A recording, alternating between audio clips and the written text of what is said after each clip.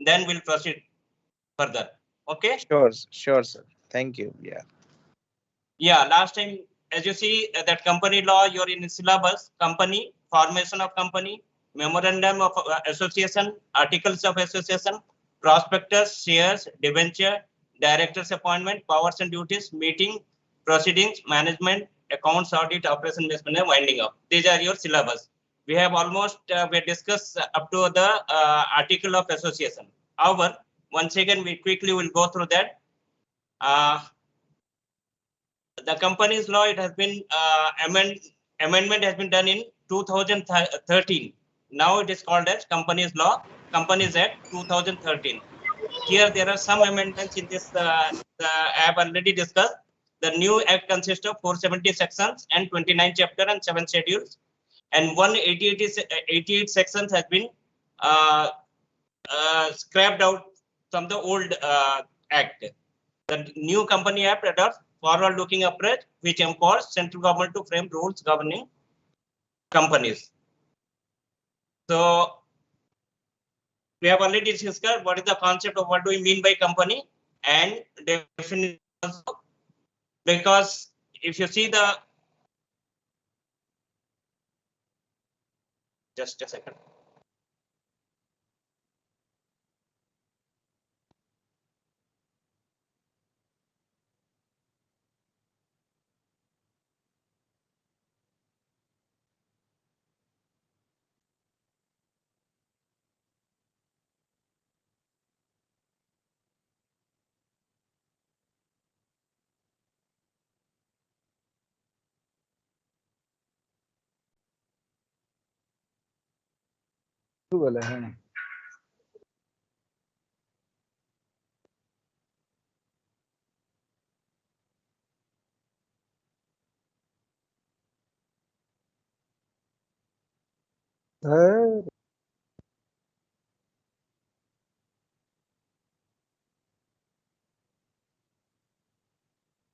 Hello,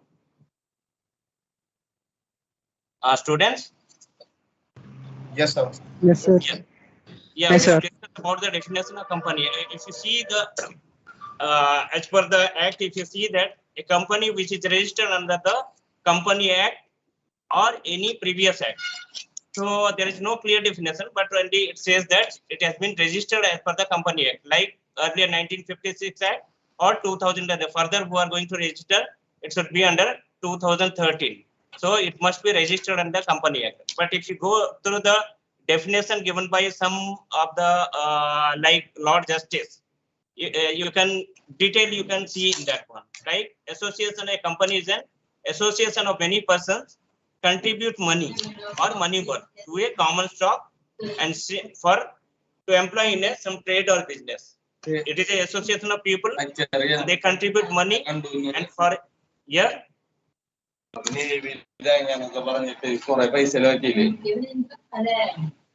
അതൊക്കെ ഇപ്പൊ നേവിയൊക്കെ test ചെയ്തിട്ട് കയറണം. വലിയ മറ്റേ പൈസ പോയി.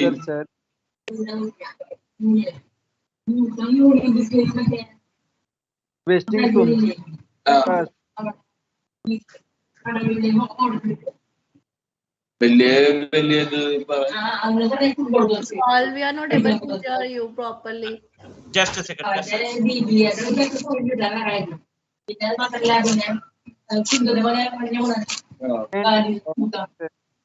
അതല്ല ഇത് നേവി തേങ്ങന്നൊക്കെ പറഞ്ഞ് വെറുതെ +2 പോയിണ്ടാ?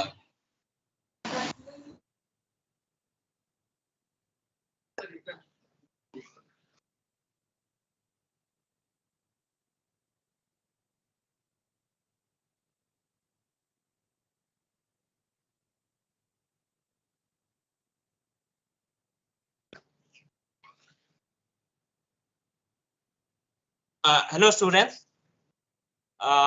we are discussing about the definition.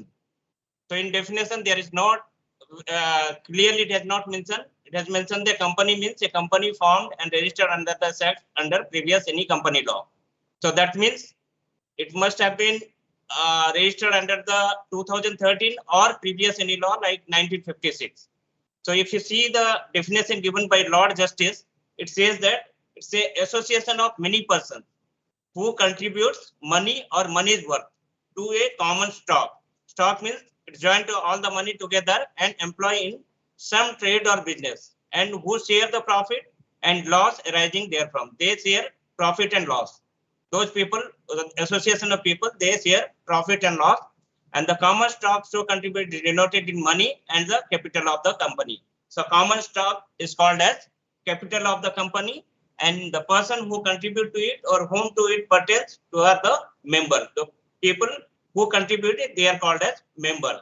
The proportion of capital to which member is entitled is share. Now I hope it is clear what a company means. A company is an association of many persons contribute money or money's worth to a common stock and employ in some trade or business, and who share the profit and loss. They share the profit and loss, and they are the member, and the share the portion capital to which each member is entitled is called as share. And second definition, it says that it is a artificial person, artificial being, not like a normal human being. It is a legally created person who is having all the rights like a legal person. He can sue a person and company can be sued. Then other thing we have discussed about characteristic of a company. It is a incorporated association. That means it is registered under the Company Act. It is an artificial person. It has got separate legal entity. It has limited liability. It has separate property. Transferability of share is there. Perpetual existence. That means it can continue. Company can continue. Members can come and go, but company will continue. And it has its common seal and it has capacity to sue. All this we have discussed in last class, but to refresh your memory once again, I am going through the points. Now, one more point, important question comes sometimes in the examination point of view, lifting of the corporate wealth. Question comes, what do you mean by lifting of the corporate wealth? Last time we have not discussed this one.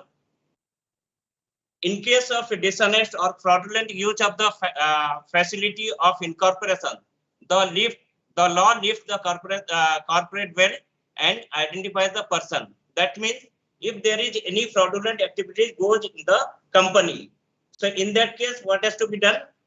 The law permits to lift the veil. What is inside going on? Lift the veil means curtain. They need to see what exactly inside going on. Any fraudulent activity or something like that is going on. The court of law, it will give the permission to lift the veil. Lift the veil means lift the curtain and to see through what exactly going on. And the concept of lifting of corporate veil is changing concept. It is continuously changing. It is a dynamic. The veil of corporate personality, even though not lifted sometimes, is becoming more and more transparent in modern jurisprudence. So even though veil is not lifted, still due to corporate governance, due to transparent in the system, due to modern like jurisprudence, it has become transparent. It need not to see the inside what is going on. It will be visible due to this jurisprudence. They have to follow the rules regulations so that there has to be a transparency in the system. So the following are the case where the corporate wealth to be lifted. Point one, you can say for the protection of revenue. Sometimes what they do, revenue, they inside trading goes on. So for that, for the protection of revenue, the corporate wealth is to be lifted and to see what exactly going on. Secondly, where the company is acting as agent of the shareholders. When the company is acting as an agent of the shareholder, in that case also there is a chance of fraudulent activities. So in that case, corporate wealth is to be lifted. You remember that Solomon and Solomon case, two company case, where it has been seen that they called as the Solomon is the agent, but the court says that Solomon is not agent because Solomon is the member of the company and member is different and the company is different. A third point, where a company has been formed by certain person to avoid their own valid contractual obligation. So sometimes what they do, they avoid their obligation, contractual obligation. So beyond the contractual obligation, it goes means it's a ultra virus. In that case also, the corporate veil has to be lifted. And next is where a company has been formed for some fraudulent purpose. If the company is formed for doing some fraudulent activity, in that case also corporate veil is to be lifted and see what exactly going on. The next point is where a company formed is against public interest or public policy. When a company is formed against the public policy or public interest, in that case also government will order to see what exactly going on. Next case is where the holding company holds 100% share in a subsidiary company and the latter is created on the purpose of holding company. What happens? The holding company share also held by the main company 100%, and to avoid the tax, so they show that that is a subsidiary company and everything all the controlled by main company. In that case also it is possible to lift the corporate veil. Where the number of members falls below statutory minimum. When the member of the company falls, in a public company like minimum number 2 and private company minimum number 7. In that case, if anything in private company if falls below 7, then there is a chances of lifting the corporate veil. Similarly, in public company also below 2 means 1 member, then in that case it has to be ordered. Where practices include fraudulent misrepresentation. When while asking share from the public share, when you advertise for the public share, in that time you need to give the prospectus. What prospectus is? Prospectus will clear everything, that what is the role of the company, what is the objective of the company, and what is supposed to do, what is the rules and regulations, everything in mentioned in the what is the risk factor, everything will be mentioned in prospectus. If any misrepresentation is given in prospectus, in that case also lifting of corporate veil is to be ordered. For investigation of ownership of a company, if any dispute regarding the ownership of the company, who is the owner, there is a dispute among them, then in that case lifting of corporate veil is to be ordered. So this is one of the important questions. Many of the time they have repeated in examination. The what do you mean by lifting of the corporate veil? Next other thing, we have discussed about the different classification of company. No need to go further. We have already discussed. Then a classification of company based on the holding on the basis of ownership. Then formation, how the company will be formed. In that case, like promoter has to be there. He has to collect money or other things. He will be responsible. He will be contacting with the vendors and make arrangement of preparation advertisement. This is the role of promoters. After that, it is to be incorporation or registration is to be done through some documents has to be given to the register of the company. No company can make into existence without being formally registered under the Act. Incorporation of company is a procedure full of documentary compliance. Here you need to submit all the documents, your memorandum of association, your article of association, what is the objective of the company, what is the name of the company, what is the place where you want to form a company. All this you need to submit to the during incorporation registration of the company. Like after that, once you got the incorporation certificate, private company can start its business. But in case of public company, once again, for starting of the business, one more certificate is to be procured for starting of business.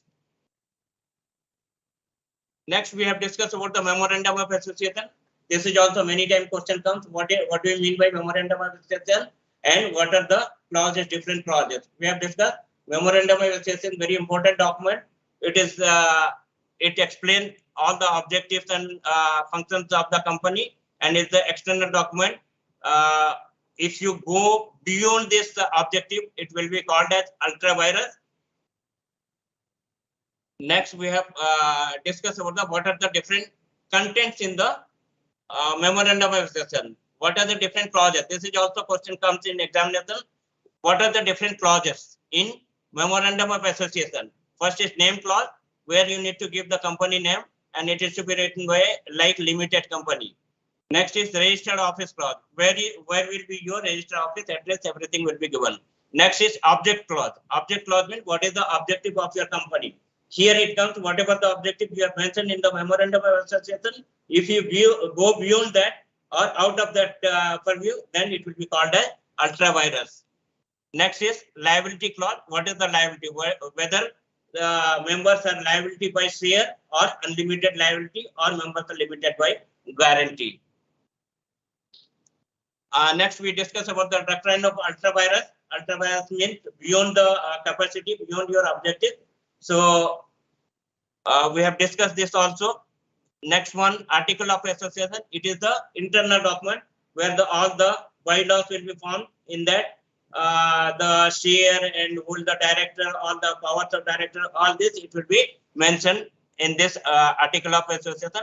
This is also one of the mandatory document which is to be registered during the submitted during registration along with memorandum of association. Next is doctrine of internal management. The doctrine of internal management allows all those who deal with the company assume that provision of the article have been observed by the officer of the company.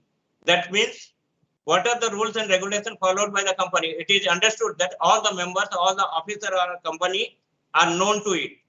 In other words, they are not bound to inquire into the regulatory or internal proceedings. An outsider is not expected to see that the company carries out the internal regulation. Outsider, they deal with the officer because they think that they will be knowing all the internal rules and regulations of the company.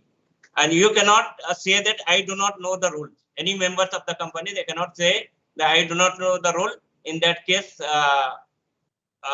it will not be valid for the outsider. Outsider will think that you know all the rules and regulations. Based on that, they are dealing with you. The doctrine of internal management is subject to following exception. Where are the exceptions? Knowledge of irregularity. When the knowledge of irregularity is there, in that case, it will not valid. No knowledge of articles. What are the articles of association you have given? The members doesn't know about it. Void or illegal transaction. You are doing any illegal transaction. In that case, members are not liable. So next, somebody asked last time, what are the difference between public company and private company? You can see here, the minimum, in case of public company, minimum number of members required 7 members. In case of private company, minimum members are required 2 members. In case of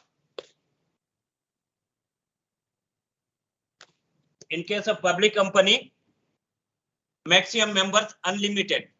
In case of private company, there has to be maximum members are 200. Earlier in old law, it was maximum member 50. Now 2013, they have amendment to maximum member 200 members. Next is issue of prospectus. Public company can issue a public share, but whereas private company cannot issue a prospectus for public share. Commencement of business. After getting certificate of commencement, public company only can start the business. After getting certificate of incorporation, private company can start the business. When you register under the Companies Act, there will be one incorporation certificate will be given. After that, a private company can start. But public company, they need to get one more certificate that is called as commencement certificate. When public company gets commencement certificate, then only they can start the business. Additional word. In public company, you need to write that limited company. Whereas in private company, you need to write private limited company. In case of transferability of share, public company shares are freely transferable, whereas in private company, it is not transferable. Statutory meeting and report. In case of public company, statutory report to be submitted to the register of the company, whereas in case of private company, need not to convene any meeting. In case of public company, number of directors 3 and private company, minimum number of directors 2. A written consent of the director. Required to give written consent to act as director in case of public company. They need to, all the directors, they need to give the written consent that we are accepting the role of director. We are ready to do that. In case of private company, it is not required. Appointment of director. In case of public company, separate resolution required for each director. For appointing each director, you need one separate resolution to be done. In case of private company, 2 or more can be single. In single resolution, 2 or more director can be appointed. Whereas public company, only at a time, in one resolution, one director is to be appointed. These are the difference between public and private. This is also one of the questions which comes generally comes in examination.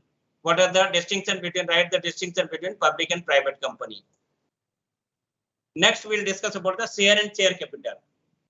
As per the section 284 defines a share. A share is a share capital of a company and it includes stock. As we have seen in the definition, it is a share, the members which they with the money they have contributed, those part of person is called as share for those members. A share is a share capital of a company and it includes stock. When all the shares join together, it becomes a stock. A share signifies the following: the interest of a shareholder in the company, the right to receive dividend, attend meeting, vote the meeting, and share in the surplus asset of the company. That means it is the right of the shareholder to receive dividend. What are the profit they earn from the company?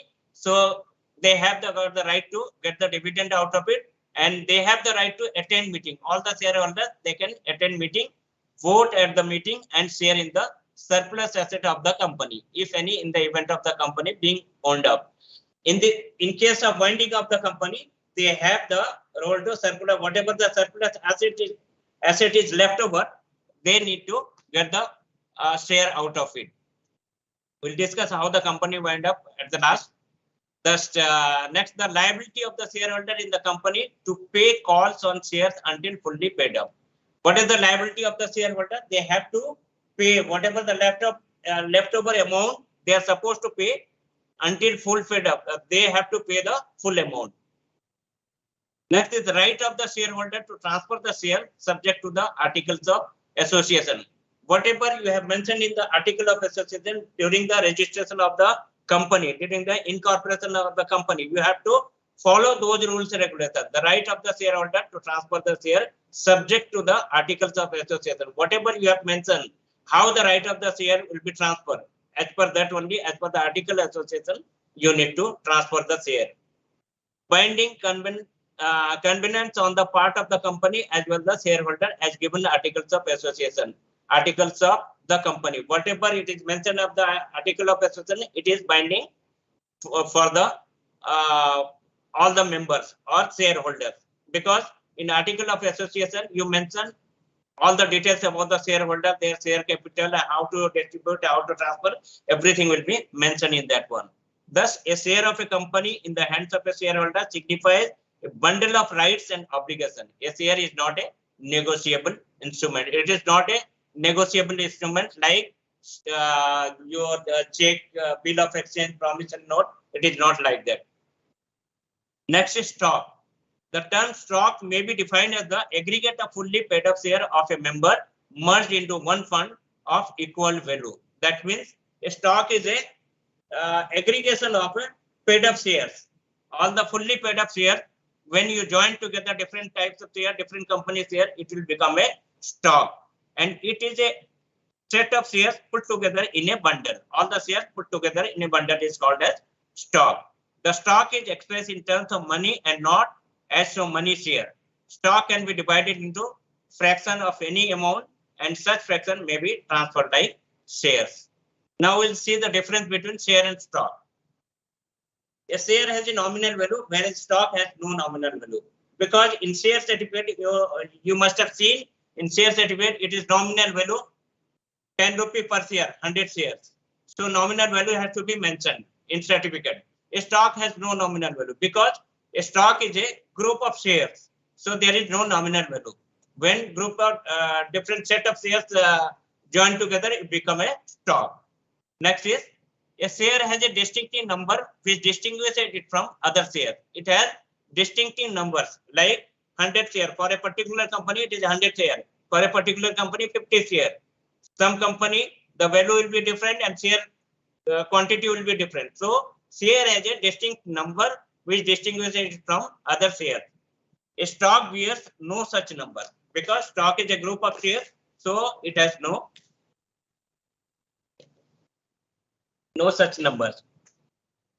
Share can be issued originally to the public, whereas a company cannot make an original issue of stock. Stock cannot be issued because stock is group of shares. It cannot be issued. Stock can be issued by existing company by converting its fully paid up share. When stock is converted into fully paid up share for a particular company, in that case, it is possible.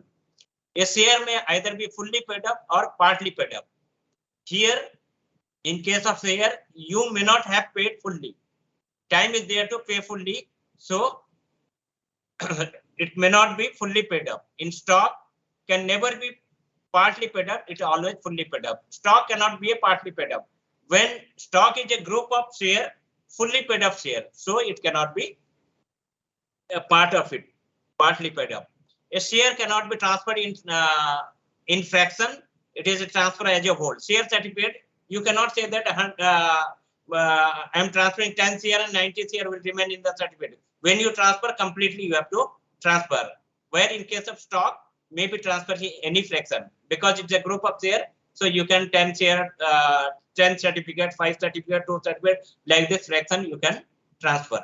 All the shares are of equal denomination because all the share, one certificate contains, suppose 10 rupee per share, 100 share. All the shares are equal denomination, whereas stock may be different denomination because stock may be one share may be 10 rupee, other share may be 50 rupee. So stock may be different denomination. This is also one of the questions sometimes come in examination. What are the difference between share and stock? Next, we'll discuss about the debenture. According to section 230, debenture includes debenture stock, bonds or any other instrument of a company evidencing a debt, whether constitutes a charge on the asset of the company or not. Debenture is kind of you are giving loan to the company. Company is taking loan from you. It is not like share. It is a debenture which has to be returned to you. Your amount of money is to be returned back to you. So characteristic features of debenture, you can say debenture issued by a company and is usually in the form of a certificate, which is an acknowledgement of indebtedness. So debenture is issued by a company, usually in the form of a certificate. Debenture certificate, we call it as debenture certificate, which is an acknowledgement of indebtedness. Company says that I have taken this much amount from the individual. That certificate, it is to be issued to the debenture holder, and it is to be mentioned that when it is to be returned back and how much based on the profit it is to be given to the return back to the debenture holder. It is issued under a company seal. Debenture is also like a share. It is issued under the company seal. It is one of a series issued to a number of lenders. It's a number of lenders, different lenders. It is one of the series means in a series different people are there. So it is issued in a number of to a number of lenders. Same series, different shareholders, debenture holder will be there. It usually specifies a particular period or date as the date of repayment. In that certificate, debenture certificate, what they mention, what is the date of repayment? After 2 years or 3 years, they have to pay how much, everything will be mentioned in that certificate. It generally creates a charge on the undertaking of the company or some part of its property. Generally creates a charge of the undertaking of the company. They undertake from the company or some parts of its property that it is to be returned back to the share debenture holder. A debenture holder does not have any right to vote in the company meeting. Unlike shareholder, debenture holder doesn't have any right to voting right for the company. Now, next important point is meeting and resolution of the company. Company meeting. This is called as company meeting. Broadly speaking, company meeting may be classified as number 1 is meeting of shareholders of members. Number 2 is meeting of directors. In case of number of meeting of shareholders of members, again it is divided into 4 types. Number 1 it is called as statutory meeting, and number 2 is annual general meeting. Next is extraordinary meeting. Okay. Then what is the statutory meeting? It is the mandatory meeting. It is to be conducted by the company. Once company is incorporated, this meeting within 3 months, it has to be meeting has to be conducted. And Next one is annual general meeting, AGM. It is called the annually it has to be this meeting is to be conducted, and maximum duration is 15 months, not more than that. You can conduct the meeting. Every year, the meeting is to be conducted and the report is to be submitted to the register of the company. Next is extraordinary general meeting. This is extraordinary general meeting. Sometimes, in case of emergency, they can conduct a meeting which is called a EGM or extraordinary general meeting. Next is class meeting. This class of meeting is different class of shareholders, a different class of meeting is to be conducted. So this is called a class meeting. And next is meeting of directors. And the notice of the meeting, in this case, notice of the meeting is to be given by before 21, clear 21 days, clear 21 days before the meeting has to be, notice has to be given to the members. In case of meeting of directors, there are three kinds of meeting: meetings of board of directors, meeting of committee of directors, meeting of creditor, debenture holders and contributors. In this case, the 7 days notice is sufficient. 7 days prior to conducting meeting, you need to give the notice.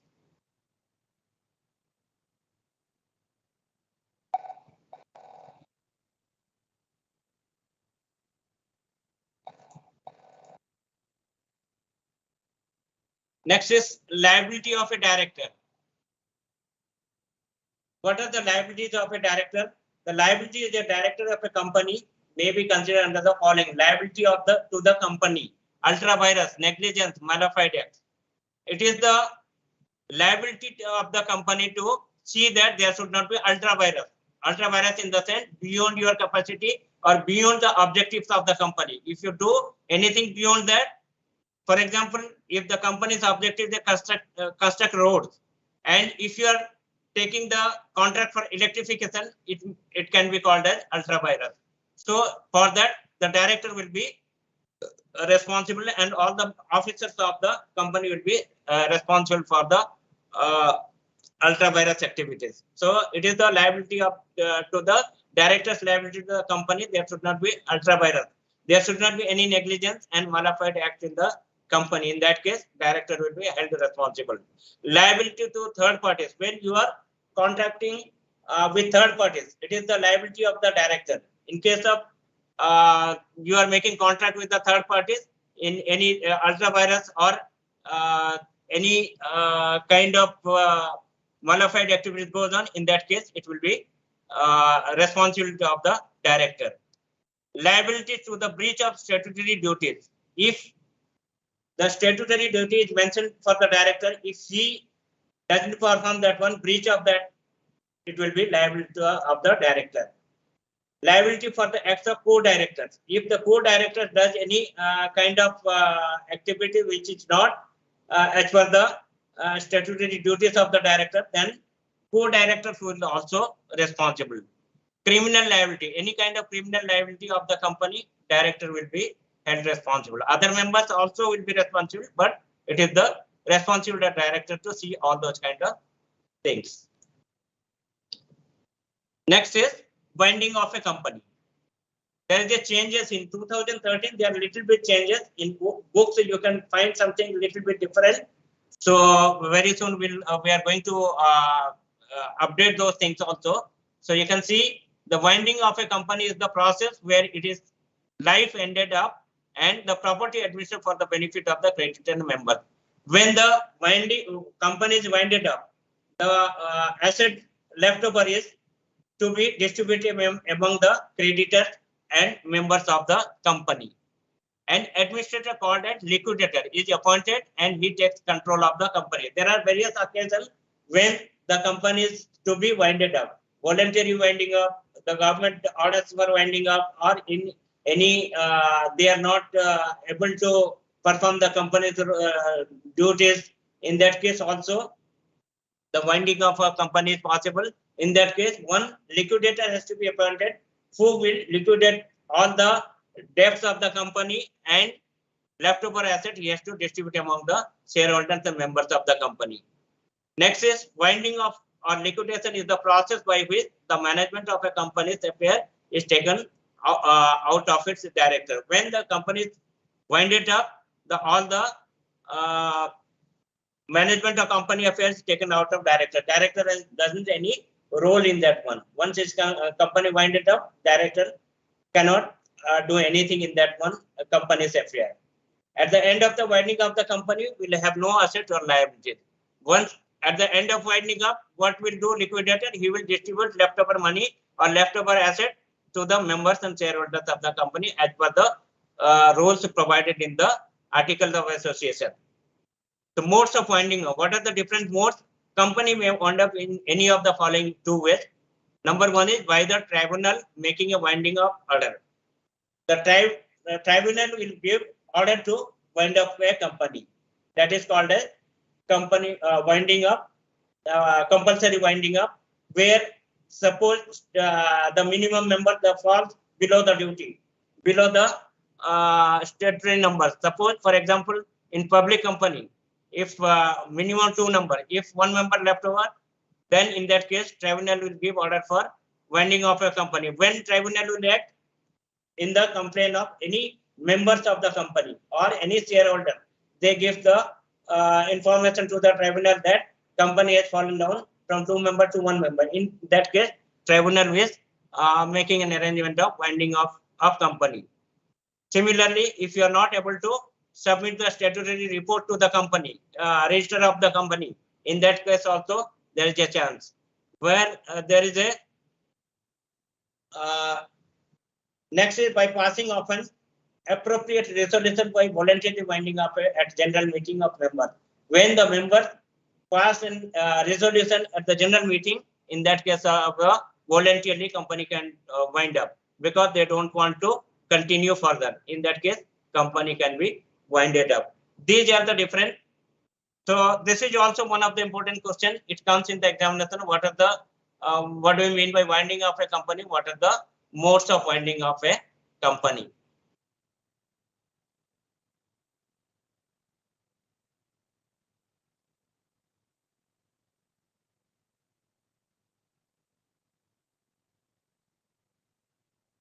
Next, we'll be discussing about the Factory Act. In Factory Act, you can see in your syllabus that is called as Factory Act, licensing and registration of factory. Just a second.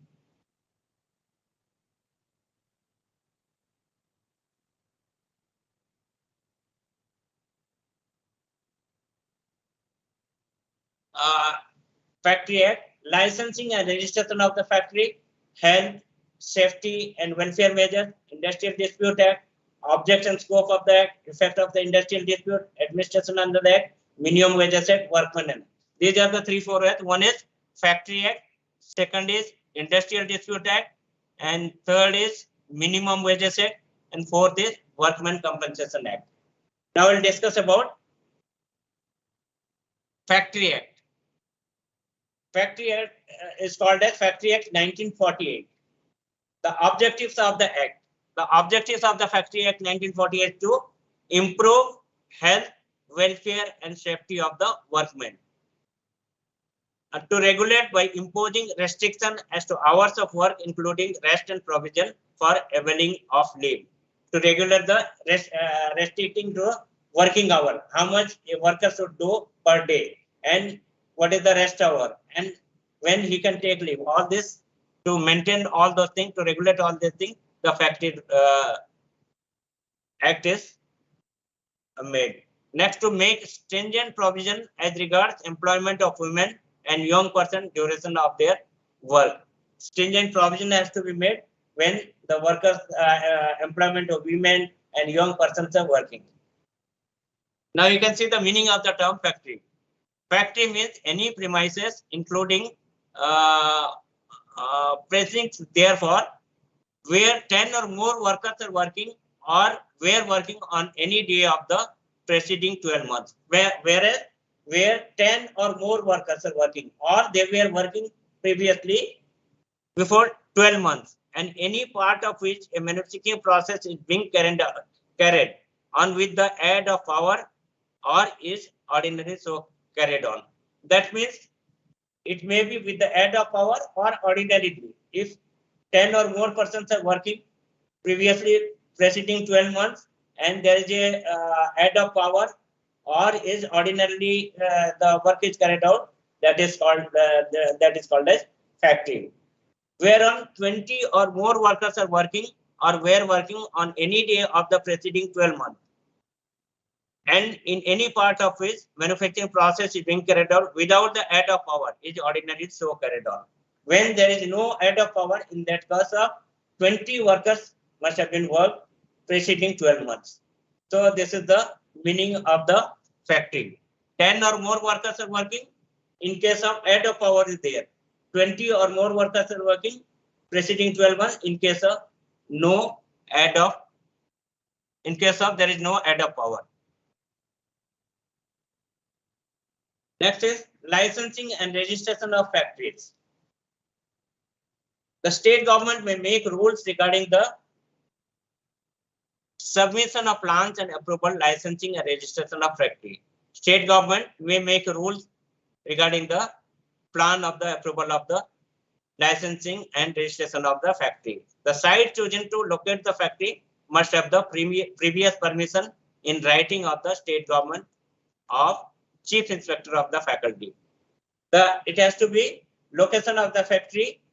For the location of the factory, previously permission in writing has to be procured from the state government of chief inspector of the factories. Such permission will be granted to applicant unless he had duly complied with the direction of the government. Permission will be given if it is as per the due means as per the proper direction of the government. If it is there, then only permission can be granted. Every application must be duly accompanied with a certificate of plan showing all the details together with the challan representing the fee payable for such registration, licensing or renewal of license. Every application must be duly accompanied with a certified plan which is to be procured previously and showing all the details together with a challan representing the fee payable. Whatever the fee payable for the registration of the factory, you need to make a challan for it, or for licensing or renewal of license. Whatever the fee, you need to attach the challan with that one. If permission is not granted either by the state government or the chief inspector within 3 months from the date of submission of such application, permission is presumed to have been granted. If within the 3 months, if you are not getting any permission, you have submitted all the documents and everything as per the rules and regulations, submitted to the chief inspector, but within 3 months from the date of submission, if you are not getting any response from that chief inspector of the company, then it is presumed that you have been granted. On the refusal of the state government to grant permission, the aggrieved applicant can prefer an appeal within 30 days from the date of refusal. If state government refuses to give you permission, then in that case, what is the duty? Within 30 days from the date of refusal, you can make an appeal. Beyond 30 days, you cannot go for an appeal. Within 30 days, you can appeal for the grant of permission. Every order refusing to grant permission or license must be a speaking order. What is a speaking order? A speaking order is an order passed after hearing both the sides. It is passed with the reason stated. Once both the side argument is argument is being done, after that the speaking order, whatever the order is passed, that is to be given. And license or permission cannot be denied merely on the direction by the government without hearing the applicant. Without hearing the applicant, you cannot deny the permission. You have to give the suitable reason for the not giving permission to the for making a factory. These are the procedure for getting license. This is again examination point of view, question comes. What is the procedure of, what do you mean by factory, and what is the procedure of getting license and registration of the factory? Next is, the occupier must give 15 days notice to the state government or chief inspector of factories before he begins to occupy or use any premises as a factory. Before using any premises, so they have to give 15 days notice to the state government or chief inspector of factories that we are going to start our factory or business. It is essential to intimate by notice the inspector with a copy of address to the chief inspector of the factory if a new person is appointed as a manager in a factory. If any new manager is appointed, in that case, it is essential to intimate to the inspector of the factory so that they will come to know that with the new manager of the company, they can communicate. Penalty for obstructing inspector. In case of you are obstructing inspector to inspect your factory, when a factory inspector is prevented or obstructed from exercising its powers, such person shall be punished with imprisonment for 6 months or fine up to rupees 10,000 rupees. In that case, you if you are obstructing a inspector, in that case it is punishment is imprisonment for 6 months, or fine up to rupees 10,000 or with both. Certified surgeon. When the approval of the state government, with the approval of state government, a certifying surgeon may be authorized and qualified medical practitioner exercise any of the powers used by him. He can use his power. He has to be appointed by the government. In case of health and safety measures, the surgeon has the power to look into the matter of the factory. Now, different measures in Factory Act, health, safety and welfare measure. First is called as health section. 11 to 20 section content with health provision.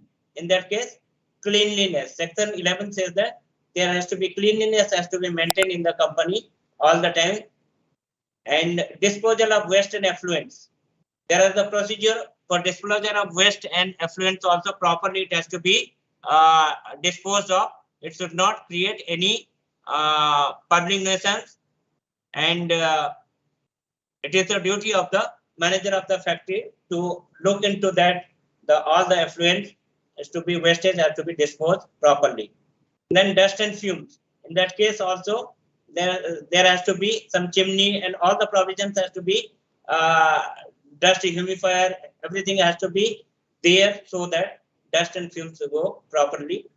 And next is artificial humidification. In case of factory, you need to put an artificial humidification so that the health hazard should not happen to the members of the people working in the factory. Overcrowding. There should not be overcrowded in the company. As per the space, you need to limit the numbers of the members. Lighting facility. There has to be proper lighting facility so that there should not be any problem for the workers to work properly. Drinking water facility. There has to be, you need to provide the drinking water facility, and the where drinking water is kept, you need to give the proper direction that this is the place where drinking water is provided for the members. Then latrines and urinals, proper latrines and urinals has to be there in the factory so that the workers should not have any kind of problem. Spittoons has to be there so that they can spit in that one. So unnecessarily other places it should not be. Members should not spit outside the spittoons. Then safety section 21 to 40, it contains the safety. Again, while working in machinery, what are the safety measures has to be taken care, that has to be mentioned in the safety measure. These are the different section of different measures of health issue. Here also I have seen that many of the examination questions, what are the health measures? Mostly health measures, it comes in the examination, repeated questions. What are the health and welfare measures provided in the Factory Act.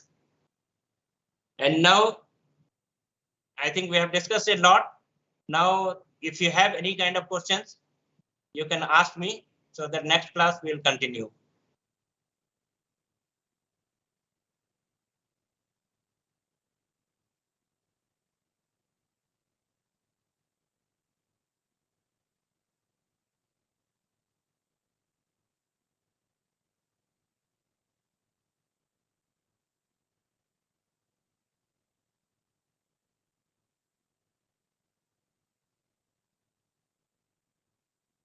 Hello, sir. Sir, can you hear me? Sir, what is the liability of shareholders when the company is in a loss? For example, I am a shareholder and I hold, say, 1% of the share in the company, and the company has some debts and liabilities. When the company is winding up, what will be the liability of shareholders? And in case if there are excess profits, does shareholder get a right in the property while the company is being wound up or being liquidated? That is dependent on liquidators and article of associations for dissolutions.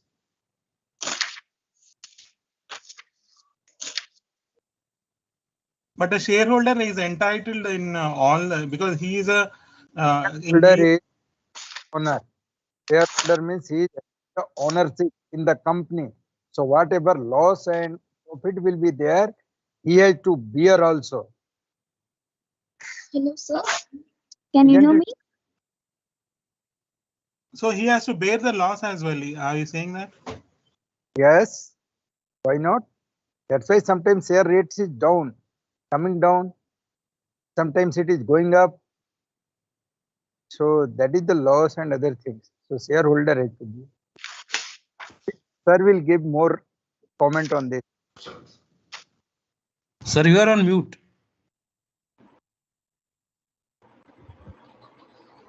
Sir, you are talking on mute. Please on the mic, sir. Sir is not able to hear, I hope. So,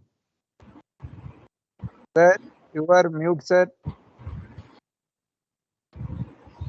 Hello. Okay. Hello. Let me answer the question. Okay. Good morning, sir. Good morning.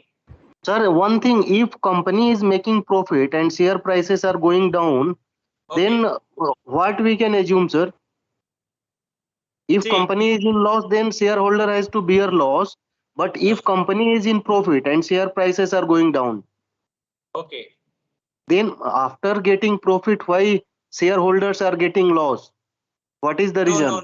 No. In case of shareholder, see, it is the duty of the company to provide you. If any profit is there, they have to give you dividend for that one. So most of the times you must be receiving certificate for additional benefits check from the company. And in case of loss, it is the duty of the shareholder to bear both the things. If profit is there, it is the benefit of the shareholder. If loss is there, he has to bear. But in case of debenture holder, there is no loss of profit, because debenture holder, he will get whatever the amount he has paid to the company. And the first question was winding off a company. In case of winding off a company, when the liquidator liquidates all the capital of the company, it is the duty of the first is to be given to the creditors. So whereas the loan has been taken, all this is to be paid up. After that, whatever the leftover amount, in case of winding up, leftover amount or leftover capital, it is the duty first, it will go to debenture holders, because it is kind of loan for the company. Debenture holder, after once if everything is finished, leftover it will go to the shareholders and members of the company, if at all there is any capital is left over. I discussed about the Solomon and Solomon company. Do you remember? In that case, Solomon and his 5 sons. Solomon, his wife, and 5 sons. They were the shareholders of the company. Solomon was the debenture holder, and all the members, the other members, they had 1 shares each. In case of when the company was liquidated, by the time it has gone to share of the Solomon, and the shareholder, they gone to the court of law. They say that Solomon is the agent of the company, so that he is the main proprietor of the company, he has diverted all the funds to his name. But court says that Solomon is different and company is different. So as per the law, it is the duty of the liquidator to give the debenture holder first, then leftover. If any amount is leftover, then shareholder will get. Is it clear? Sir, Okay, also, when the company is being wound up or not before wind up, Okay. there is a profit in the company, Okay. and I create a subsidiary or create another company. Okay. Now I divert the profits of one company and I create another company. So what will the shareholders also will have a share in the profit, or is it illegal, or how does it work? And Yeah. That is the thing just now I discussed about lifting the corporate wealth. So if there is a subsidiary company, they are diverting fund to that company and fraudulently some activities going on. In case of any shareholder or any member of the company, they complain to the registrar of the company. In that case, they will give the order for lifting of corporate wealth. They will lift the corporate wealth and they will see what exactly going on, what fraudulent activity is going on. In that case, they will be held liable. And nowadays, after the corporate, a lot of amendments are there. There are the corporate governance and many more laws are there, where the transparency will be maintained in the company. If any fraudulent activity is there, the members has to be complained. On the complaint of members, it is to be ordered. Company, the register of the company or government will order for the investigation of the company, what exactly going on. Okay. yeah, Here thank you you for can- clarifying. Thank you, sir. Thank you so much. Okay. Anything? Any more question about company or factory? Yes. Sir, there is a question that Okay. factory license to be obtained within 3 months of commissioning of the factory or constructing of the greenfield factory. No, that is when you for applying for the license of getting license of the company, and you have submitted all the documents within 3 months. If you are not getting response from the company, the factory inspector of the factory or the government, that means it is presumed that they have accepted your application. Or even for or even in case of extension of license also, the case is same. Existing factory and they have applied for renewal of license. In that case also within 3 months, if they do not give any communicate anything, then it's presumed that you have been granted. Is it So clear? we will not receive any certificate, sir, for granted. Yes, sir. Yeah, it has to be given. They will be providing your certificate, but it presumes that it has been granted. Then you need to procure the certificate. Okay. Okay, sir. Or if in case of any denial, Before- if they deny for that one, within 3 months you have to make an appeal. Without hearing the appeal, they cannot deny your right. Okay. Sir, I have another doubt. Can debentures be converted into shares? Suppose I issue what do you call? I issue debentures, and these debentures can they become shares? Because what is the legality of such act? That is in case of this article of association, you have mentioned that convertible debenture.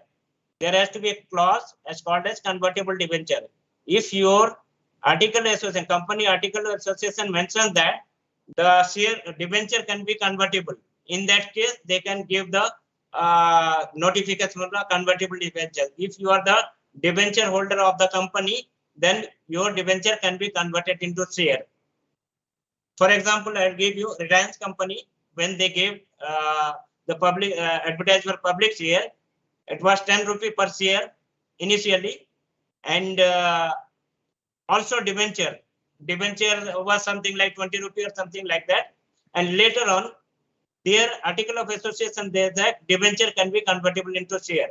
Later on they ask the members to convert their debenture into share after 2 years or 3 years, as per the specific time they mentioned. they ask their member, they will give the option whether you want to get back your debenture amount or you want to convert into share. It can be converted.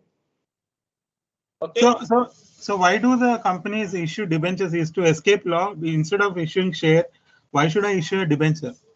No, see, it is a loan for the company. Debenture holder, they have the more right than shareholders.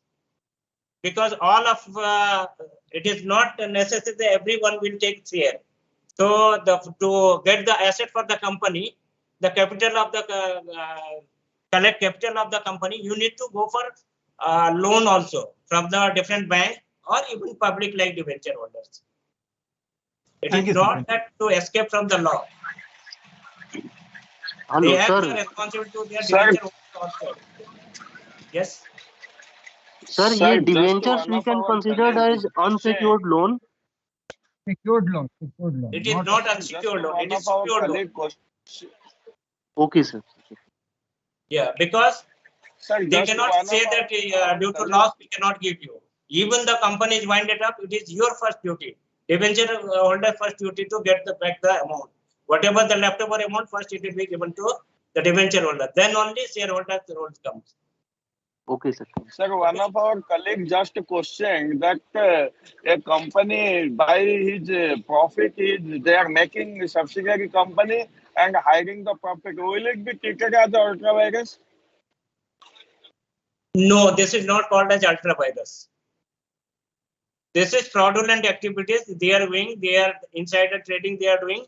That is coming under the different act. Ultra virus means what are the you have mentioned in memorandum of association. What are the objectives you have mentioned? If you go beyond that, for example, I told you, your objective for the road construction, you are taking contract for the road construction. Your objective say, memorandum of association say, my company role is to construct the roads and bridges. But there is no point that objective that you will be doing electrification. In case you take the contract for electrification, that is called as ultra virus. Is it clear? Okay, sir. Yes, sir. Sir, I have a question. Mutual holder got interest or they got dividend? Sorry? They get Sir, interest in that. Say again. Actually asking about the Debenture. Debenture holder, Okay. will he get dividend or will he get something else? Interest. Yeah, interest or debenture holder, they have the certain amount of profit. This much percentage of profit will be giving after 2 or 3 years.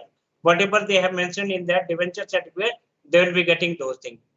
Compulsorily, they will be getting. Okay. It is a certain limit of that profit. Anybody Tamil? It is type of a bond, sir. The venture holder is like a bond. As government is a bond. Similarly, company is issuing the debenture. Yeah, many of you must be working in company, must be having a good idea also. You can discuss among yourself later on. So any more questions? Sir, I have one question, sir. Okay.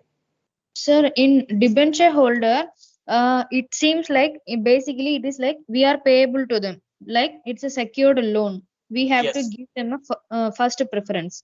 It means that we are having some means they are having some share on our company. Correct? Okay. So if we are conducting any meeting or we are going to do any decision in our company, whether we have to include those debenture holder also? No.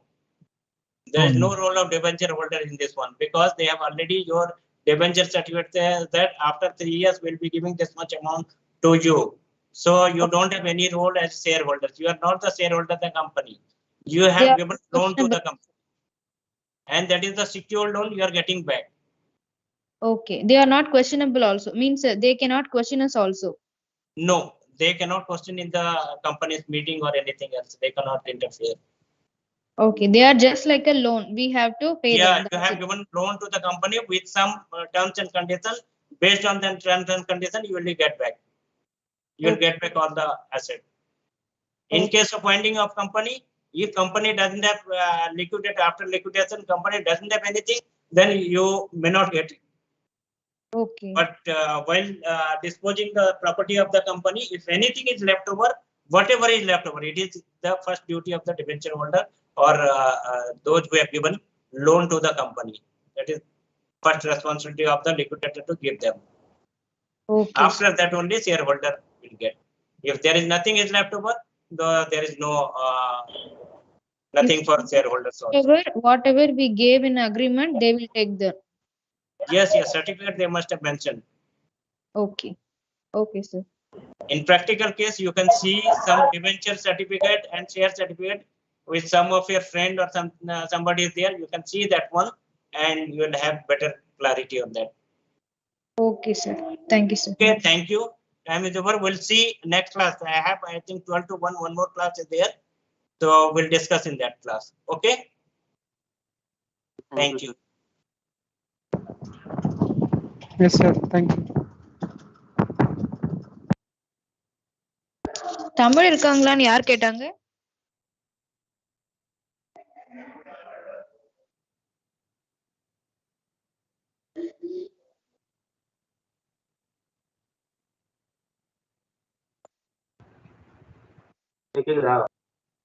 கேக்குது.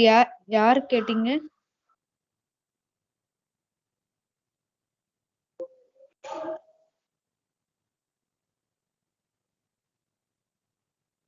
தமிழ் கொஞ்சம் கொஞ்சம் தெரியுமா? நல்லா தெரியுது. Hello.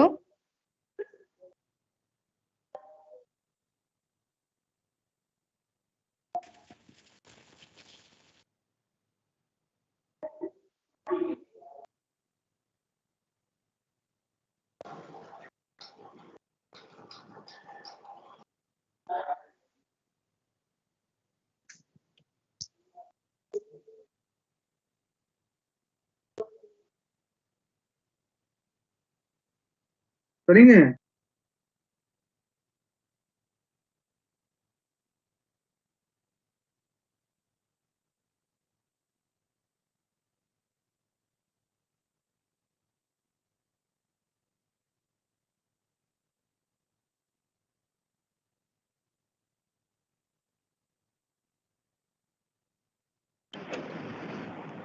So good morning to all of you.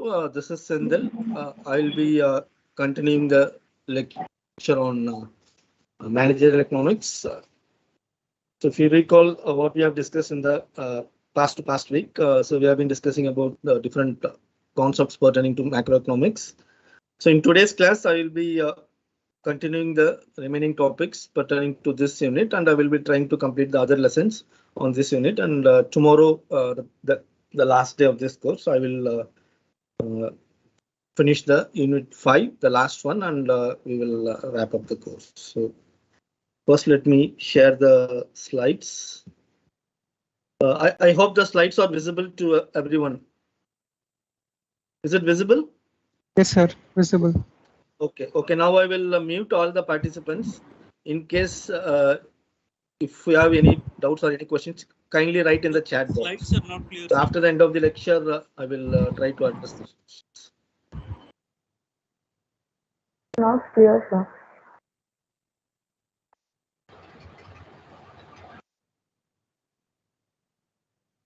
Okay, as I already told, I'll be continuing today's lecture on the topic which was left on June 26.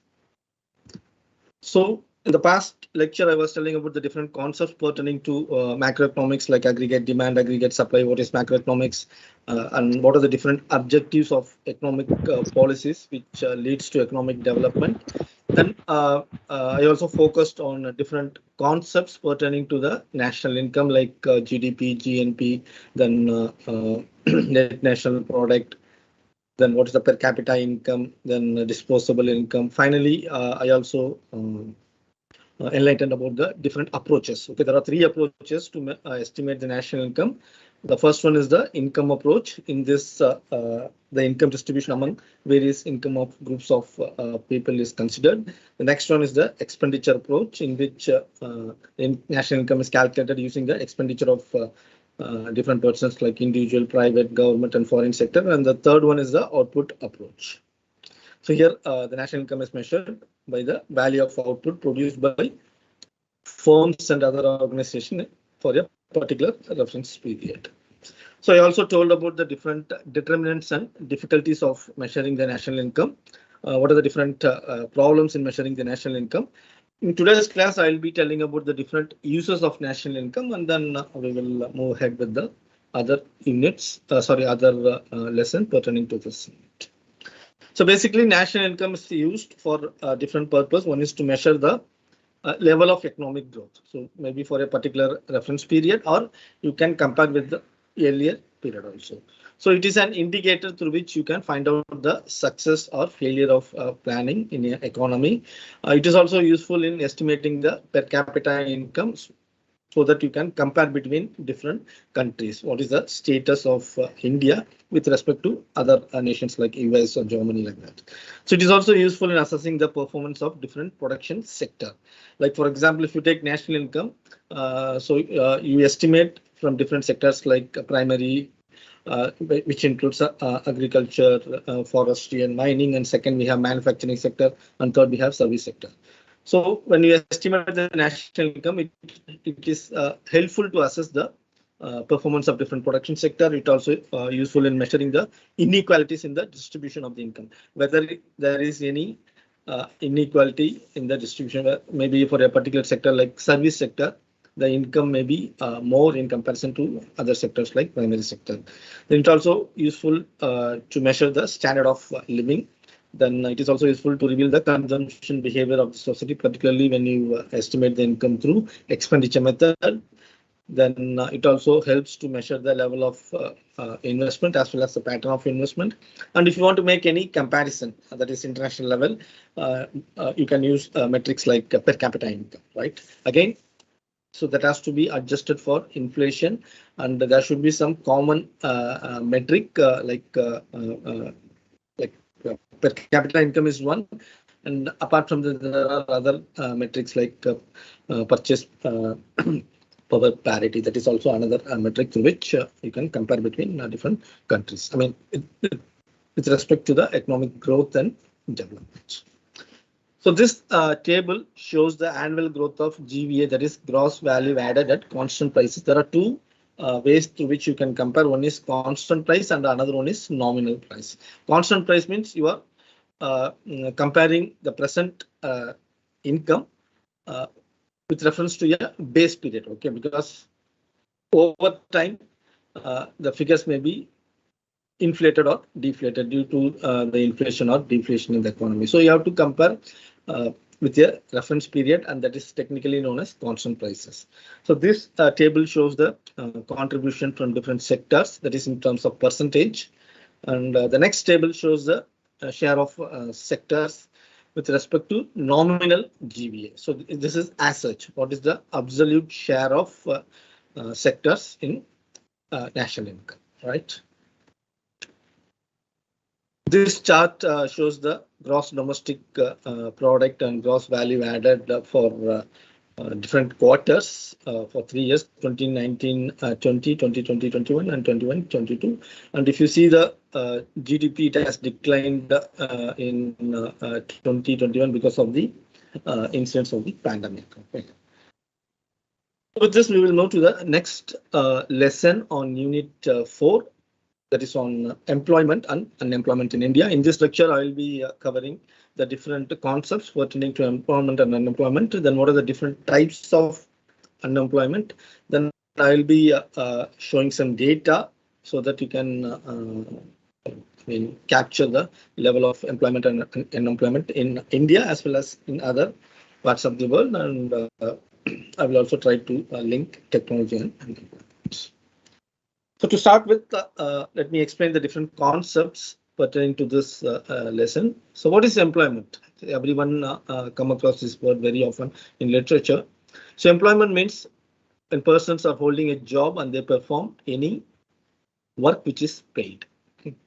Also, if workers, they hold the jobs because of certain things like illness or strike, or sometimes they may be on vacation, still it is considered as employed. Okay, so it is only for a specific period, that is temporary. It's temporary. So because of that, you are still considered as a employed. So in macroeconomics, we have a concept called full employment. That is when around 95% of the total labor force are employed, or highest sustainable level of employment over the long run, then that is technically known as full employment, right? Then underemployment means less than the full employment. Then unemployment, I think everyone knows, that is people are not working and they are actively looking for work or waiting to return to work if they took any break. The next topic under this lesson is types of unemployment. The first one is the frictional unemployment. This occurs naturally during the normal working of the economy. Basically, this is a temporary factor which is caused due to inefficient movement of people between regions or sometimes across job.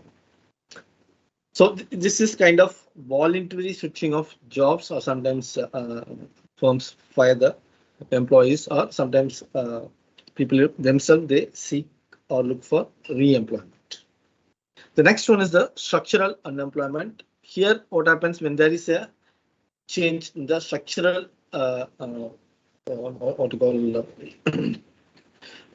structural level of the society, that is when there is a mismatch between demand for employment and supply of labor, then this structural unemployment occurs.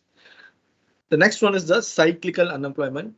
This occurs due to the recession or depression in an economy. Okay, again, cyclical is something like not a regular phenomena. It happens maybe like once in 20 years or 30 years like that. Then technological unemployment, this happens due to change in the technology. For example, when you are installing a machinery that will replace the labor. So in that case, you can call it as technological unemployment. Of course, whatever I'm saying unemployment, that is at macro level, right? Not at a single company. Then we have seasonal unemployment. The typical example for this is agriculture. So wherein you can see only for a specific time period, people will be employed, maybe like sowing or harvesting. So in between, we have some cultural operations like weeding, like that. Right? And the last one is disguised unemployment, wherein there will be lack of work, the type which would fully utilize the degree of skill possessed by the workers. Again, agriculture can be set as an example, in which if you take a peak operation like harvesting, so too many people will be involved in performing that operation. So during that particular operation, the marginal productivity of the labor will be equal to 0. Then there are some other terminologies associated with employment and unemployment. The first one is the employed, that is workers. Basically, the persons who are engaged in any economic activity despite their attachment to economic activity, or abstain from work for any specific reasons like accident or injury or any physical disability or due to bad weather, like that. The next one is the unemployed, that is the other group, that is person who, owing to lack of work, had not worked, but either they sought work through employment exchanges or intermediaries or through friends or relatives, like that. That is basically this group is seeking for employment or available for employment. Okay. But for time being, they are unemployed. The next terminology is labor force, which comprises both employed as well as unemployed. Okay. So particularly this labor force, it always refers to a specific reference period. Then out of labor force is the remaining category, that is persons who are neither working and at the same time they are not seeking or available for any work, maybe due to several reasons. For some of the example under this category are students, right? Students, definitely they will not be a part of labor force or pensioners or old people. So they will not be part of labor force. Next one is self-employed. This is, I think, self-explanatory. I don't want to spend much time on this. That is, this group, they generate remuneration by completely or partly by sales or profit of the goods and services which are produced by themselves, right? The subsequent slide shows the status of unemployment in India. So for different years, so you can see the level of unemployment pertaining to male, female, and overall also. Okay, so these are all self-explanatory. So I don't want to spend much time on this. Then a couple of slides, maybe like 4 or 5 slides, shows the unemployment rate for different regions like Asia specific and at the global level also. Okay, the secondary axis shows the persons unemployed in million, that is indicated by the bar, orange bar, and the tertiary axis, that is indicating the unemployment rate in terms of percentage, that is for Asia Pacific as well as world as a whole. For different sub-regions in Asia, like Eastern Asia, then Southeastern Asia, then Southern Asia also, the trend is given. Then this slide shows the persons employed in million as well as employment to population ratio, that is in terms of percentages given here. So if you look at the employment level for Asia Pacific, it is increasing from 2010 to 2020. Okay, it is very clear that the level of employment increases. But what happens to the employment to the population ratio? That keeps on declining at the global level, which is indicated as green line, and for the Asia Pacific also it is declining. Okay. So which means that as the population increases, the employment level increases, but the total number of persons who are employed against the level of population is declining over a period of time across regions. Again, this slide shows the same information, that is employment to population ratio, which is declining in 3 regions: Eastern Asia, Southeastern Asia, and Pacific, as well as Southern Asia. So with the information on employment and unemployment, let us move to the next lesson, which is on business cycle. So business cycle basically tells about the different phases which is encountered by a economy. So in this lecture, I'll be telling about the basic concepts of a business cycle. What are the different characteristic features of business cycle? What are the different phases? And I will also tell some of the theories associated with the business cycle. So first, let us know what is business cycle. Business cycle basically it's a study of fluctuations in a business economy, in a business activity, in an economy. So it is a periodically recurring wave-like movement in aggregate economic activity, which can be captured through different indicators like national income, employment, investment, profit, and prices, and simultaneously that is reflected in other major macroeconomic variables. Okay. So as per the definition given by R.A. Gordon, business cycle means it's a recurring alteration of expansion and contraction in aggregate economic activity, that is like national income, the alternating movements in each direction that will be self-reinforced and which will prevail virtually in all parts of the economy. So whenever you say business cycle, it is applicable for the country as a whole. So let us see the different features of the business cycle. One of the features is it occurs periodically. Okay, so that is there is no any specific time period. Okay, it can occur any time. Then it is international in character, which means that if there is any what you call change in one part of the world, it has some effect on the rest of the region. For example, if you remember or recall in the past decade, the financial crisis in the US has affected several countries, including India. Then it is like wave. That is, the fluctuations will indicate the ups and downs of the indicators in the economy, like national income, right? Then this process is cumulative. Okay, so it means that a change in the income level or savings or any other economic activity that will be reflected in aggregate term. And whatever the business cycle, it may be similar, but it will not be identical. That is, the cycle may have ups and downs, but it will not be identically spaced, right? The period of occurrence will differ. So with these characteristics, I think you can visualize the business cycle, how it looks, and this is given in this illustration. So let us start with the peak. Okay, so this is one point, and the next peak is this. So from peak, the economy goes to recession, and ultimately it ends up with depression.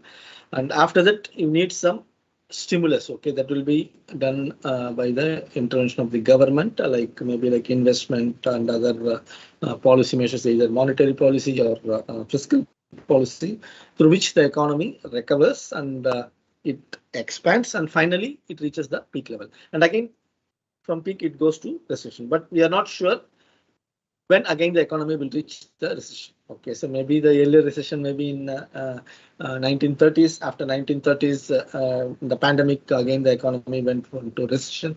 So like that. Okay, we are not sure when the next recession may come. So it may come in maybe another 10 years, or it may be coming maybe after 20 or 30 years. We are not sure about the time, right? So in the business cycle, I was telling about the different phases. There are 4 broad phases pertains to the business cycle. The first one is the peak or boom. So here what will happen? Here the national income of the economy will be at the peak level. So wherein you can achieve the full employment. Just connect with the terminology that we discussed. That is 94 to 95%. Around 95% employment is achieved in the economy. The consumption and investment will be very high. Tax revenue will be very high.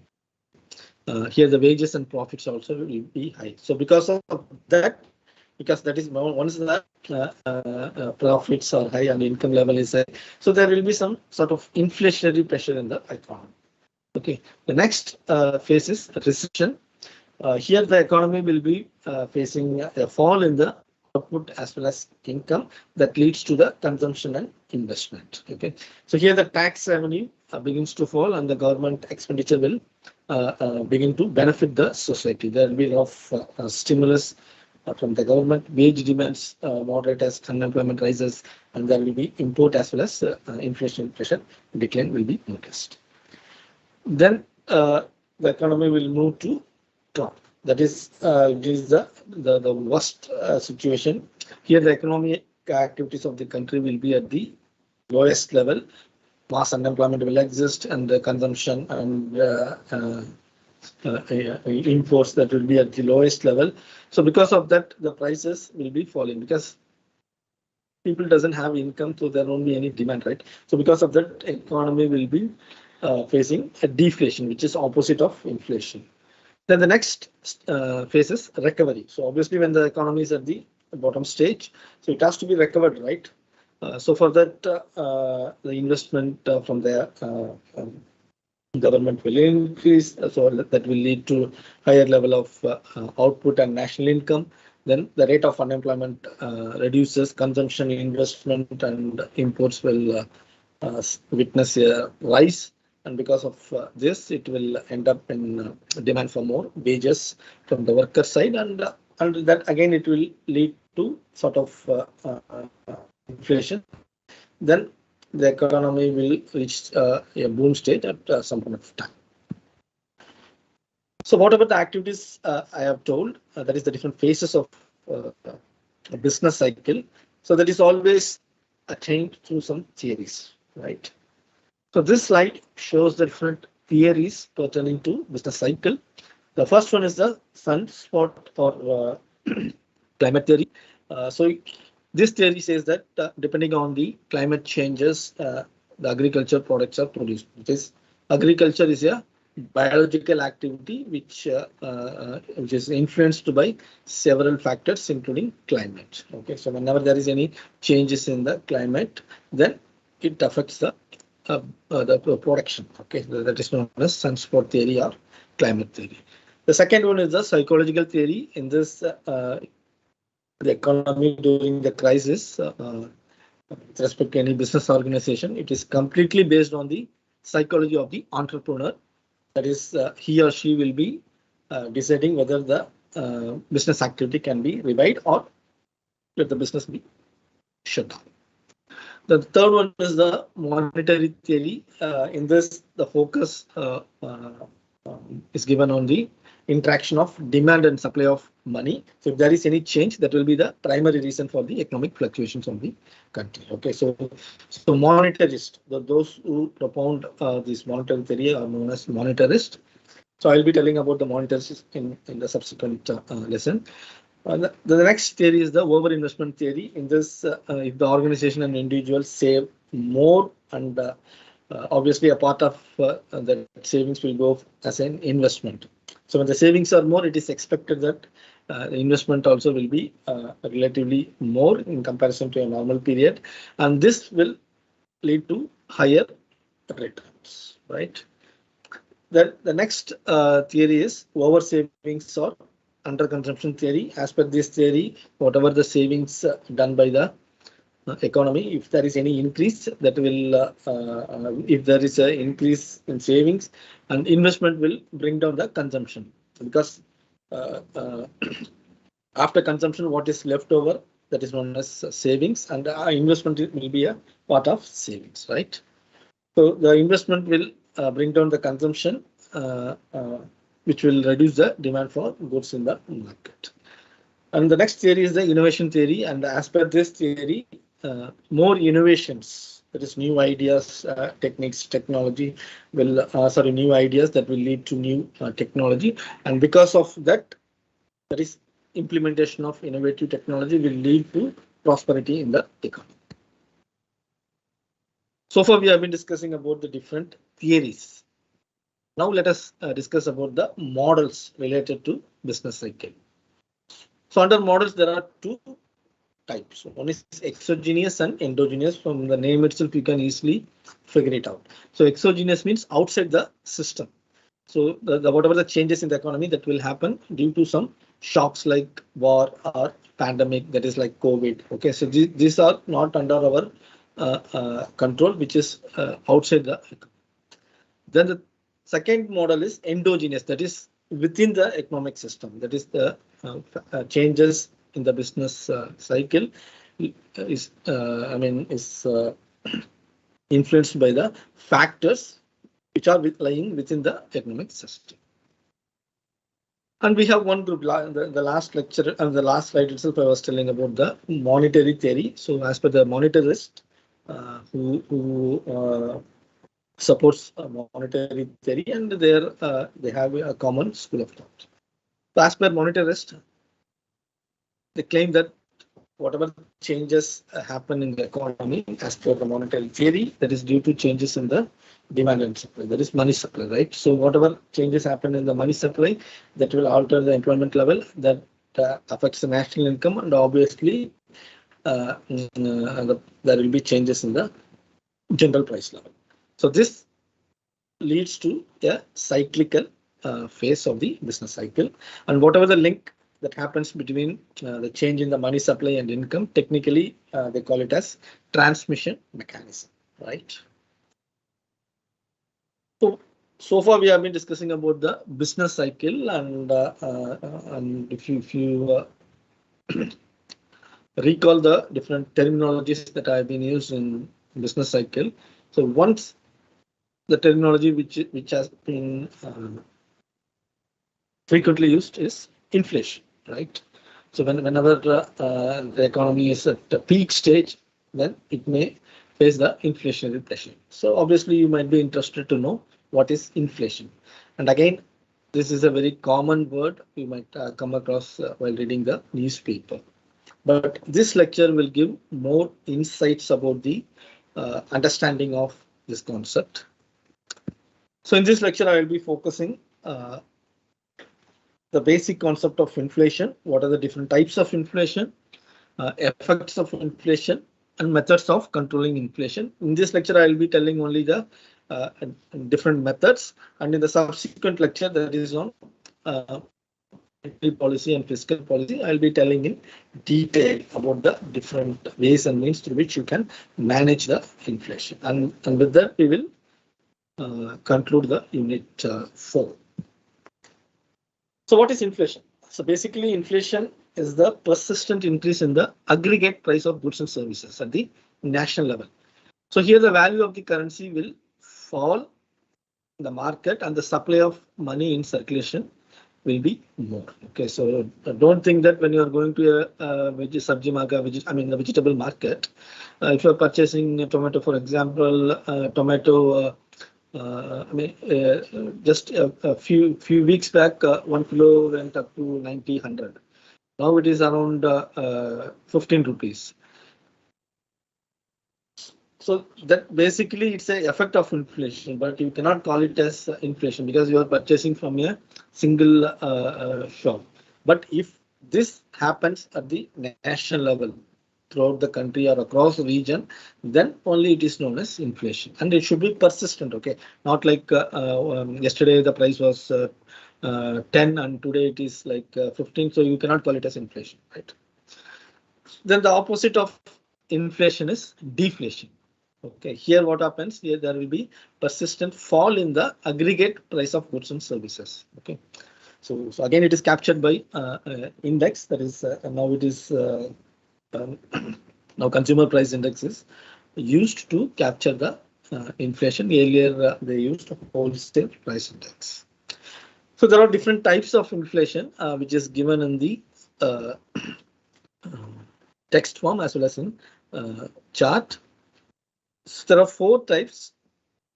First one is creeping inflation. Creeping inflation means the persistent rise of aggregate price. If it is less than 2%, then it is known as creeping inflation, right? The next one is the walking inflation. So walking inflation means the price rise is 5%.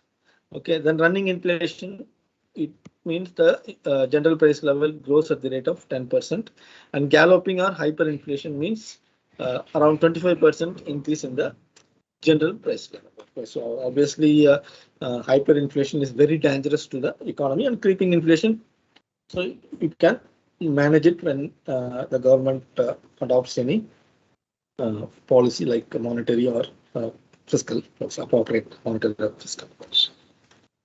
So what are the different inflation types? Again, this type is based on several criteria. The first one is on the basis of the inducement, how it is induced.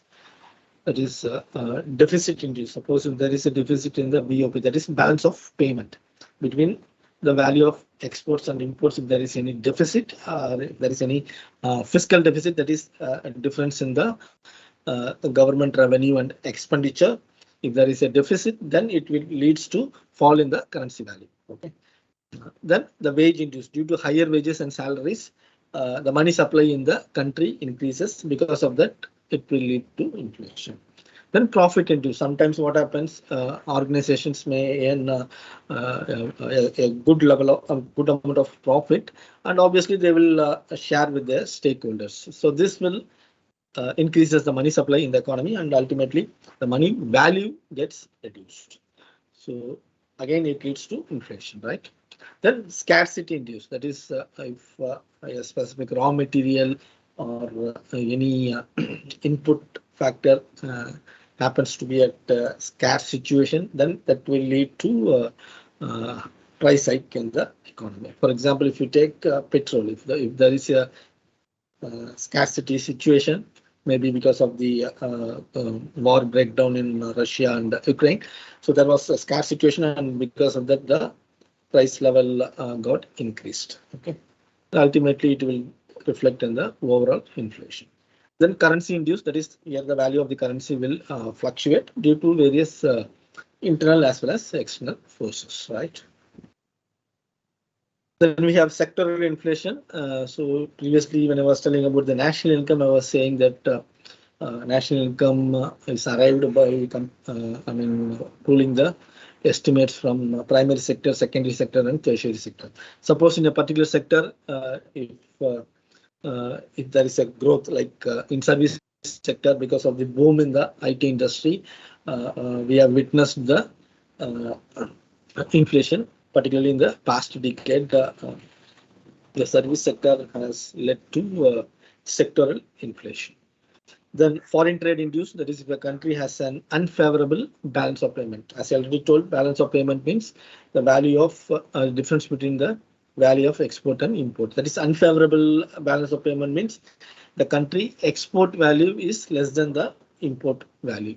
So in that case, what happens, because since we are importing more, so we have to pay more foreign currency to the country wherein from where we are importing. Okay, so ultimately this will increase the demand for other currencies in the market. The last one is the wartime or during post or during the peacetime also, there will be some implications or repercussions in the economy which has some effect on the general price level. The second one is on the basis of extent of coverage. The earlier was on the basis of inducement, and the second one is on the basis of extent of coverage. Inflation can be called as open and repressed. The second one is comprehensive and sporadic. Comprehensive means only to a specific sector, you can say. Sporadic only for a particular time period, not and what kind of effect? Okay, inflation, so far we have been discussing about the different types of inflation, but what effect it is going to create on different stakeholders of the economy. For example, if you take the producers, they are expected to earn more profit due to higher prices. For debtors and creditors will be happy to receive more returns on their lending, but whereas for debtors it will be a loss. So the next category is wage and salary earners. For them it will be a struggle because they have to purchase the goods and services at less wage. For a fixed income group, the value of currency will be falling because of the fixed income, but against the increasing price level. So because of that, their routine consumption will be affected. On the investors, they will receive more returns on their investment when there is an inflation. And the vulnerable group like farmers, they will be suffer. Though they are producers of agricultural commodity, but they will not earn more profit because the intermediaries will enjoy the inflation rather than the farmers. Okay. So the majority of the farmers will suffer even when there is inflation in the economy. On social, moral, and political effect, in this case, due to the money supply and the higher cash in hand, the social, moral, and values declines in the society because of the political disturbances, right? So obviously, when we talk about inflation, common people of a country, you should also know what are the sources of inflation, where it comes from, right? So there are two major sources. One is demand pull. Second one is cost push. Okay, so whenever there is a demand for goods and services due to a higher level of income, then it leads to inflation. The second one is cost of production. If the cost of production is increasing due to rising input cost, then it will lead to inflation, because as the cost increases, obviously the price for the output also will increase, because every producer want to keep some minimum level of profit. So because of that, the price gets increased, then it leads to inflation, right? So when we talk about the different sources of inflation or different types of inflation, obviously you'll be interested to know what are the different measures through which inflation can be controlled or managed. So those are technically known as anti-inflationary measures. This slide shows the 3 measures through which you can control or manage the inflation, right? The first one is the monetary measure, under which bank rate, open market operation, higher reserve ratio, then other measures are listed. And in the fiscal measures, taxation, public borrowing, debt management, some of the examples. And the last one is the other one in which wage policy, then moral suasion, then rationing the essential supplies can be thought of the possible measures through which you can control the inflation. So here I will be telling only the different items under each category. In the subsequent lecture on monetary policy and fiscal policy, I will be telling in detail, and then we will wrap up the lecture for today. So the next lesson on this unit pertains to the monetary policy. So once we know the effects of inflation, that is the adverse effect of inflation, obviously you should know what are the different policies through which you can manage it. So one such policy is known as monetary policy. So in this lecture, I will be telling about the basics of monetary policy, what are the different objectives, and what are the different instruments of monetary policy through which you can manage things like inflation. And of course, every policy has its own disadvantages. In this, I will also just list the limitations of monetary policy. So what is monetary policy? Monetary policy basically regulates the supply of money and the availability of money in the economy. Okay. So it deals with both lending as well as the borrowing rates of interest or commercial banks. The purpose of monetary policy is to maintain the stable prices, that is to reduce inflation, to achieve full employment, and ultimately this leads to economic growth. So who frames the monetary policy? In India, the central bank, that is the Reserve Bank of India, is responsible for formulating and implementing the monetary policy. Usually it was announced twice in a year, but now it is announced once in a year. And of course, if there is any need, then RBI will intervene and it announces any what you call a policy like changing the repo rate or CRR, like that, if there is any emergency situation. So in a layman language, monetary policy means the credit control measures adopted by the central bank of a country, right? So in India, the central bank is Reserve Bank. So kindly remember this.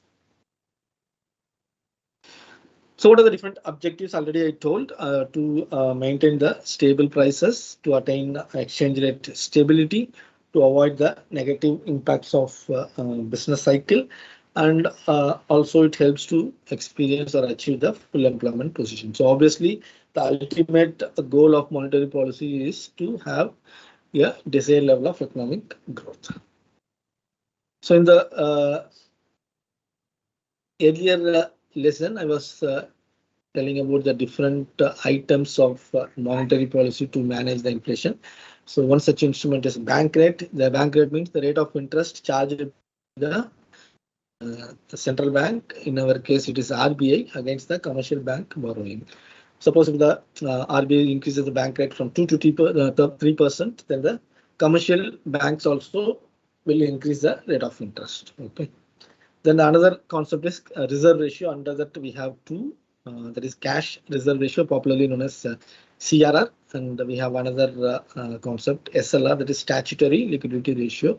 So here what happens, the RBI will insist on the commercial bank to have some minimum level of reserve in their hand, that is to ensure liquidity and as well as to regulate the credit in the economy.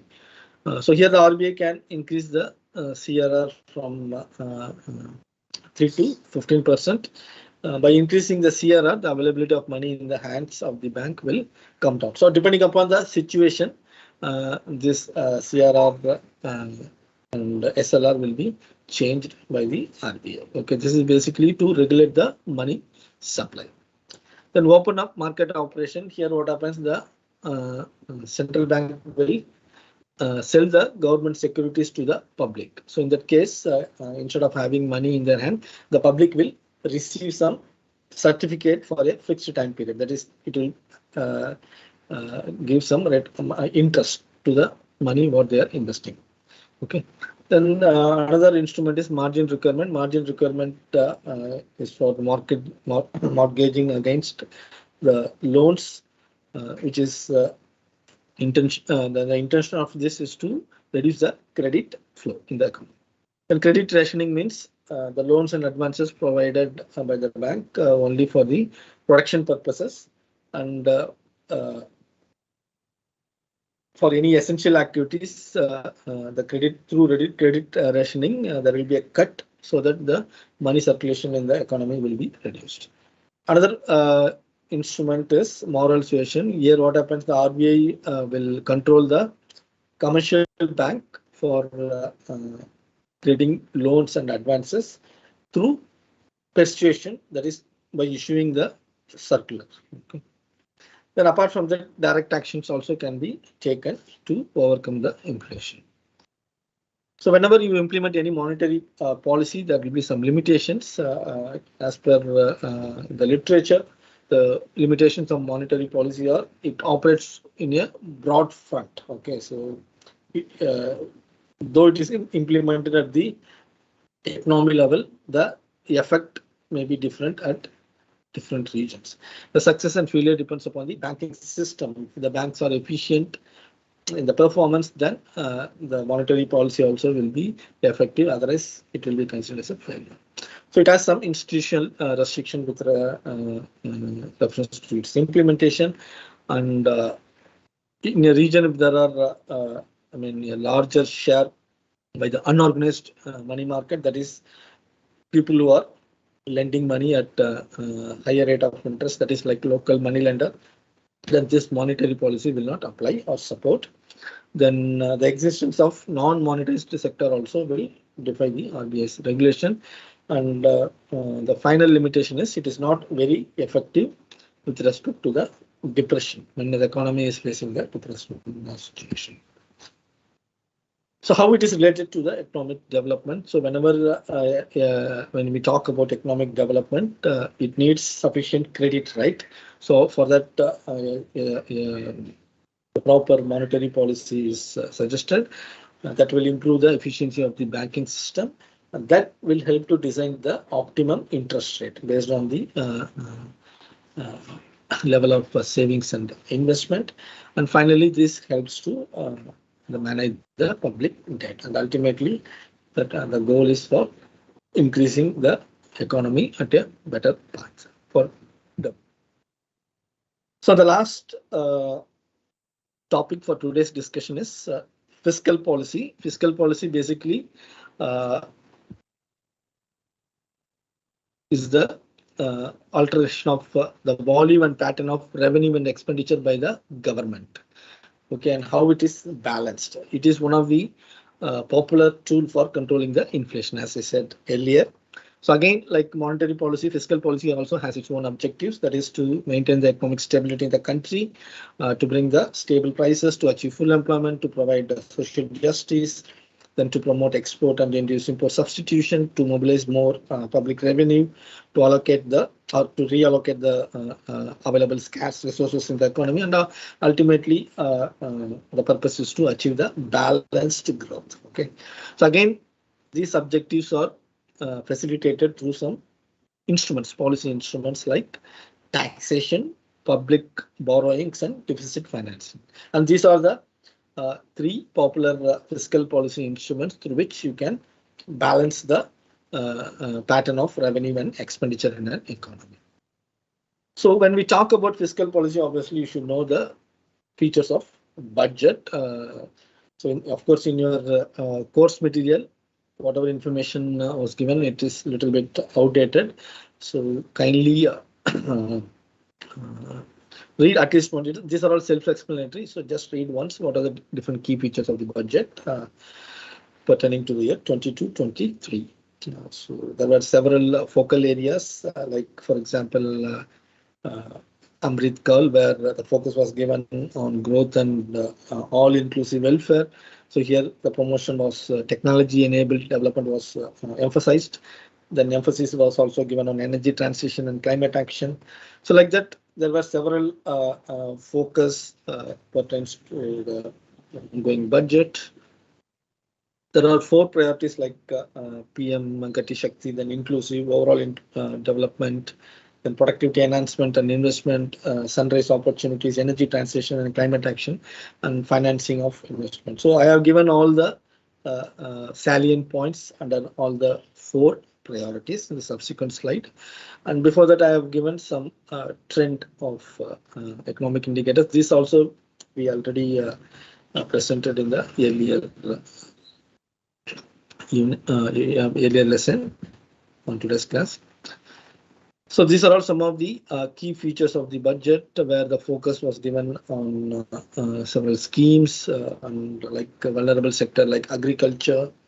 Then focus is also given to MSME, then education, then public capital investment, then section Anganwadi. So these are all the different priorities, I would say, which falls under this budget 22-23. Of course, health and energy transition I already told. So this slide shows the receipts and the expenditure of the government of India for different period from 2021 to 22-23 for different items, right? What are the revenue receipts, capital receipts, total receipts, and different items under the expenditure. Of course, this visualized chart shows the budget profile, overall budget profile. The left panel of this illustration shows the different what do you call revenue to the government. On the right side, if you see, it shows the different items under expenditure. So whenever the information is given in visual form, so it is always easy to capture it. Okay, so instead of text or tables. With this, we are ending the unit 4, in which there were few lessons on macroeconomics, employment and unemployment in India, then business cycle. Then we also discussed about the inflation, then monetary policy, and finally we ended the unit 4 with fiscal policy. So in tomorrow's class, I will be completing the last unit, that is unit 5, and then we will give you the overall message from studying this course on managerial economics. So with this, I thank everyone for joining today's class. If there are any doubts or any clarification pertaining to this lecture, so you can text in the chat box. I will reply to some of the questions. Still, we have 3 or 4 minutes, so I will answer a few questions, and then I will let the next presenters to deliver the lecture. First, let me close the slide.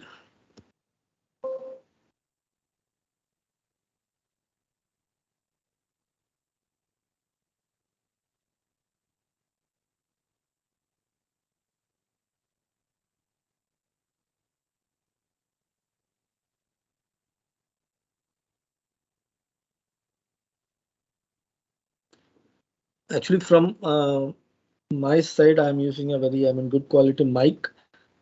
Probably that may be a problem at your end.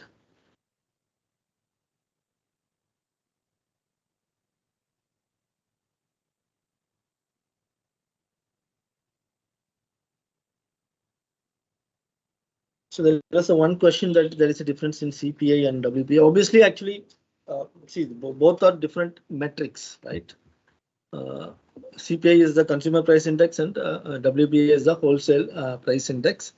So it is estimated or computed by considering different items or basket of goods and services across region, and then finally it is arrived. Okay, so obviously there will be a difference because the methodology and approach is different. So obviously there will be difference.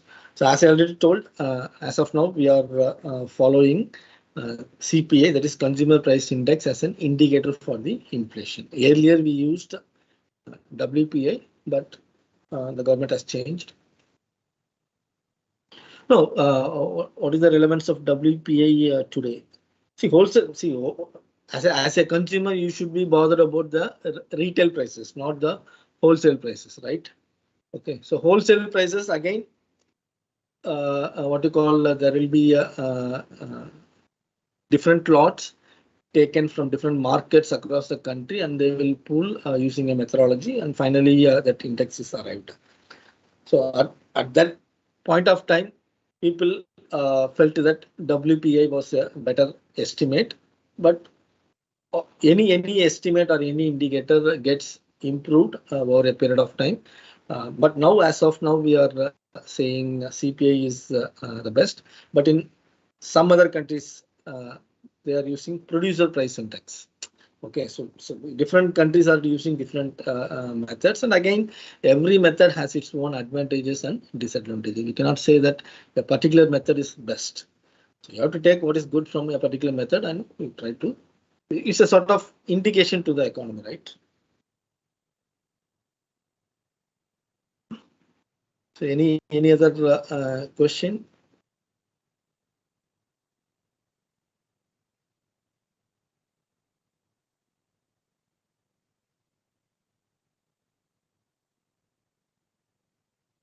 So if at all, if you are interested to know the different pattern, or I mean, what is the trend in the inflation, kindly visit the internet, and you can what you call that particular website. Let me check, and I will share possible the link.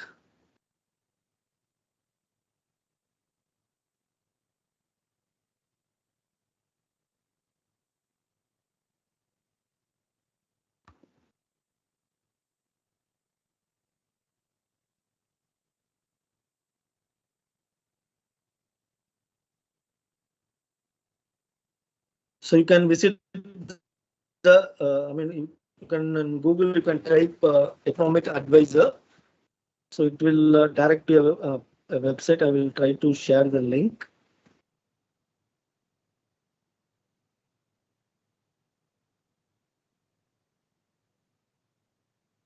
I've shared the link in the chat box. So in this website, you can see the trend in the inflation. Okay. So your methodology also is given. Probably for this group, it will not be much relevant, but if you are interested, you can visit the website and you can learn from this.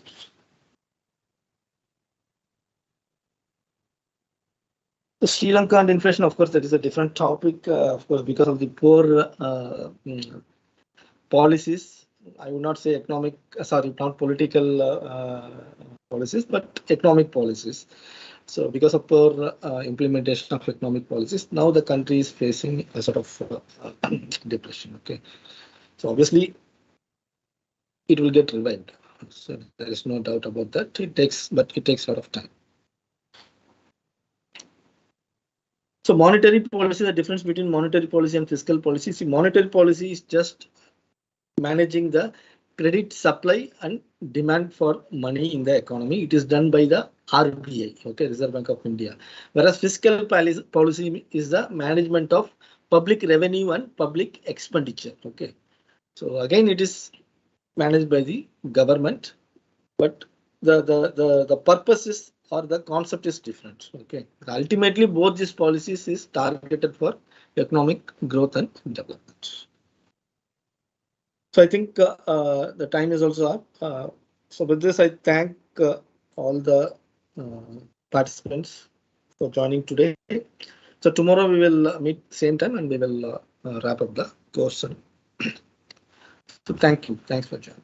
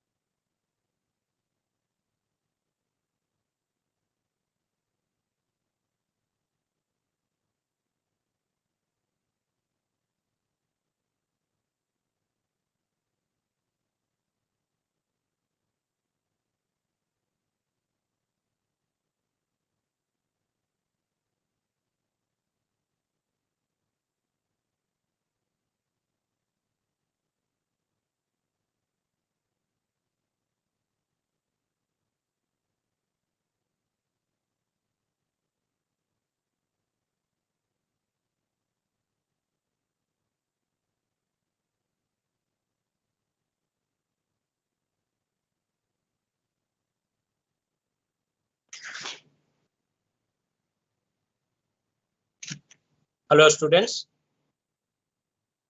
Hello. Hello.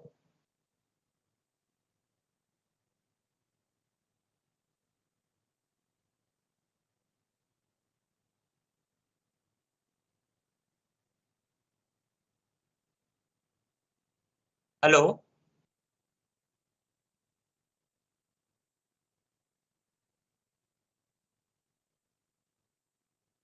Students, am I audible? Hello.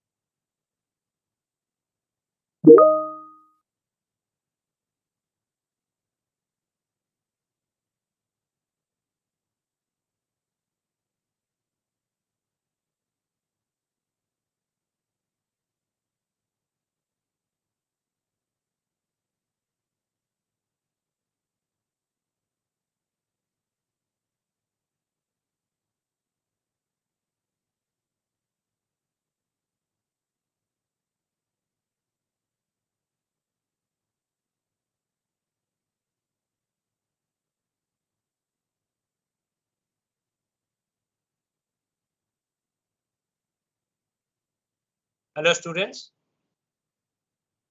Hello. Yes, sir.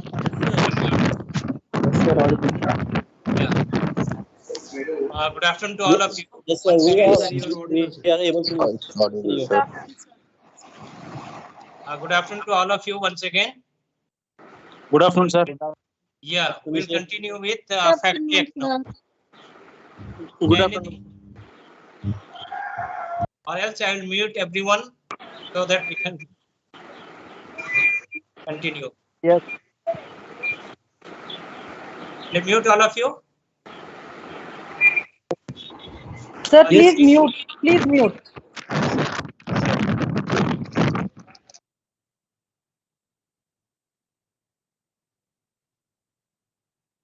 Hello സാറിനോടെല്ലാം mute ചെയ്യാൻ പറഞ്ഞ ഞങ്ങളെ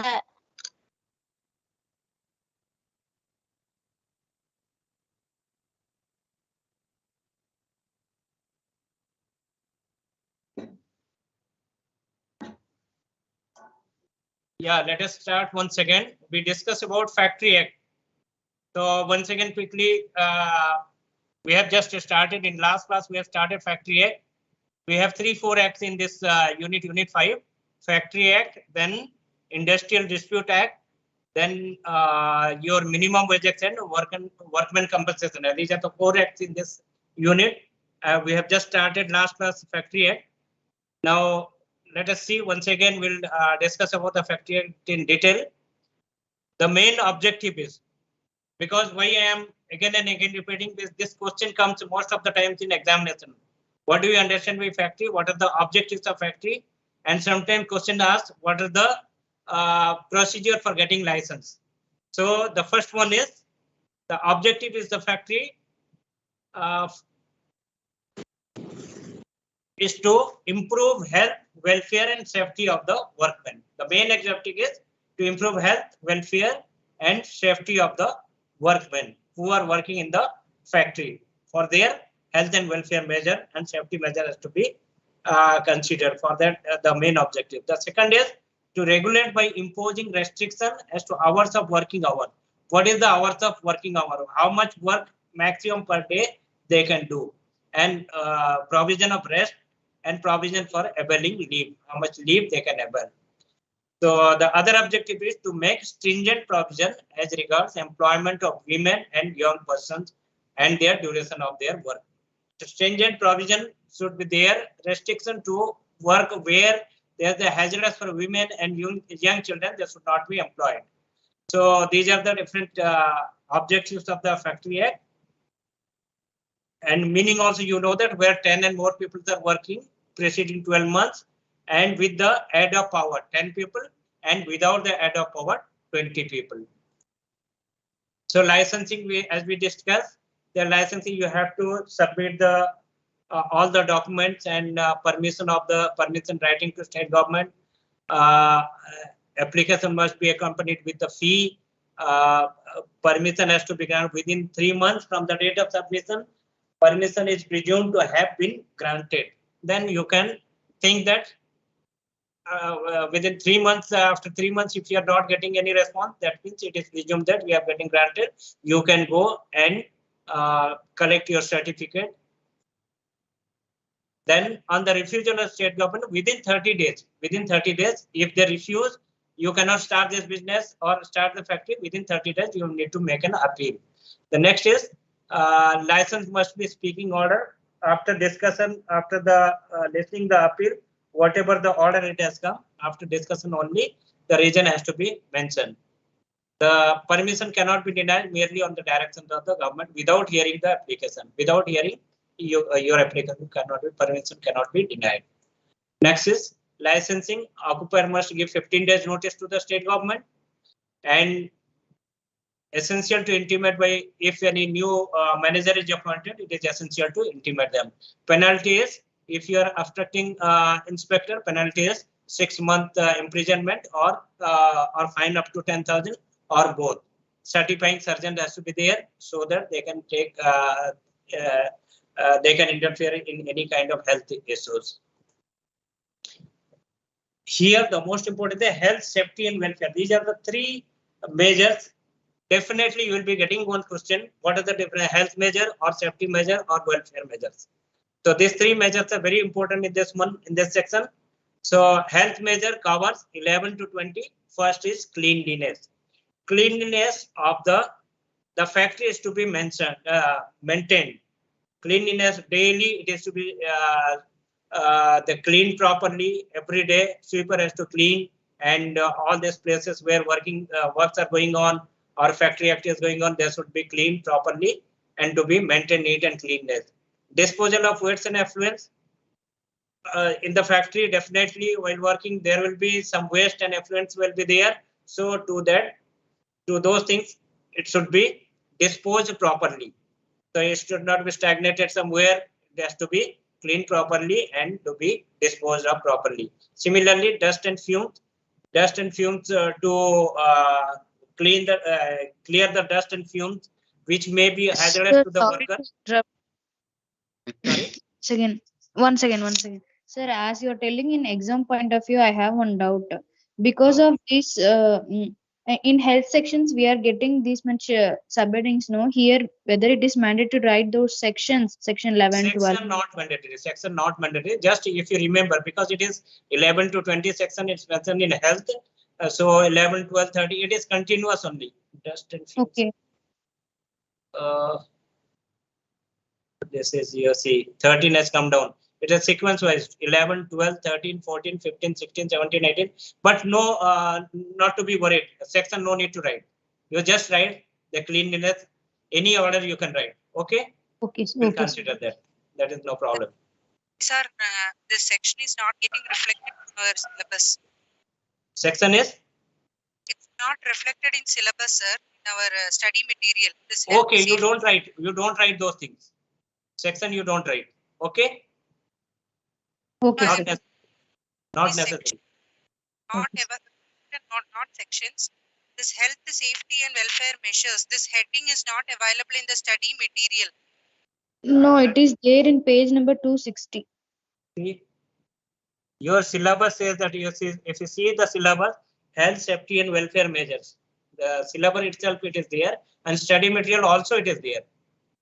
In page number 260. In page number 260, you see. Thanks, ma'am. Okay. Okay.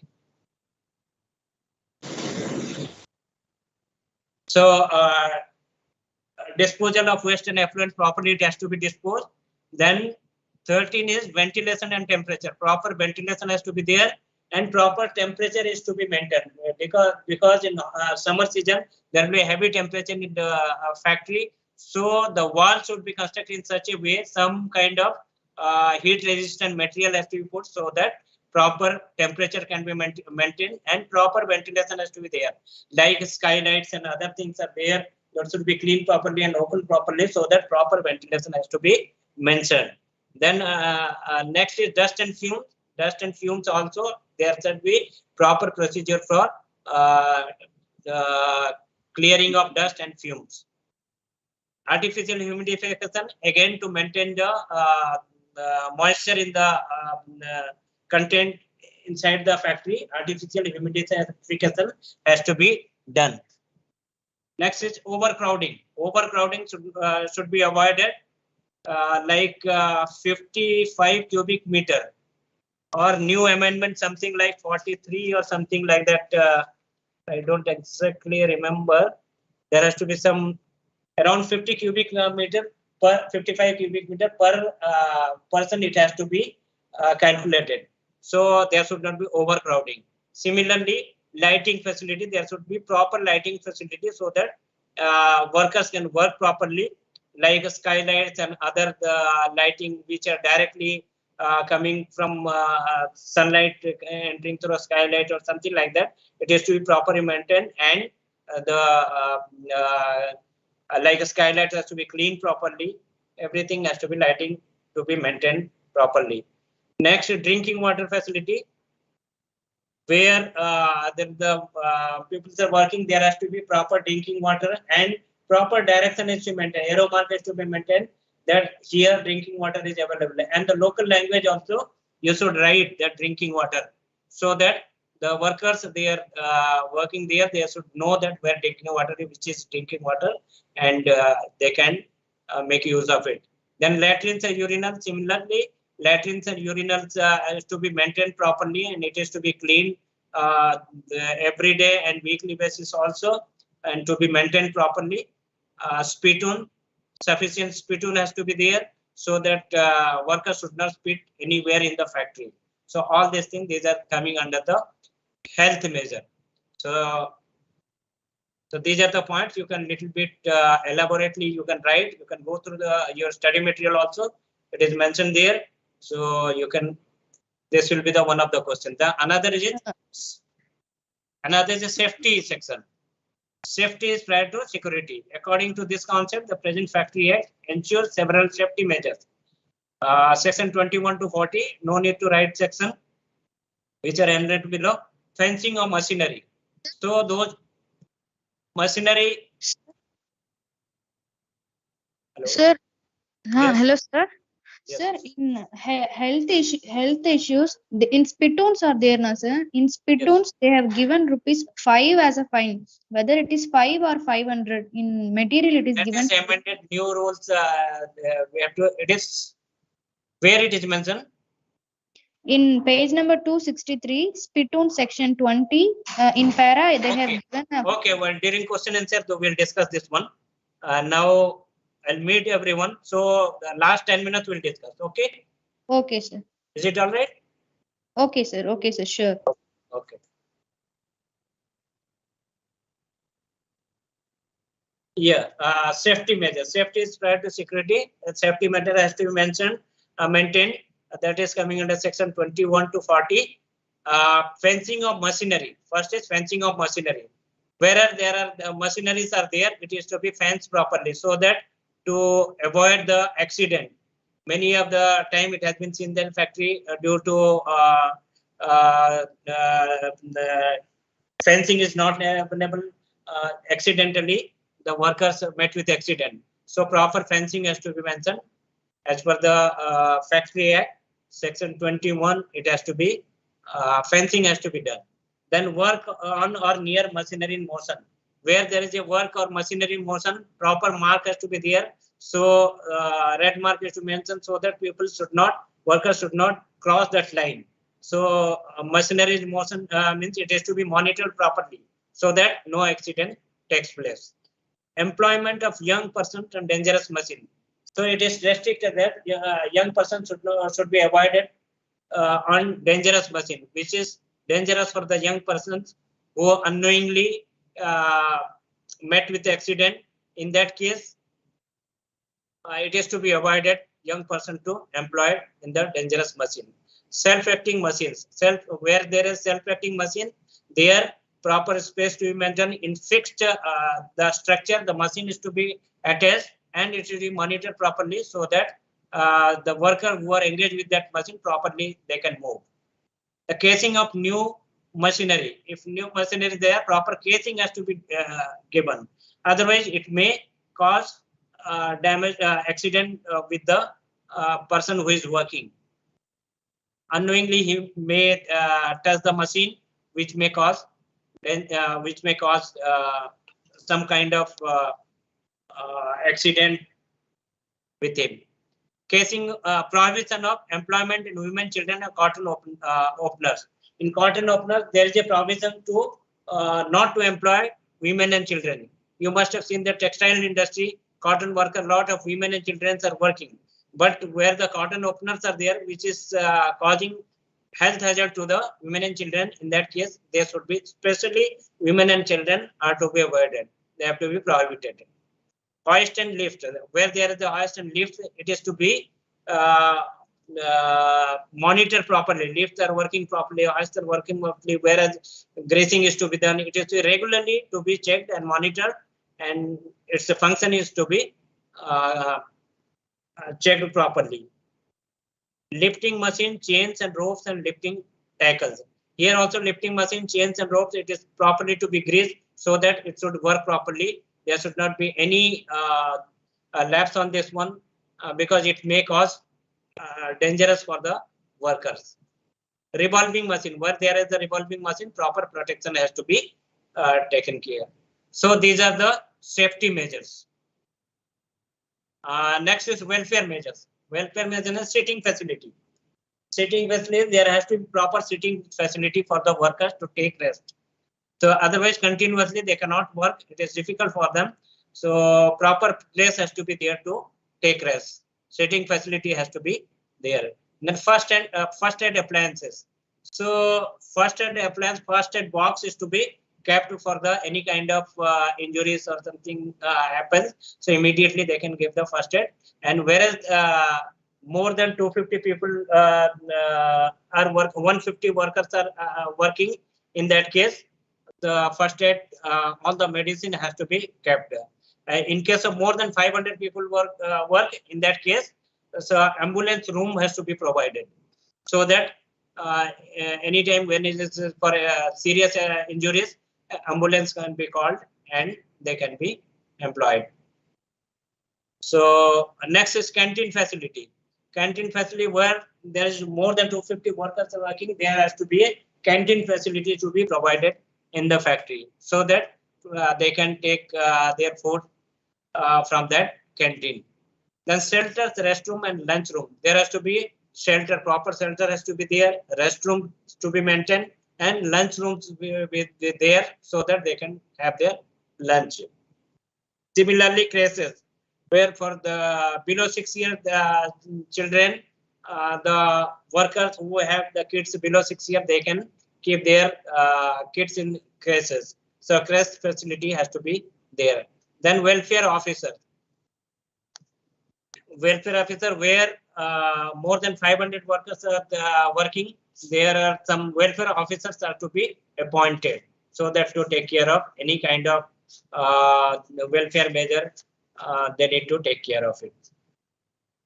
Similarly, working hours. Weekly hours, no adult worker shall be required or allowed to work in a factory for more than 48 hours in a week. In a week, more than 48 hours, they should not work. At present, it is reduced to 40 hours. It has been reduced to 40 hours. It was 48 hours, now reduced to 40 hours. Weekly, they should work 40 hours. Daily hours, no adult worker shall be required or allowed to work in a factory more than 9 hours in any day, and 40 hours in a week. Any day, they should not work more than 9 hours, and altogether they should not work more than 40 hours. However, to facilitate the change of shift, this limit may be exceeded subject to the previous approval of the chief inspector of the factory. It can be exceeded in some cases, but it has to permission has to be taken from the chief inspector of the factories. So these are the welfare measures of the worker. These are the three measures: health, safety, and welfare measures. You please go through once again from your study material, and definitely you will be getting some of the question out of it. This is about Factory Act is over. Now Industrial Dispute Act. Another act is called as Industrial Dispute Act 1947, or it is in short it's called the ID Act 1947. Now let us see what is industrial relation. Industrial relation is a dynamic and developing concept. It is a dynamic concept to keep the relation in the industry properly. So this act is introduced. It refers to the general web of relationship normally obtaining between the employer and the employee, to keep the good relationship between the employer and employee. So the object is to keep good relationship with the employer and employee, so that the proper work condition is maintained and proper work is to be done. It includes the complex relations between trade unions and management. Some complex relation like trade union and management. If there is a dispute of or grievances of any worker, there is a provision of trade unions. They can approach to their trade unions and they can communicate with the management. In this case of complex relations also, to maintain the complex relationship, this Industrial Dispute Act is introduced. Industrial relations are an integral aspect of social relations arising out of employer-employee interaction in modern industry. Industrial relations are an integral aspect of social relations. It is the mandatory aspect of social, keeping good relation, social relation arising out of what is that employer-employee relation due to employer-employee interaction and to maintain the social relationship. This is industrial dispute is introduced. Who are the interest group in the industrial relationship? In industrial relation, who are the interest group? Means who are involved in this one. Number one is workers and their organization. Worker and their organization both are involved. Both are the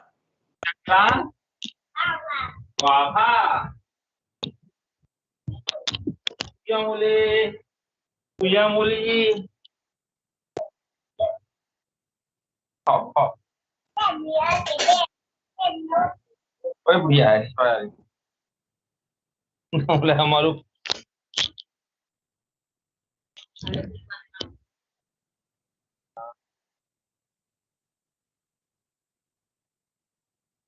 Mama Mili, Kuya Muli, Sumi Sumi. Kita kaya kami ni kalau.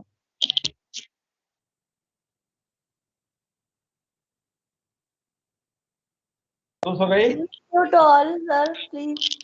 Not able to hear. Kamu ni udah. Dunia ni Bhauji lagi ini solat.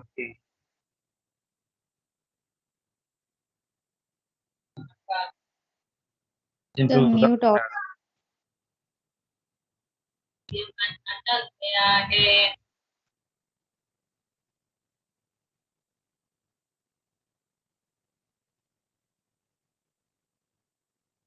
हमको लगा doctor क्या फेंक दिया हम डर गए ये लग काटे खाना हो पका दो देखो क्या है ग्वाभा क्या है ग्वाभा Put on mute. Naveen.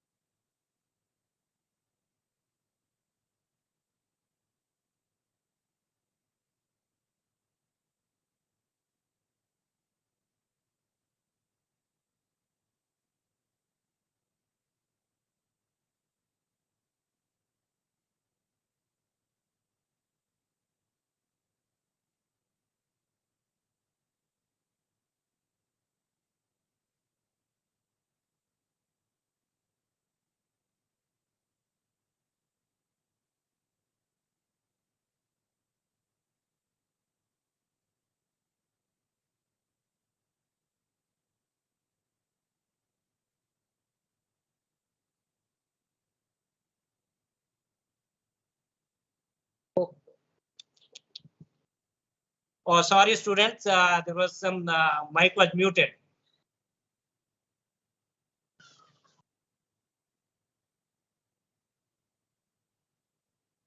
Yeah, industrial relation is a dynamic and developing concept. It refers to the general web of relationship normally obtained between employer and employee. It is the to obtain the good relationship between employer and employee. It includes complex relationship between trade union and management. If there is dispute between trade union and management or something, some kind of misunderstanding, that can be resolved through this Industrial Dispute Act. Industrial relations are an integral aspect of social relations. In modern industry, it is called as social obligation or to social relations arising out of employer-employee interaction. So, who are the interest group in this industrial relation? Who are involved in this one? workers and their organization. If there is any dispute between the workers and their organization, for that Industrial Dispute Act is there. Managers and their organization, employers and their organization. So if there is any, they are also involved in this one. They are coming under the Industrial Dispute Act. The government is coming under the Dispute Act, because if anybody is having any grievances, they can go through the tribunal, through the government, like this, they can appeal. So government is the part of Industrial Dispute Act. Now, what are the objects of the Act? Promoting measures for securing and preserving amity and good relationship between employer and workman. So promoting measure for securing and preserving good relationship and peacefulness between the employer and workman. The main objective is promoting measure for securing, preserving amity and good relationship between employer and workman. The second is inquiring into any matter connected with or relevant to an industrial dispute, promoting the settlement of industrial dispute. Inquiring into any matter connected with the relevant of their industrial dispute, any matter related to industrial dispute, and promoting them for settlement. Any dispute arising out of the employer-employee or manager-employee or government and employee, then in that case, to settle this kind of dispute, this is made. And another one is adjudication of industrial dispute.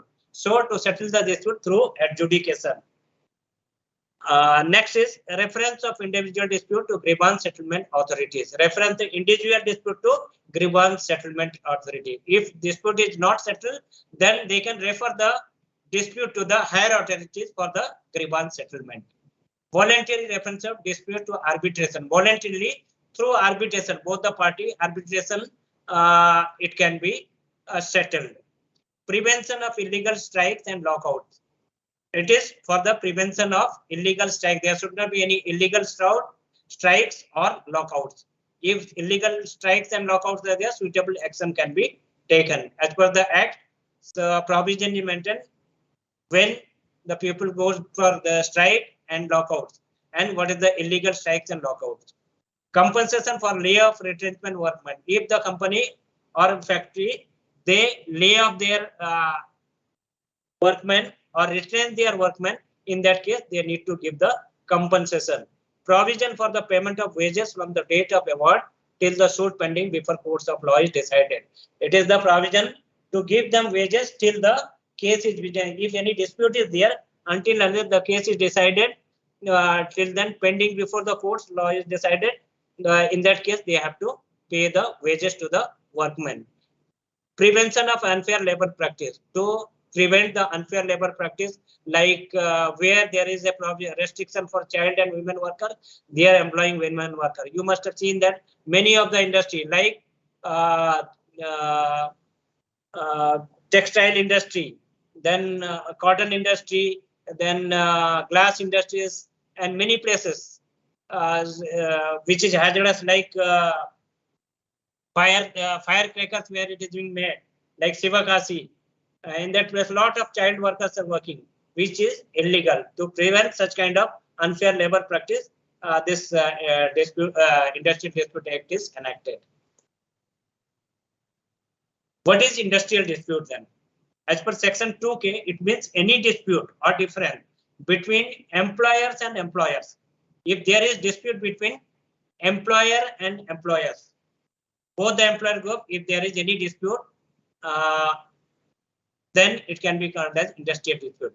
Employer and workman, if there is a dispute between employer and workman, so this dispute can be called as industrial dispute. Workman and workman, if two group of workmen, they have kind of dispute, or two different independent workmen, they have dispute, that is also called industrial dispute, which is connected with, which must be connected with the employment or non-employment. It can be related to employment, or it can be related to non-employment also, can be called as industrial dispute. The terms of employment, during employment, if any dispute arises, that is also coming under this act. The condition of labor of any region. The condition of labor of any region, in the sense, due to any condition or any region, there is a dispute between workman or workman. In that case, it is called as workman and workman industrial dispute. Then individual and collective disputes can be individual and collective. The industrial dispute may be individual dispute or collective dispute. Individual dispute in the sense if anybody is having any kind of grievances with the individual, any other workman or organization or any employment or non-employment related issue. So that can be called as individual dispute. And collective dispute when the group of employees or group of workers are having common issues. That is called as collective dispute. They can go through their trade union and properly with proper procedure they can represent their cases. What is collective dispute then? A collective dispute may related to any of the following matter.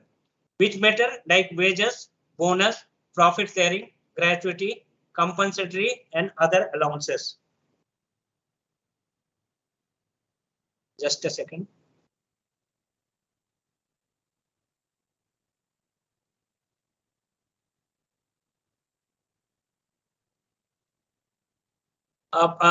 Collective dispute may related to wages, bonus, profit sharing, gratuity, compensatory and other allowances. These are the collective issues.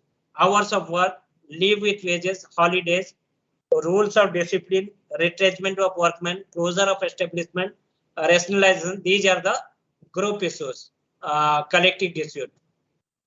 It may be financial or non-financial. What are the financial causes? Like wages, bonus, DNS allowance, traveling allowance, leave with pay, gratuity, holidays with pay, promotion and transfer, etc. These are called as financial causes. What are the non-financial causes? Like transport problem, housing issues, education of children, working hours, working condition, discipline, recreational facility. These are coming under the non-financial causes. What are the administration under this act? Under the Industrial Dispute Act, which are the administration where you can take your case? First is Works Committee. Next is Conciliation Officer. Next is Board of Conciliation. Next is Court of Inquiry. Then you can go to Labor Court. Then Industrial Tribunal. Finally, National Tribunal. First is Works Committee. Works Committee. If there is any dispute, there will be a work committee. They can resolve the issue. They can settle the dispute. If they cannot do, it will go to conciliation officer. There will be a conciliation officer for the settlement of the dispute. If conciliation officer fail to do that, they will refer the case to Board of Conciliation. Group of conciliation officer will be there. In that, it is to be settled. If not, then it will go for Court of Inquiry. They will make a Court of Inquiry of the cases and they will try to settle the dispute. If it is not settled, the next stage is they can go to Labor Court. If it is their grievances is not settled by the Courts of Inquiry, they can go to the Labor Court. And after Labor Court, if it is not settled there, you have the appeal to Industrial Tribunal. There is a tribunal. Tribunal is a body which is having administrative body as well as legal bodies. Both the types of people will be there in tribunal so that they can understand the dispute properly and can settle. If it is not settled by the Industrial Tribunal, then it will go to National Tribunal. That is the final power of the body. That is the power of High Court. It will be given National Tribunal. It will settle the dispute. These are the administrative bodies under the Industrial Dispute. This is also one of the questions which comes examination point of view. They ask them what are the administrative body under the Industrial Dispute Act 1947. Explain. So one by one you can in your study material also you can go through in detail. These are all these explained properly. Work Committee, Conciliation Officer, Board of Conciliation, Court of Inquiry, Labor Court, Industrial Tribunal, National Tribunal. This is the procedure to settlement of the dispute. This is all about your Industrial Dispute Act.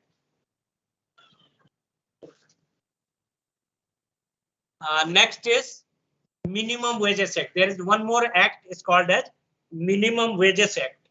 So, what are the minimum wages you need to give to your workmen? The Minimum Wages Act of 1948 is not only a measure of social security for the property seeking workers, but it is also a device for improving the standard of living of the downtrodden.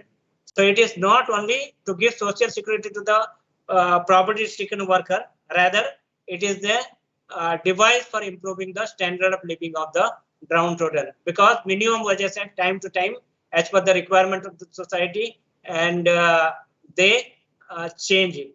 So government, they change the minimum wages also. So it is a measure of social security as well as it's the measure of improving the standard of the living of the downtrodden. It assures wages where to help the workers to eke out their livelihood, so that they can maintain their livelihood with the wages where they are getting, at least to an extent of sustaining the adversities, namely rise in the cost of living. They should sustain with the rise of cost. They should get such amount so that they can fulfill their livelihood and they can sustain in the adversities. Prevent the employer from exploiting the laborers by paying wages for below their needs. So it is to be, this act is Minimum Wages Act to prevent the employers who try to give the lower wages to their workmen. So it is to prevent minimum wages, prevent all this. Proper minimum wages, what is prescribed by the government, they should get it. Lays down principle of fixation of wages as a need-based scale. On the base of the needs of the society, so they government fix the minimum wages. What are the objects of the act?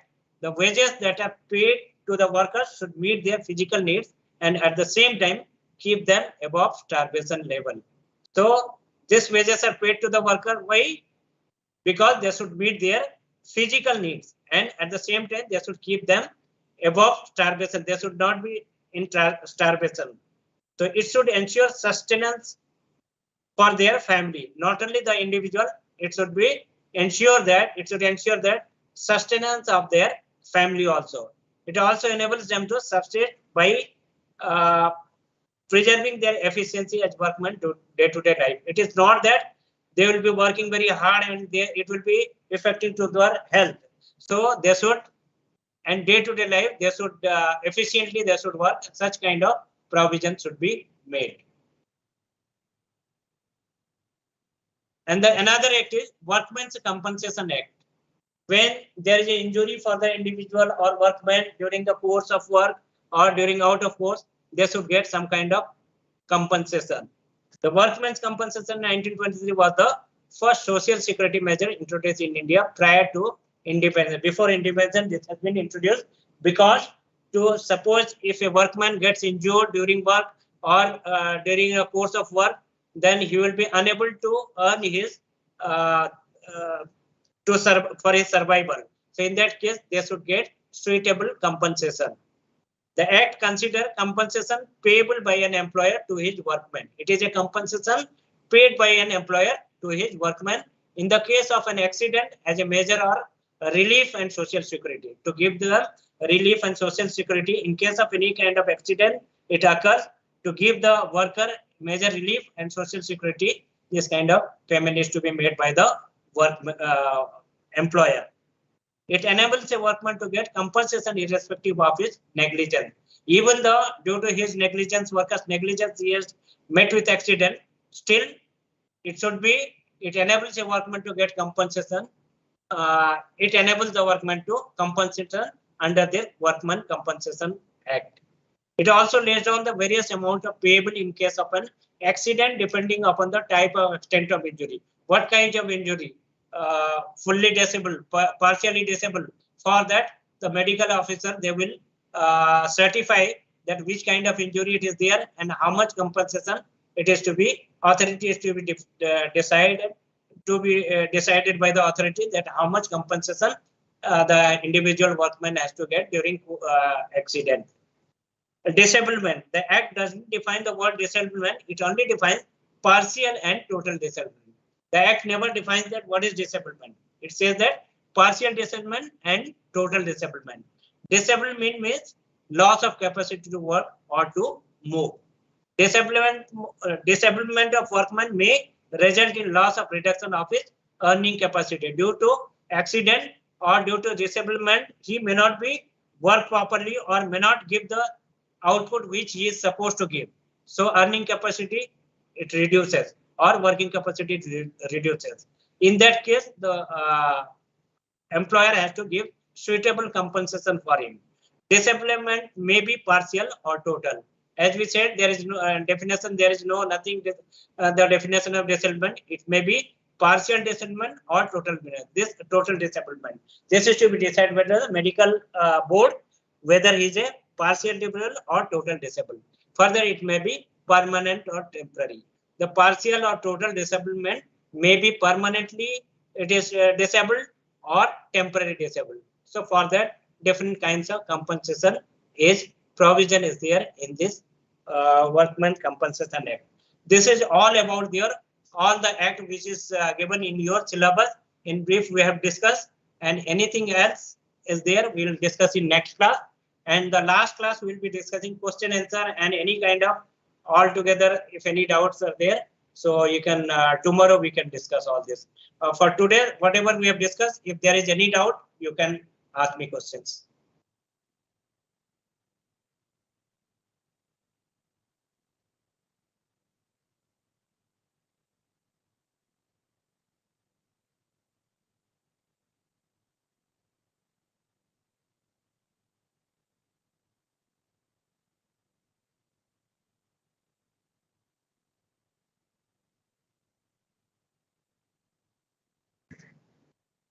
Student, are you able to hear me?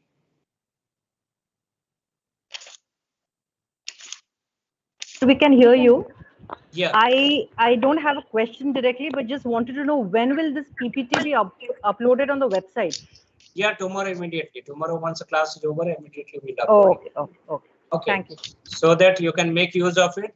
And as a big PPT, around 100 slides are there. And along with the books, you take the help of this PPT and you can prepare for your examination.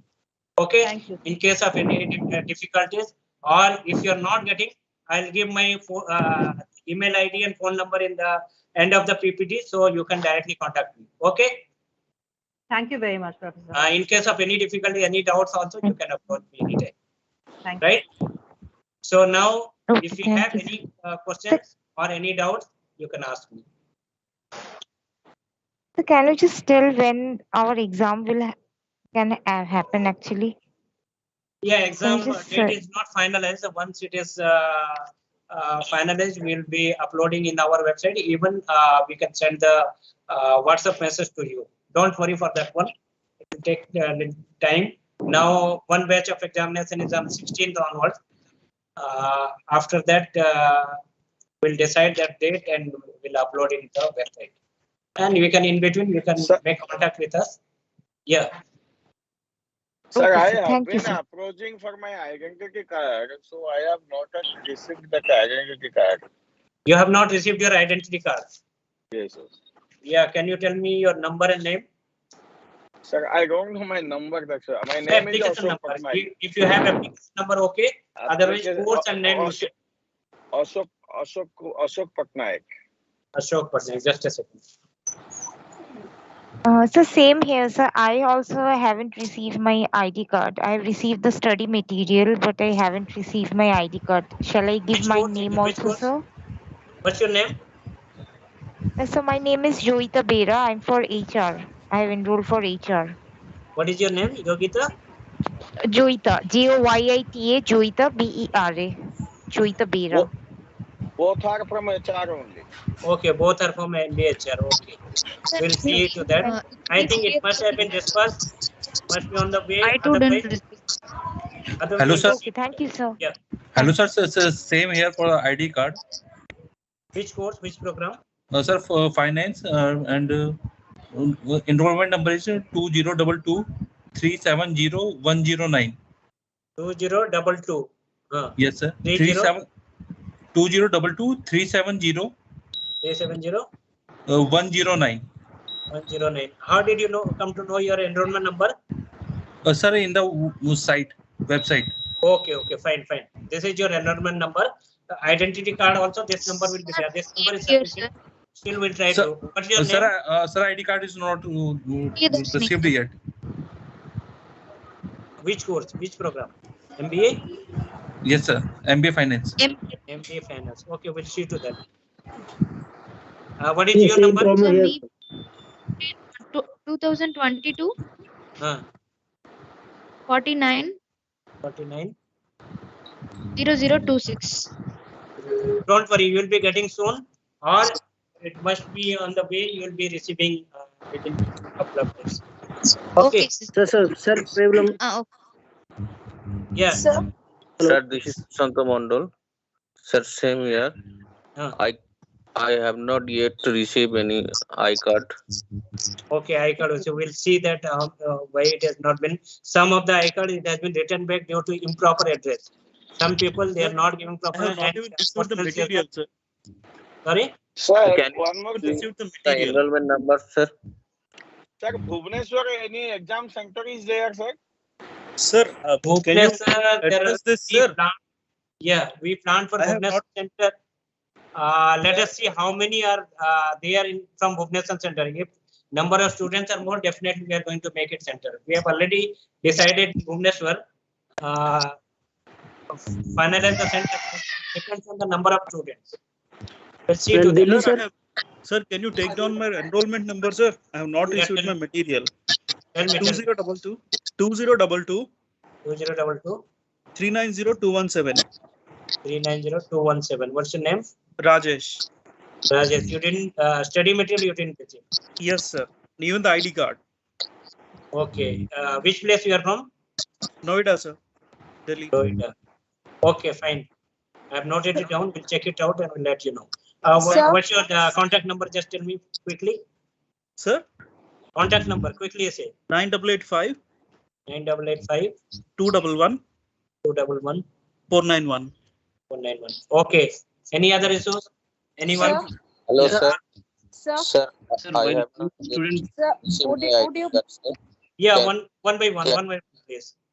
Yeah. Sir, my Sir, would you enrollment number is 2022 Okay. 39 0065. Sir, What happened to I you? have not yet received my iCard. 0065.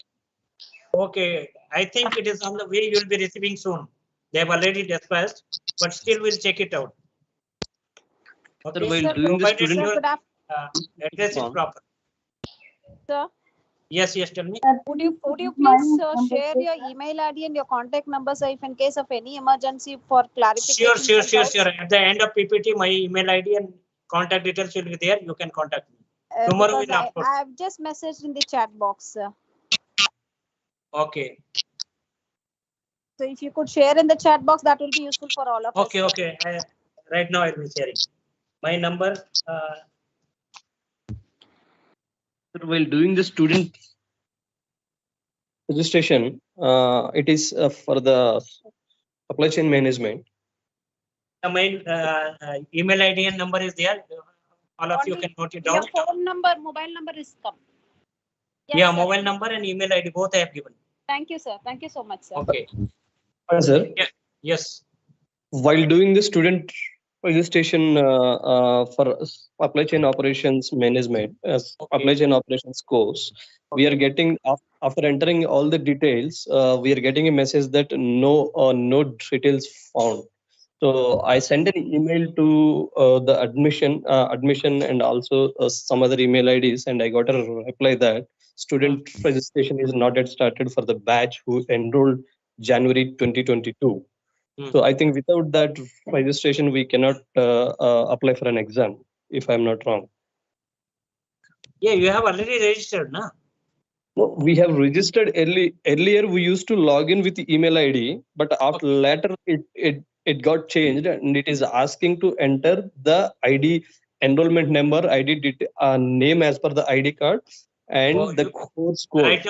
Right now you don't have ID card. Okay.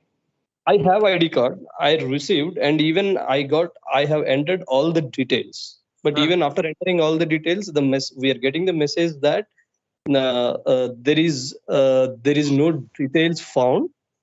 And I hope this is only happening for the supply chain operations management course. No, I think it is happening for everyone. Even I am unable to register on the student registration. Correct. I think they have not enabled our IDs January 2022, they have not enabled for student registration as of now. Okay, this is so in next class when madam will be coming, Punitha madam will be there. You can discuss with her. She's looking after that one only. So next class you can discuss with her. However, I have noted your number. You tell me your number who is not able to access OSCM. Any one of you tell your number. Enrollment number 2022 2022 47 0009. Okay, what's your name?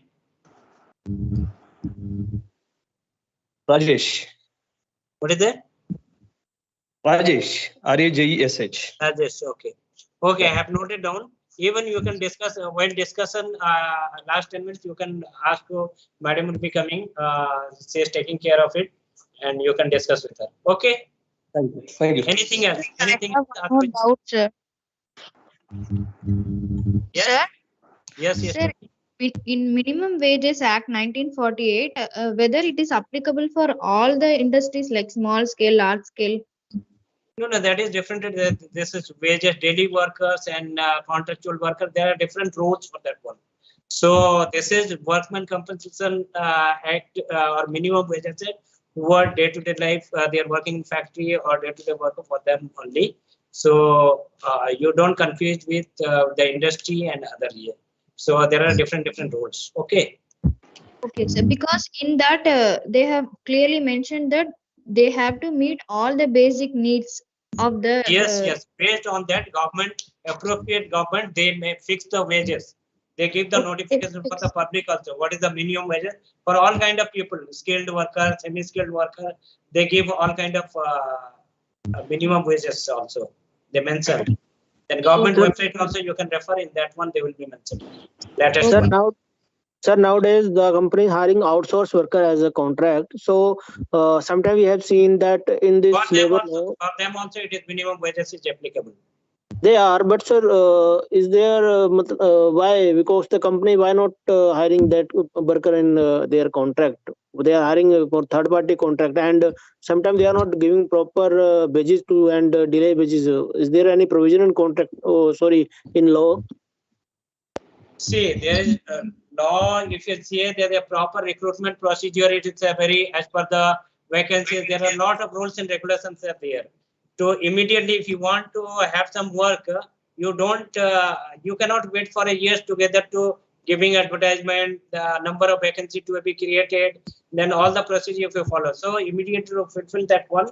So they need third party because third party they have the direct contact with the people workers. So that can be done. For that reason only it is to be done. Then again, as per the rules, how many days they have continuously worked. There is also, and again it comes under the act that how many days regularly they are doing, or there is a breakage. There are different rules for different kind of activities. So it is we cannot discuss all these things in this single class because law is very vast. And for each and everything, there is separate rules. Okay. Yes. Thank you. Thank you. Okay. If anything else is there, tell me. Otherwise, we'll close down the section. Sir, I have a doubt. Yes. You said the industrial disputes will go to tribunals. So Yes. wouldn't it go to High Court, Supreme Court, District Courts? No, because why it is not go to High Court? If you go to direct court, even though you have the provision to go to court, but if you go to court, you see the how much time it will take to quick disposal of the dispute. There is a provision of this tribunal is made. Why you have made a fast track court? You must have heard about the fast track court because the matter is going immediately. It will be settled. Otherwise, if you go to the court, there are a lot of cases are pending. And your cases will be pending for a long time. So it is not possible to dispose the case immediately. In that case, tribunal is the body which can take the case and settle the dispute immediately. Okay? Okay, sir. Yeah. Thank you. Anything else? Or else I think that it is all the like all the laws and you have understood. Hope you can do well in examination. Are you confident? Yes, sir. I think industrial law and all these Not subjects only are. industrial law, I am talking. Like Factory Act, Company Act, Dispute Act, all this you need to. And moreover, you have to go through the books of the study material. It is not that 4 or 5 classes you will complete everything. Okay. Yes, sir. Even after that also, if you have any doubt, you can contact me. Right?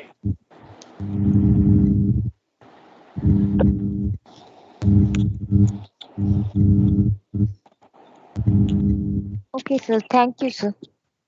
Thank you. See you tomorrow then. Thank Okay. you, sir. See you, sir.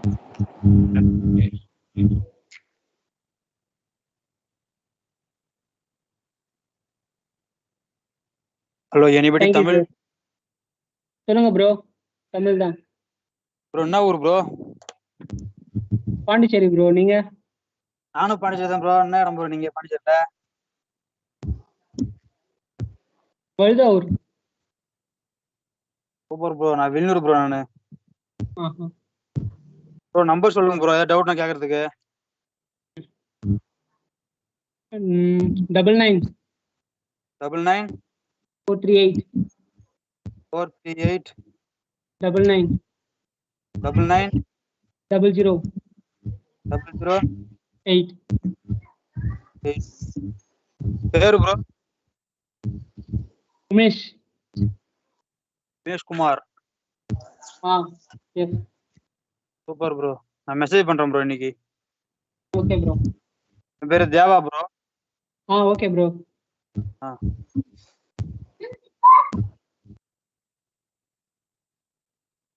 Priya இருக்கீங்களா பிரியா பிரியதர்ஷினி. அவங்களும் தமிழ் பேசுனாங்க அதான் bro அவனை தேடுறேன். Message பண்ண மாட்டேன்.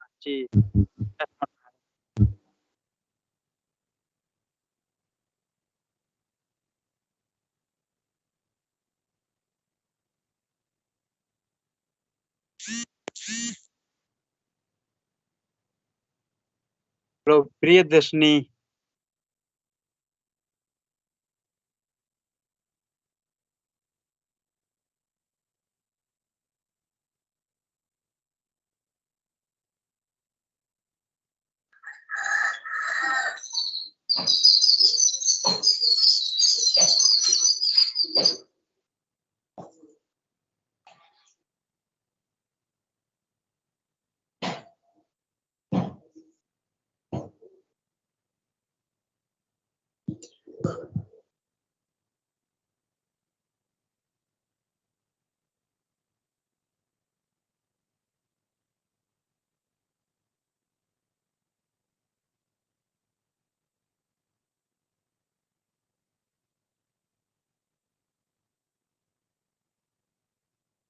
Hello.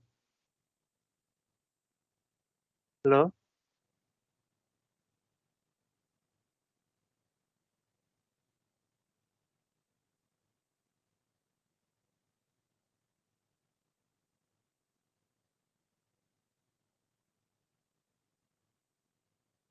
Class is over. It is break for lunch, I hope so.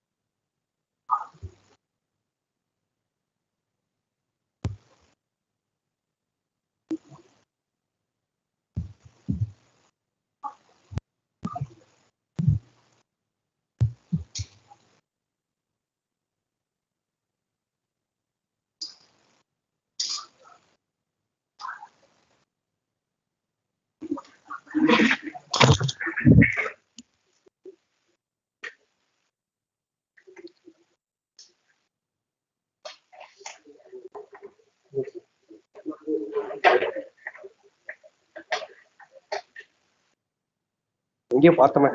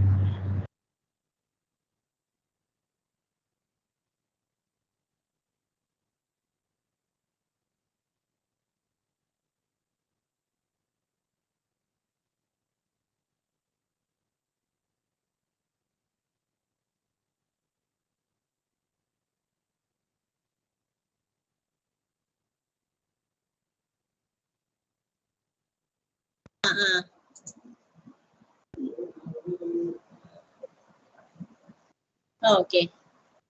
Okay. Okay. Thanks.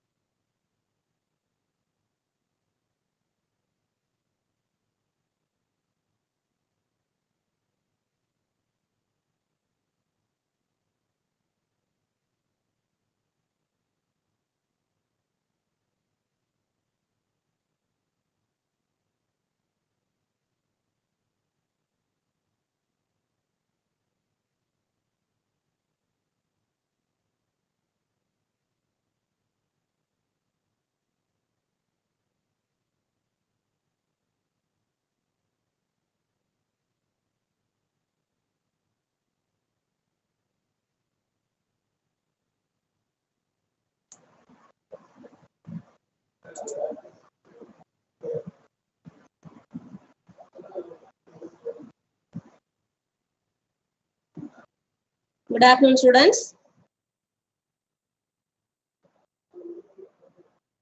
Are you able to hear me? Yes. Shall we start the class? Yes, ma'am. Yes, ma'am, you are here. Okay. Right. Are you able to see the presentation? Yes, ma'am, visible. Yes. Okay. Yes, Right. ma'am. Hope you remember what we have seen in the last class. It has been 3 weeks, I think, in between. So hope you remember what we have studied in those classes. Do you have any queries, clarifications you need in those chapters?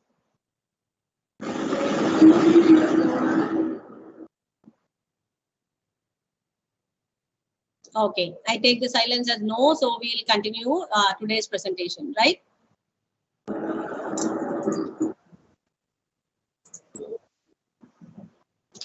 Okay, so we have started with the organizational behavior, if you remember, how people behaves in the organization. That is what we are studying as in the second part of our subject called MCOB, Management Concepts and Organizational Behavior, right? Just I'll give you a small summary of what we have so far seen. We have seen management concepts. What are all the 5 important functions of a management? What are the roles of the manager? What qualities a manager is supposed to have? And how an organization functions. All these things we have seen in the first few classes. Then we started with the organizational behavior. This focus on the people and their behavior in the organization.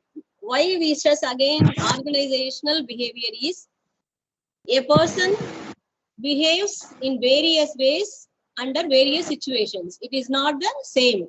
The basic personality, what we say as the basic traits of a person remains the same. But the consequences or the actions or the reactions to the situations differ from place to place. So in an organization, the behavior of a person truly differs from what he will behave in some other situation. So we focus on how a person behave in the organization and how it can be motivated or changed into the desired behavior for the organizational goodness, right? So we have seen what are the basic traits of a person. Kindly mute your mics until you have some doubts to ask, okay? Just hold on 1 second.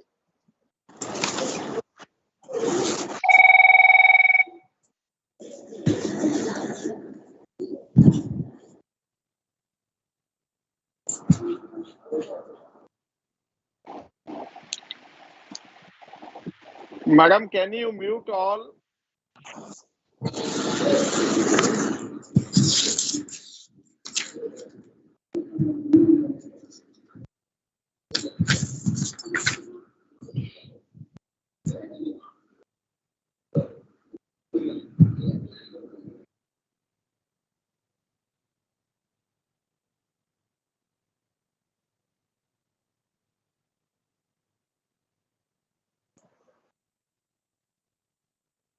Are you able to see the presentation?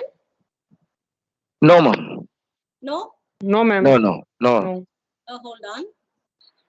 No, ma'am.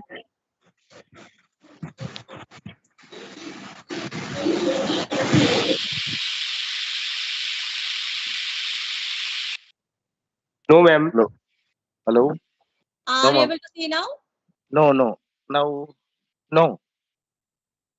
Now it is No. Yeah, now it's it come. is visible, ma'am. Okay, right. We'll continue.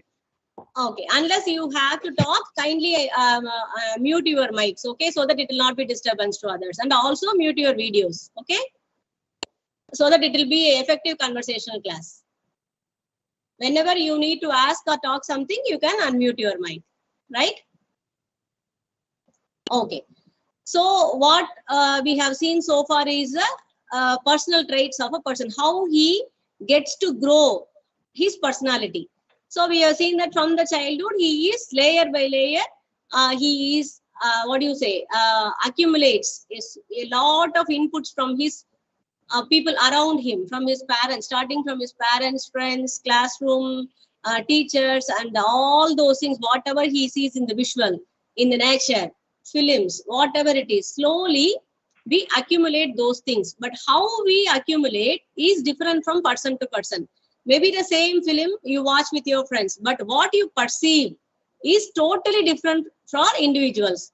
So what you accumulate or lay brick by brick as a personality is totally based on the individual perception. How we take that data, perceive it, and converts it into the knowledge is totally different for person to person. So that is why each person is different, and the behavior as a result of the personality, the actions and reactions, what we call as a behavior, is also totally different, right? So far this is what we have seen. So coming to the organization, what we need from the people, why we have to study this subject. As a manager or as a team member or as a subordinate, whatever role you are in the organization, you need to understand the people around you to make yourself survive, sustain in that organization, right? Otherwise, you will be growing a lot of conflicts in that. So what we do, we try to act according to the people around you. But it cannot be, very smooth sailing, because sometimes if you are totally acting according to the people's reactions, you may end up in conflict among yourself. What you are and what you do may be different. Are you able to understand? So it becomes necessary for us to understand the person opposite to you and try to make them behave according to your desired goal. We do that in order to keep our sanity. We do that many times involuntarily. Do you get my point? So this is why this subject becomes very essential to act on any role. I'm not saying that you have to study this as a manager. No. If you are a subordinate, you are a team member, whoever it is, you have to be with the people. You are surrounded with people in an organization, right? So that is why we have to understand who we are dealing with, why they are doing. If they are doing something, why they are doing. If you are able to understand that, it becomes easy for you to react on it, right? Okay. On this line, we are seeing the next one important behavior of the people. Why do they do as they do, right? That is called motivation. You would have heard this word many times. Motivation is a very common word like stress. Everybody uses. Whether they understand the meaning or not, we don't know. We always talk about motivation. So when we use it most, when you are feeling depressed or you are not able to move, what do you say? I don't have any motivation. So what does it mean? You need some drive. It is like some petrol for a vehicle. You have to move. You need something to push you, some energy to push you to move. What is that? That is called as motivation, right? It is a state where you feel like you have to get up and do something because you need something. That need is the drive. So what is the biggest motivation you think for all the living things? God has given one biggest motivation to all of us to act upon. You just think and tell me. What is that? Anybody? Unmute your mic and say. Hunger. Very good. That's the answer. Hunger. Hunger is one desire, one need, which can never be satisfied. It can last up to what, 4 hours, 5 hours? Again, you will be motivated by hunger. So this is not only for human. You can see that this is a magic that is happening for all the living things. Why we are doing what we are doing? Because we have to feed ourselves. We have to feed the people around us, who the loved ones. We have to do that. So this is a basic, desire, a need that has to be satisfied in order to survive. So now you understand the concept, I think. What is motivation? So hunger is one biggest motivation, so that we can get up off our bed. Because see, imagine for 1 minute you are sleeping in a soft bed, and morning, why we have to get up? Unless you feel hungry, we may not, because it's a very comfortable position. We can lay down, watch TV, see the phone, and be happy about that. But we cannot continuously do that, because we have one big motivation to do, one big need to fulfill, right? So this is a basic need. But what happens once you eat, your hunger is satisfied, then do we go to sleep? No, not always, right? It stimulates, it makes us to want more. We think about doing something else. We make ourselves another one goal, a bigger goal. We need to achieve that. Once you finish that, I set up myself another one goal. So this is how we move forward. So it is very complex, but it is also very easy to understand. So that is the energy or force which is moving a person, pushing a person to move forward. So how we can define this motivation? You have determined goals. I know what I want. So that is why I start moving. And I have to ascertain whether I am competent enough to get that. Because all the goals cannot be achieved, right? If I keep a very, very big goal, which I cannot achieve, then my motivation level will go down, and the next goal also I may not have the confidence to move. So have a goal where you have the self-confidence in yourself that you will be able to achieve that. And with that self-confidence, then comes the positivity. You make a plan, how I can attain that particular goal. And you move according to the system and the society around you. If you are able to plan this, you are able to attain that goal with that motivation. So this becomes the first step for you to design the next goal. When you have that desire, what happens? The achievement you have had in the first goal gives you an energy, acts as a motivation to go towards the next one. So this is how step by step we move forward. So I have given you some definitions on what is the motivation is. Just I'll read it out for you. It's motive, which means desire.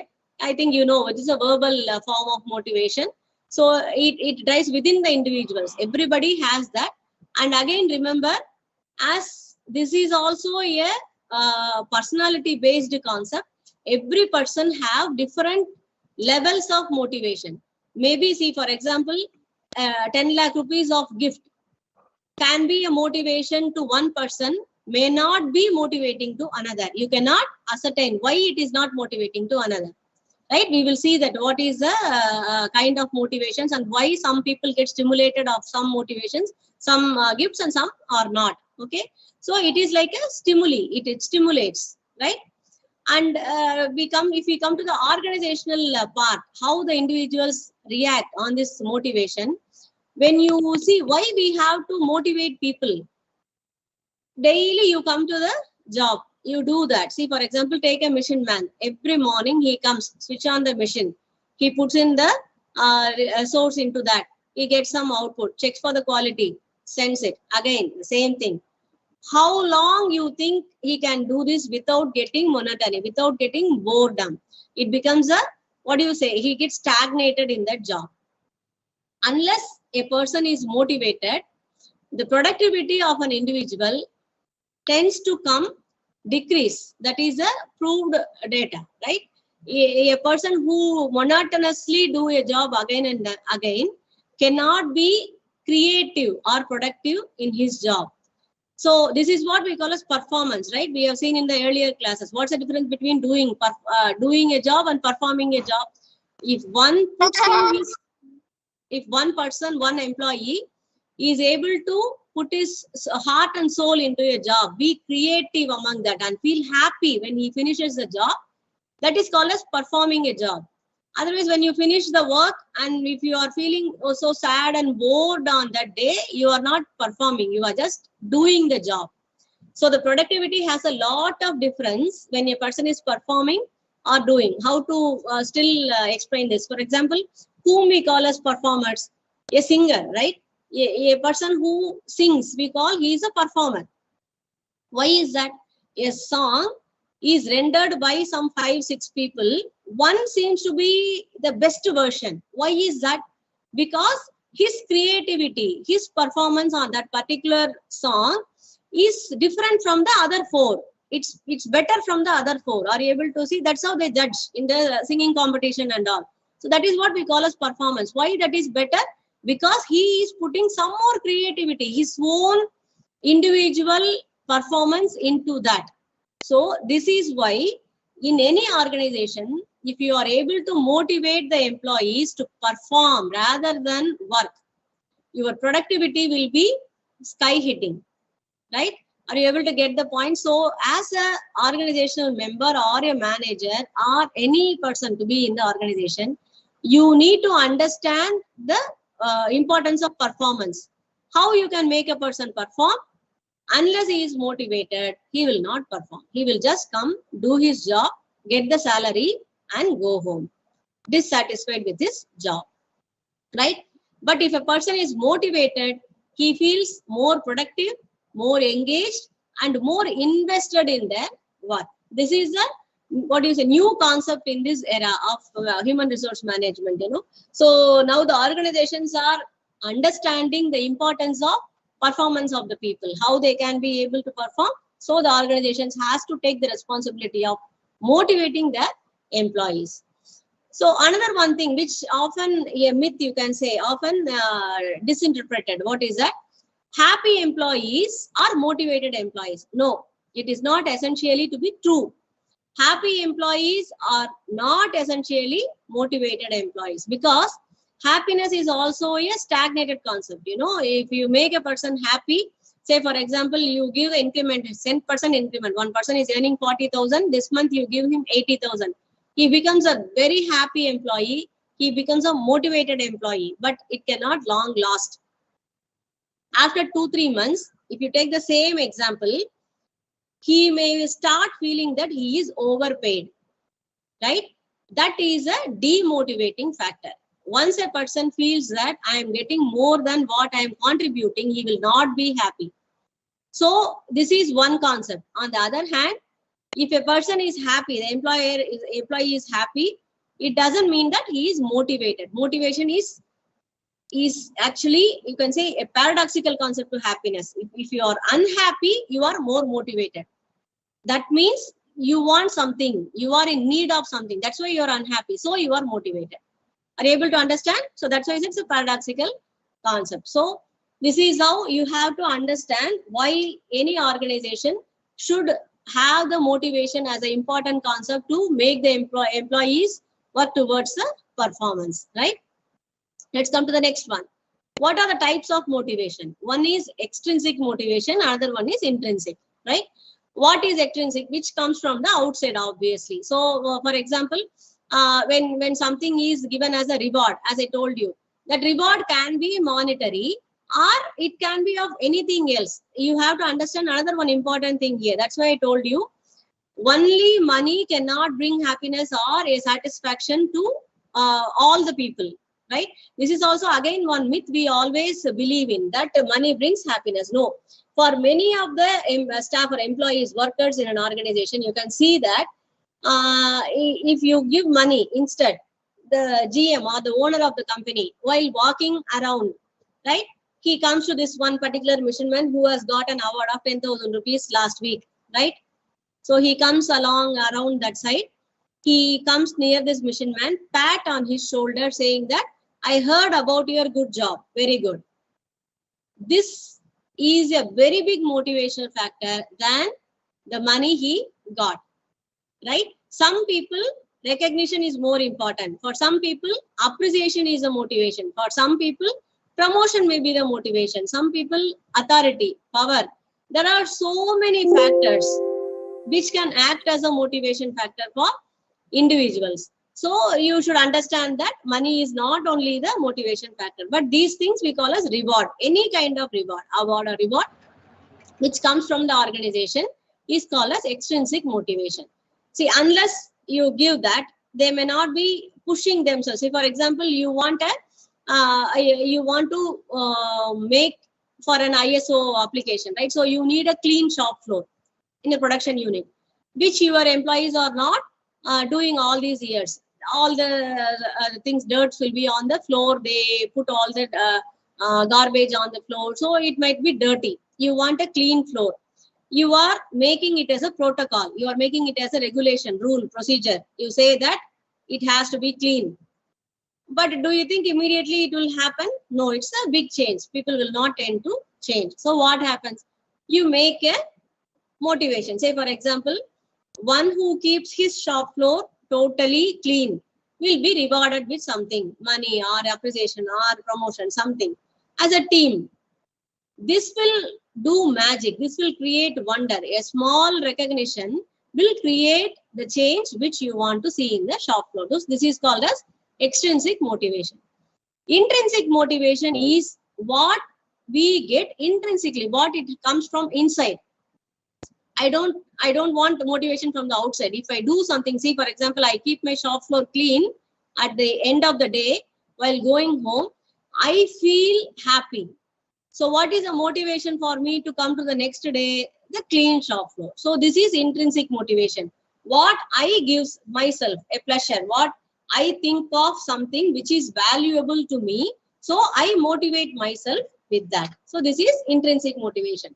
People are of all types, some people get some motivation from inside and they'll be more happy if they have to do it for themselves rather than the recognition or appreciation from outside, right?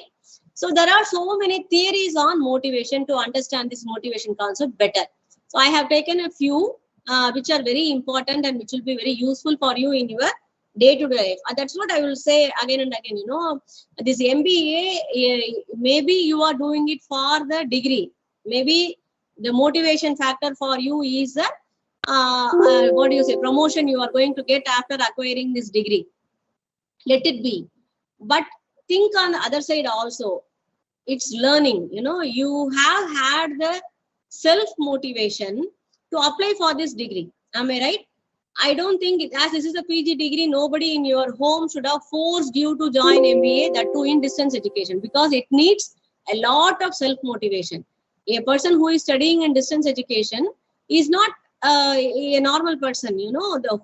Those who have the vigor and the need to grow much further only join here. So in that case, if you see, learn this in the perception of learning, not for the examination, not for the marks, not for the degree. You keep it aside. That is another one thing. But also think in this way. These kind of subjects will reflect totally in your day-to-day life. If you are able to properly learn these things, this will help you in your organization in the day-to-day workplace, right? So that is why I have selected some fewer theories which will be really helpful in your workplace. The first one is Maslow's need hierarchy theory. This is contributed by Abraham Maslow, and this is a very popular theory worldwide. So I have given pictorial representation also to for you to understand it better. See how this theories work. Motivation is tend to grow, tend to jump from one to other. That means if you are satisfied with one need, you are marching towards a higher need, and that becomes your motivation to move further in the ladder, right? This is what all these theories are based upon. So what is this particular need hierarchy theory tells is, as the topic suggests, it's a hierarchy of needs. Say for example, the last one is, bottom is physiological needs. As we have seen, hunger. Unless you are satisfied with your hunger, you will not think about anything. Once it is satisfied, you will have 1,000 thoughts. But imagine yourself, you have not eaten for last 10 hours. Whatever you see, whatever you smell, whatever you touch will give you some thoughts about the food. Am I right? So physiological needs are where you need a security, a place to sleep and something to eat. These two. You cannot resist this urge, resist this need. So this is a physiological needs, basic. Once this is satisfied, what we think about, we need these two in a permanent basis. In next 4 or 5 hours, I'm going to feel hungry. So I need some food. How can I get that food? So I need to do something to make myself secure for these two things. A roof above my head to sleep and food for next 5 hours, right? So this is the next motivating need that pushes me to get some job, get a permanent solution, get some money to buy these two things, right? I got a job, I have a roof on my head and food, no problem. Am I satisfied? Can I live with that? No. What we need now, I have a house and food. I need to share with somebody else. This is called social need. I have to socialize. I need friends. One of you have to unmute, I think. Okay. So social needs, right?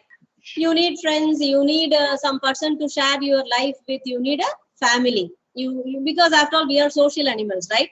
We cannot be alone. So we have to that urges us. Next need is that one. Once the social need is satisfied, I have a family now. Can I be happy? No. Need something else. I'm thinking of something else. I have now everything. I have a family, money, everything. So I have to showcase this. I have to exhibit this, that I have everything. How I can do that? Power. I have to show to people that, see, I have everything. Self-esteem. I'm very confident, right? So this is a next need. Once I get that too, I have power. I have a lot of people to control with. I have everything in life. Can I be satisfied? No. The next one is called self-actualization. When you have everything, you will understand that nothing is needed or something else. That is what you are born for. That is self-actualization. When you are able to go for the highest potential of your inner self, that is called self-actualization, right? So this is what the Maslow's need hierarchy theory says. One person who is in need of these basic needs will go one by one, right? But there are some exceptions also to this theory. It is not necessary that everyone will go through all the 5 steps, right?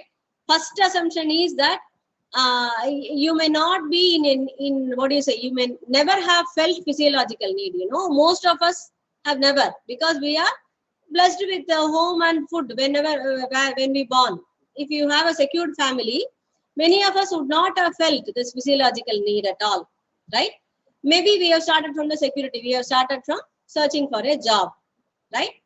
And it is not that everybody will go through all the steps. For example, somebody will stop with social need itself. They may not have the motivation to go for self-esteem. I'm contented. I'm happy with my family. I stop there. I don't want a promotion. I don't want authority. I don't want to showcase my self-esteem. It's possible, right? And it is not that everyone will go for self-actualization. 90% of the people stops with self-esteem itself.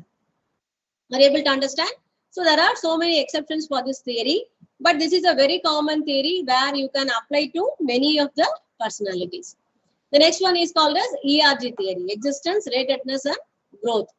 This is actually a shrinked version of the Maslow's theory, you can say. Only 3 things we are taking. Any doubt? Right. So first one is the physiological need, you can say it is existence, right? You need physical and material needs, right? So when you are satisfied with that, you progress towards relatedness, socialness, socializing with people. You want relationships, right?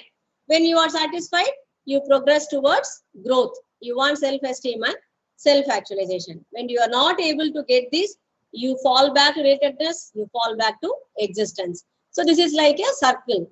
So this theory says that once a person finishes this one, he goes to the next one. The next theory is called McClelland theory. This is also a same way of depicting, but he says the need of achievement, need for achievement is related to both need for affiliation and need for power. He says it's a circle again. Every person goes through that. Every person wants affiliation, power, and achievement. But the proportion of these 3 needs decides the personality, decides the motivation of the person. One person may need more power, more than the need for affiliation, and he feels achieved when he attains the power. And somebody may have more need for achievement, so that from that need they will gain the power and affiliation. Are you able to understand? So this is like related to all the 3. So some people who are social and friendly people, they will see that affiliation is the important thing, motivation for them, which will give them achievement and the power, right? So Maitland theory says these three needs rules any motivation. And this is Herzberg two-factor theory hypothesis. See, one is motivation, another one is demotivation according to Herzberg. You have two factors, right? So you can see one person who is self-motivated, he will have job satisfaction and motivation. All those things, whatever you want to contribute, you will be ready to observe. Other person who is demotivated with the job, who is dissatisfied with his job, may not get motivation through any of the factors you are throwing on his face. This is what he says. So you have to see what is that factor which will be motivating to those kind of people. He divides these factors as motivation factors and hygiene factors, right? So this is how two-factor theory works. This rooms theory is a scientific way of understanding the motivation. You can calculate the motivation exactly. So how he does that? You can have three factors in this. Expectancy. What is the effort you have to put in to get the expected outcome, right? So you have a performance standard. What do you expect for him to put in that? That is a factor of expectancy. Instrumentality is what is the outcome that is going to be received.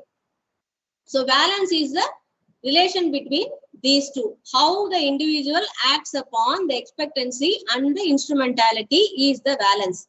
If he is able to calculate the valence properly proportionate to two of these factors, expectancy and instrumentality, he will get the required motivation and achievement. And the last one is Adams' equity theory. So how he describes his motivation is every person puts something into his job, effort, right? And on the other hand, what he accepts, he is expecting some outcomes, right? For every individual, these two are different. See, for one person, maybe it is that he gives some input and on that he is expecting something like promotion and higher salary. Other person may be contented with whatever he is having and what he may be expecting is a good location or a good sitting place, a good chair. That is enough for him. So what you expect as the outcome is different from one person to other person. And according to Adams' equity theory, he says that if one person gets, see, for example, there are 5 staff in one department. And when the performance evaluation is over, one of the 5 gets promotion. What happens to the motivation factor of the remaining 4? Can any one of you say?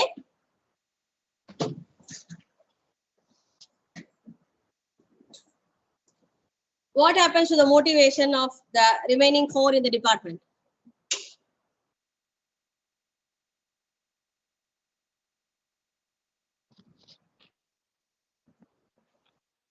Anyone?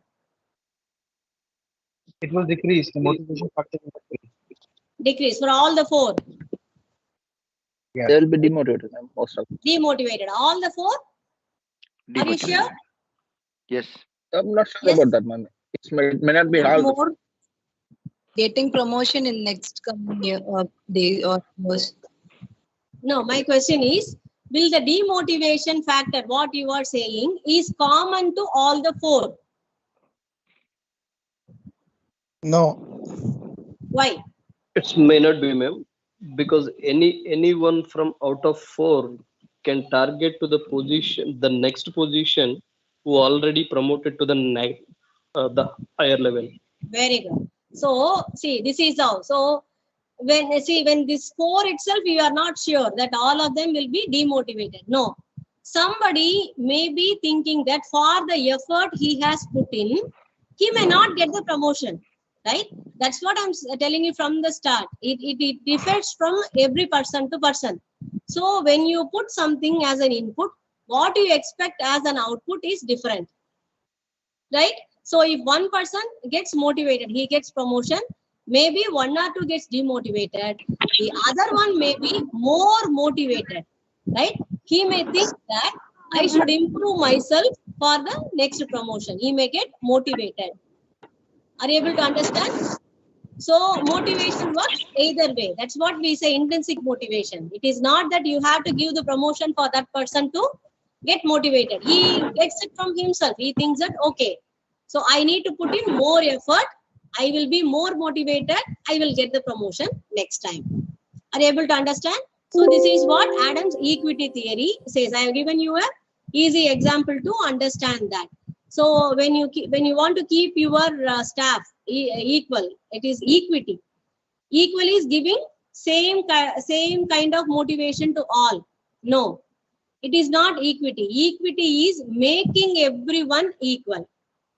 Are you able to understand? So this is what equity theory suggests us. You keep the motivation to everyone as far as possible, right?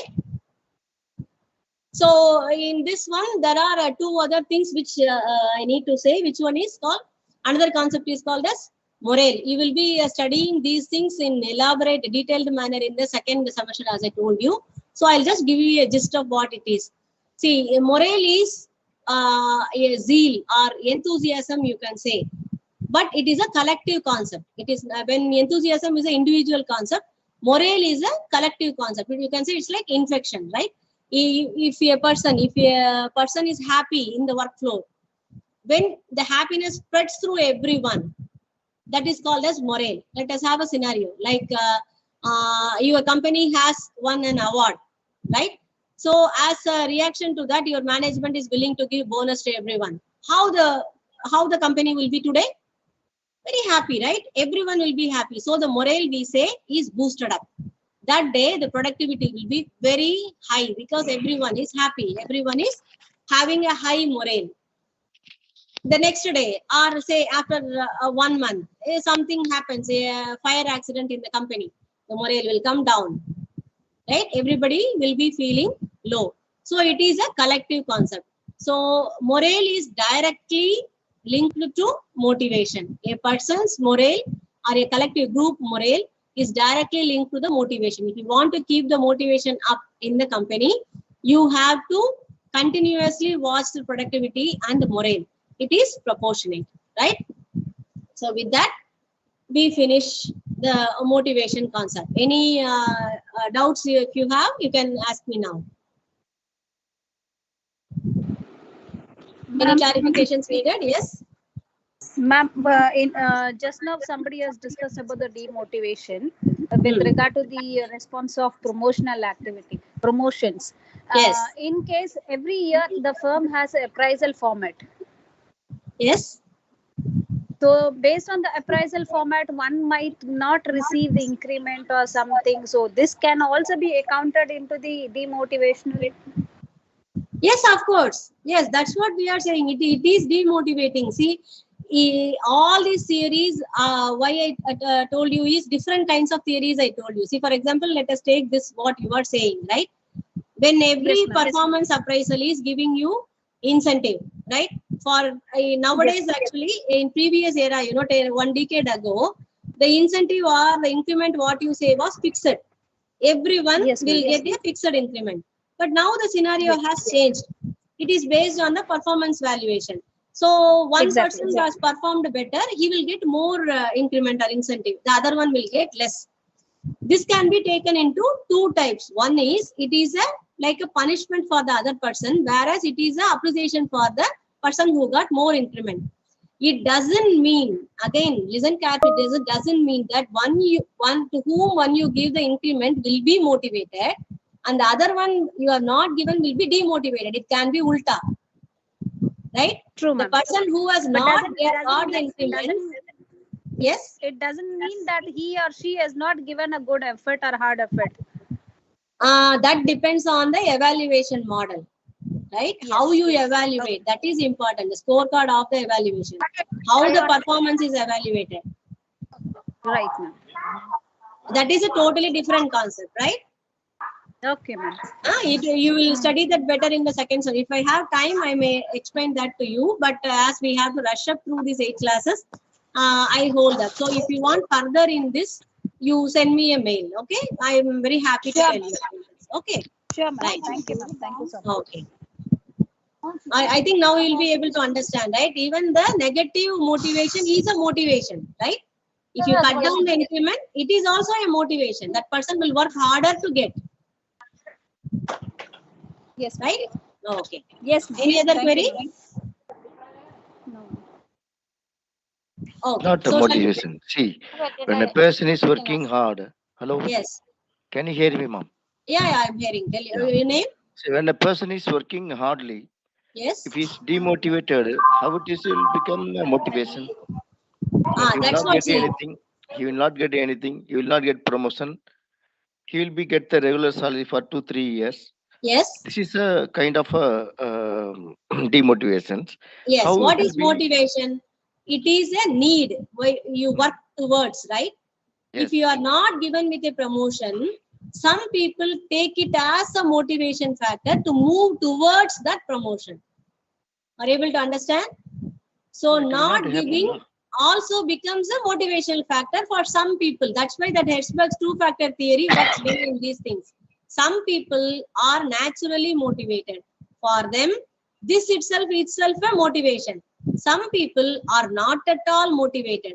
Even though you give promotion to them, they will not be motivated. Right? So these are the factors you have to understand properly. What motivates a person? It is totally different for individuals.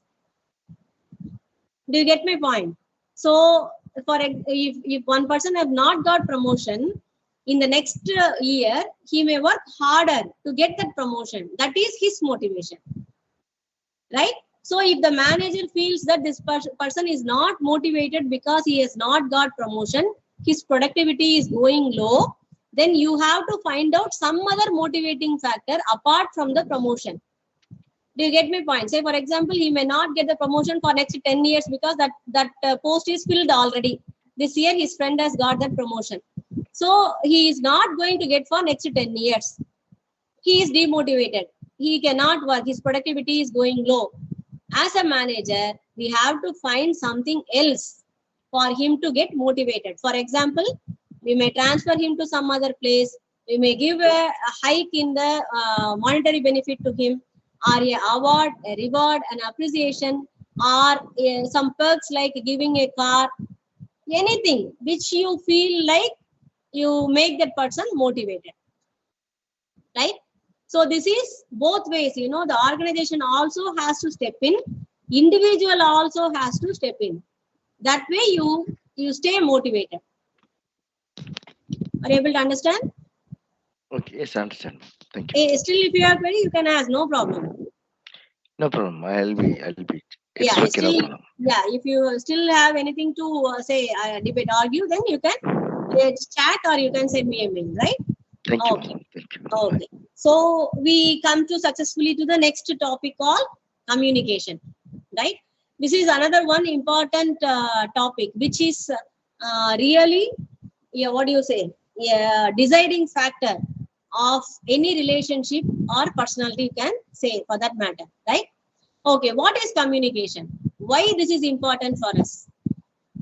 A place where a lot of people work together for a common goal. I insist again, for a common goal. So you need those people to be aligned, understand each other, right? Then only you will be able to attain that goal. So that's why in an organization, communication becomes highly important, right? Priority. So what is communication? It is like interaction. You converse with other person. You tell something to make yourself understandable for the other person. Do you get the point? Why I am saying this? Not just because I have to say it. If I say it, I should make sure that you understand that. That is the purpose of communication. Not just blurting it out from my mind. Do you get? If I say something, it is not for me to say. It is for me to say to make you understand what I say. Right? So this is where creating sharing of information to make mutual understanding. Why this mutual understanding is needed? Unless you send this message, transmit this message, it cannot be converted into knowledge by the other person. It becomes just simple garbage. If it is not making a meaningful sentence or useful information, it cannot be converted into a knowledge. It becomes a garbage, right? Are you able to understand this? So communication becomes very important. So I just gave a small, anecdote for you. So you can say that, see, the Facebook is killing meaningful communication, and what's the response for that? I like. So what the Facebook is doing is highly influential, right? So again, I have given you other quote for you to understand. You should know the difference between the messenger and the message.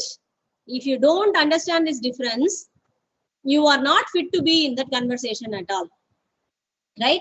Most of the time, the message is given by the messenger, but it is not the same. The message is not the messenger, right? So the person who utters a word doesn't define a person or his personality.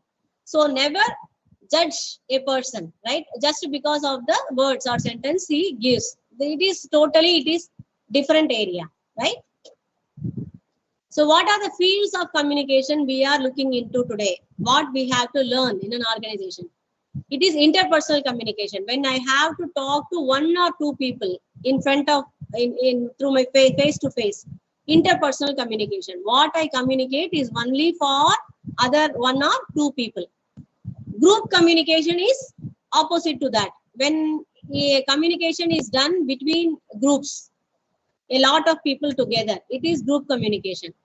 Intercultural communication. When, say for example, in an organization, two departments from two geographical locations are communicating, we call it as intercultural communication. Professional communication is what? When you have to communicate to the subordinate or superior to subordinate, all these comes under professional communication. And what is mass communication? When you are communicating to a group and it is not expected to revert back, is mass communication. Like a bulletin board or notice board is mass communication, where you just give the information. So what is the process of this communication? How this is done? We have to understand the process to avoid any mistakes, communication in this. How is this done? Who is giving? What he is saying? What is the channel he is using? To whom it is addressed to? And with what effect? That is very important, right? Last one is the purpose. Why this communication is made? Are you able to understand? So I'll say this again because this is what is the entire chapter. Who says, what he says, which channel, to whom, why. If all these are clear, then the communication is a success. It is a clarified, clear communication. If there is any ambiguity in any of this, say for example, who is saying is not given or which channel not given. Channel means here I am not being a TV channel, right? It is a mode. In which mode you are communicating. There are so many modes nowadays, right? Previously we used to say verbal and non-verbal. Now there are so many modes of communication. So through which you are communicating, to whom and why. I have given a small GIF, where a dog is barking, and what all I heard was blah, blah, blah. You can take it either way, interpret in either way. This is the communication given. All I heard was blah, blah, blah. Is this an answer to what the dog is saying by the person owner, or is this the answer given by the dog to the owner? Are you able to understand? This can be taken into two ways. So this is how a communication can go success or wrong. Another one thing which this picture is showing is, all I heard was blah, blah, blah. That means I have not understood anything, but you have said, any channel it can be, to me, everything is okay. But why the communication becomes a failure? Because nothing was understood by the person opposite. In this case, why it is? Because the language spoken by the two is totally different. In this case, it is the species, a dog and the man. But it can be anything else. Gender difference can be there, cultural difference can be, technological difference, so many things, right? And the third concept from this GIF which I want to convey is, sometimes it is not that, maybe the caption says that all I heard was blah, blah, blah. But I'll tell you my personal experience, I have a small puppy dog in my home, and every evening if I go before sunset, during when it is daylight, it will be quiet, it will come and play with me. But if I go late after the sunset by 7, 7:30 or 8 o'clock, she'll be waiting there, and the moment I enter, she will start saying something like small barking. It is not barking, but the tone will say that she was expecting for a long time and I am late. So how I'm able to understand that? By that, the tone, the pitch, the expression, and the signs she is making, right? The communication becomes success. So this is all we need to understand about communication. If you want to keep yourself properly communicated and you have a successful communication in an organization, if you want yourself to be understood by the people in your organization, and if you want to understand the people around you in an organization, you should understand the communication process properly, right? So I have given you one model of what is communication. There are so many models, but I have given you a best and easy model to understand. See, if I have to communicate, for example, I am the source now, okay? I am communicating to you. I am trying to tell you something about the MCOB, management concepts and OB, right? So I am taking up the source. In this case, I am taking up a communication model, right? So what I have to do, I have to encode it in my mind, because what I understand can be in so many various forms. Like I may be thinking this communication model in a visual form, in an audio form, or maybe in my mother tongue, right? But if I have to communicate it to you, it should be in a form which is receivable by you. In this case, it is language. It is through voice. It is a language called English. Are you able to understand? So I have to encode my thoughts, whatever I have visualized, into the words of the language called English. That is called encoding. I have to do this in my mind. Then what I do, I put it into the channel. What is the channel now? I am communicating to you through some technology, through internet. If you are nearby, I may talk to you in person or through phone, something through the channel. I'm using it as a voice and language. It reaches you. So now what you are doing, you are decoding it. Whatever I say, you receive it in English language and you are trying to understand it in your own comfortable zone. It may be in a visual or audio or a language or anything in your mother tongue. You are decoding it. It comes to you. This is received by you, right?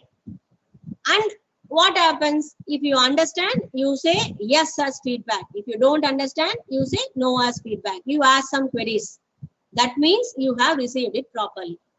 So what we call as noise, this encoding, channeling and decoding is the area where noise is happening, right? And I'll tell you one more thing. When I am encoding and I am transmitting it through the channel, I am encoding continuously for the next transmission. Are you able to understand? Because I'm continuously talking, right? I don't have time to encode and then say. The same way, you are decoding continuously because you are receiving continuously. Are you able to understand? Now you may be, you have to ask me one doubt, or you should understand one thing. This is what we call as listening fatigue, right? If I continuously talk for more than 15-20 minutes, your decoding and receiving takes some time. What happens? It goes into its own encoding again. You may want to say something. So you change from decoding to encoding.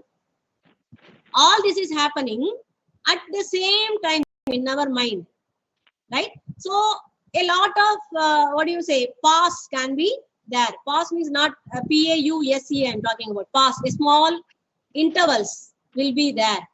And you may note that that is why I too give small pauses in between. That pause is for you to decode and for me to encode the next sentence. Are you able to understand? When you are able to do this properly and understand that you have to give some time for the receiver to decode, you will make your communication better. As I told you, any communication is not to just, put your thoughts outside. It is not the communication.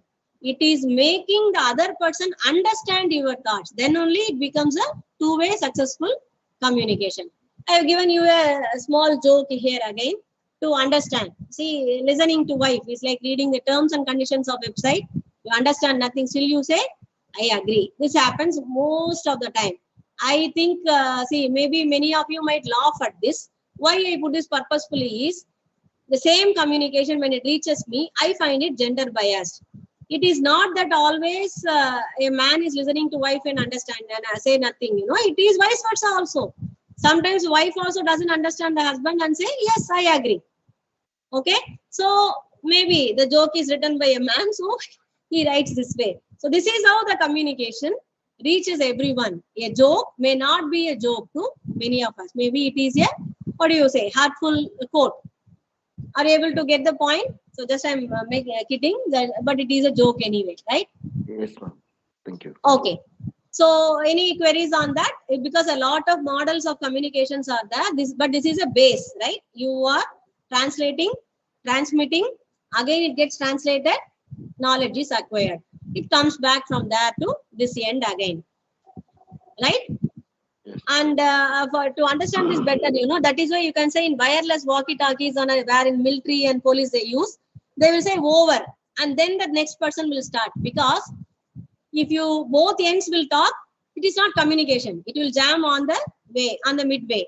That is why one person has to finish, the other person listens, then the person has to give the feedback. That's why I used to say the first lesson in communication is not talking. The first lesson in communication is listening. Unless you listen, you cannot converse, right? So listening is a very important skill in communication. It is not easy to practice. You have to practice listening, because listening is as hard as talking. Decoding is more harder than encoding, right? Because encoding has only one source. What I imagine, I talk. But when it comes to the other end, you have thousands of thoughts. Yes? Any query? Yes? You are not properly audible. I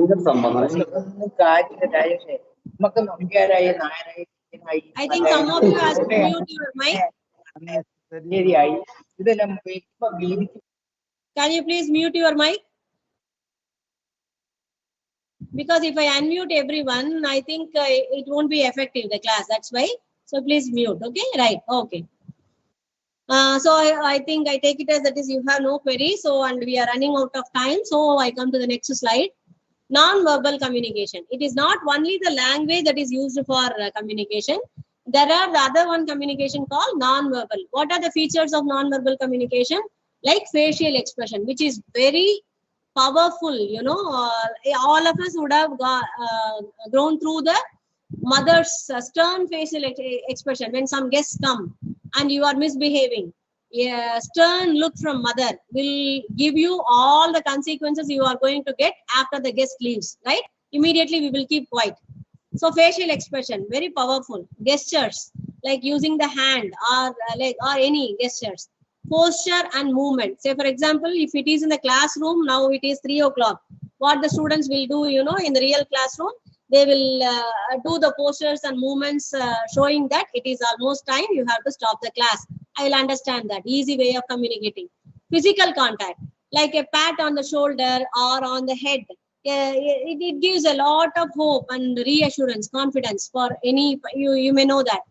Then how the appearance gives a communication way, if you have to resist, people wear black. it is a communicating way of resisting, accepting, green, like that, a lot of ways to show the appearance. And tone and pitch of voice, maybe the same word, when said in a higher pitch or tone, it gives a separate meaning to that. And another one thing, I'll take 5 minutes and leave, give you 5 minutes break, right?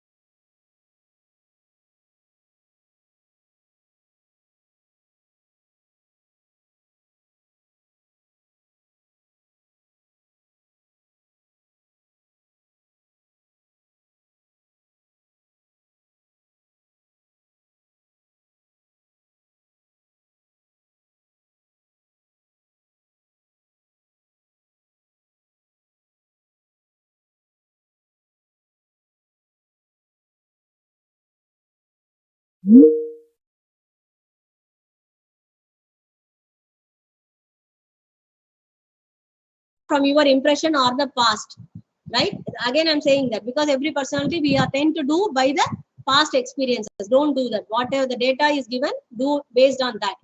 Then try to reinforce positive behavior. Even though you have to give a negative feedback, try to make it as a reinforcement of positive behavior instead of giving directly blunt negative behavior, right? And always suggest. Don't prescribe. Don't say that you do this. You say that maybe you can do this and try. So suggest and let the feedback be continuous. It will be personal from one person to the other. And the important thing in feedback is do it on need based. Unless you are asked, don't give the feedback. Solicited feedback is valuable. Unsolicited will be thrown out. I thought of discussing a case study. I'll just give you the case study. After 5 minutes break, we can discuss this case study, right? There are two managers in the company. One is general manager and assistant general manager. Both of them are totally different. way of communicating with the workers. One was very curt and strict. He will not talk much. The other one is empathetical. He will understand the feelings. He will talk to them, all those things. And they came to know that union is planning for a strike. So what the GM did, he said that in, again, unofficially, it is not official announcement. He said that those who are going for strike will be terminated. Upon this rumor, union got aggressive. They started agitating. And what happened? The AGM called for a few workers. All these things are unofficially happening. Remember that, okay? So what he does, he calls to canteen some few workers, talk to them, convince them to call off the strike unofficially. Before the strike even started, he rooted it out. So what is the difference between these two managers and which one do you think is correct? Right? So with this, we stop this class. I'll give you 5 minutes break and we'll meet after 5 minutes. Right? Thank you.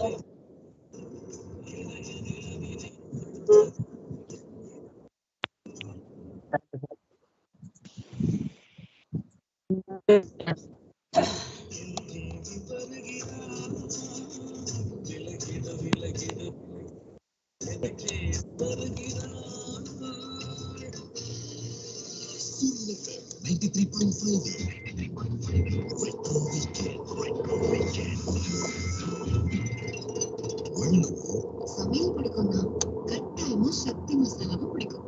சக்தி மசாலா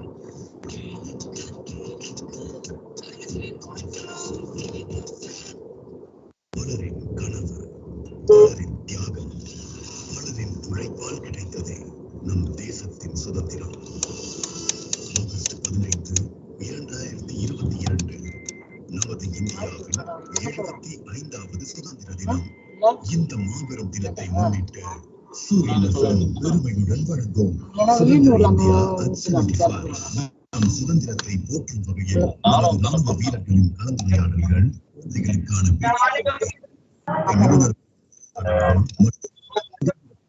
தியாகிகளின் பங்களிப்பு பற்றிய சிறப்பு தொகுப்புகள் என 75 ஆண்டு கால இந்தியாவின் வளர்ச்சி மற்றும் சவால்கள் பற்றிய விஷயங்கள் உங்களுக்காக காத்துக் கொண்டிருக்கிறது.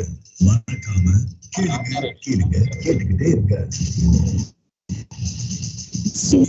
பெருமையுடன் வழங்கும் கிரீன் சிட்டியின் சுதந்திர இந்தியா 75.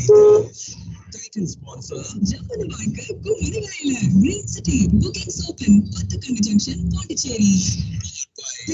கோவின் பிரத்யேக கல்யாண collections PR Subramania Chetty & Co Tindivanam மற்றும் செஞ்சி அசோசியேஷன் வித் ASK தங்க மாளிகை. சேதாரம் முற்றிலும் இல்லை. ASK தங்க மாளிகை, கொசுக்கடை வீதி, Puducherry.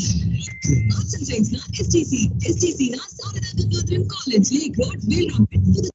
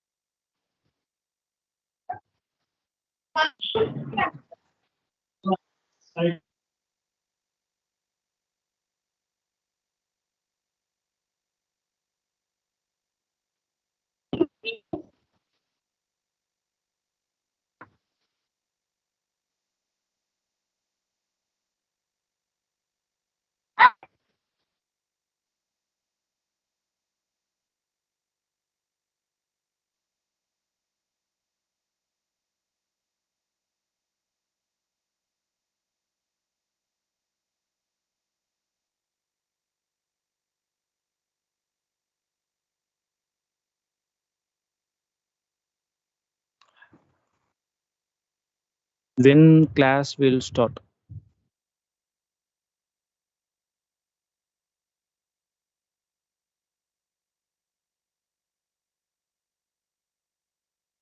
Five minutes time, ma'am have given. Break for 5 minutes. That's right.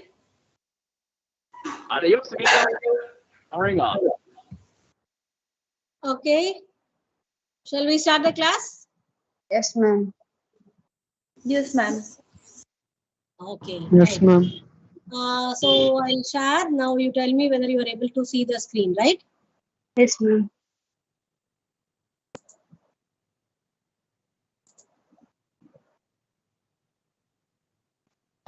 Are you able to look into the screen?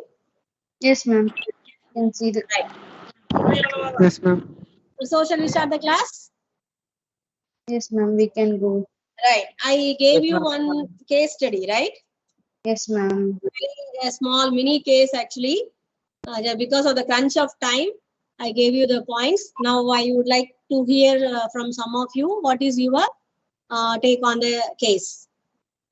Yes, I ma'am. asked you questions. Yes. Me, Priyadarshini. Actually, in my point of view, first thing is there whatever conversation is doing everything unofficial. Okay. If we are comparing both, we have first like their reliability. We have. Yes. Continue. Priyadarshini, you are not audible.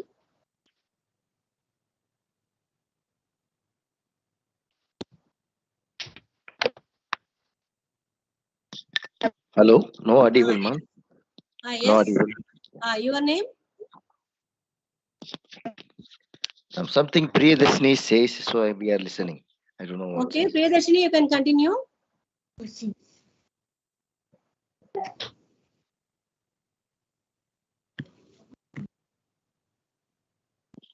Okay, anybody else? I think Priyadarshini having some trouble in mic. So anybody else?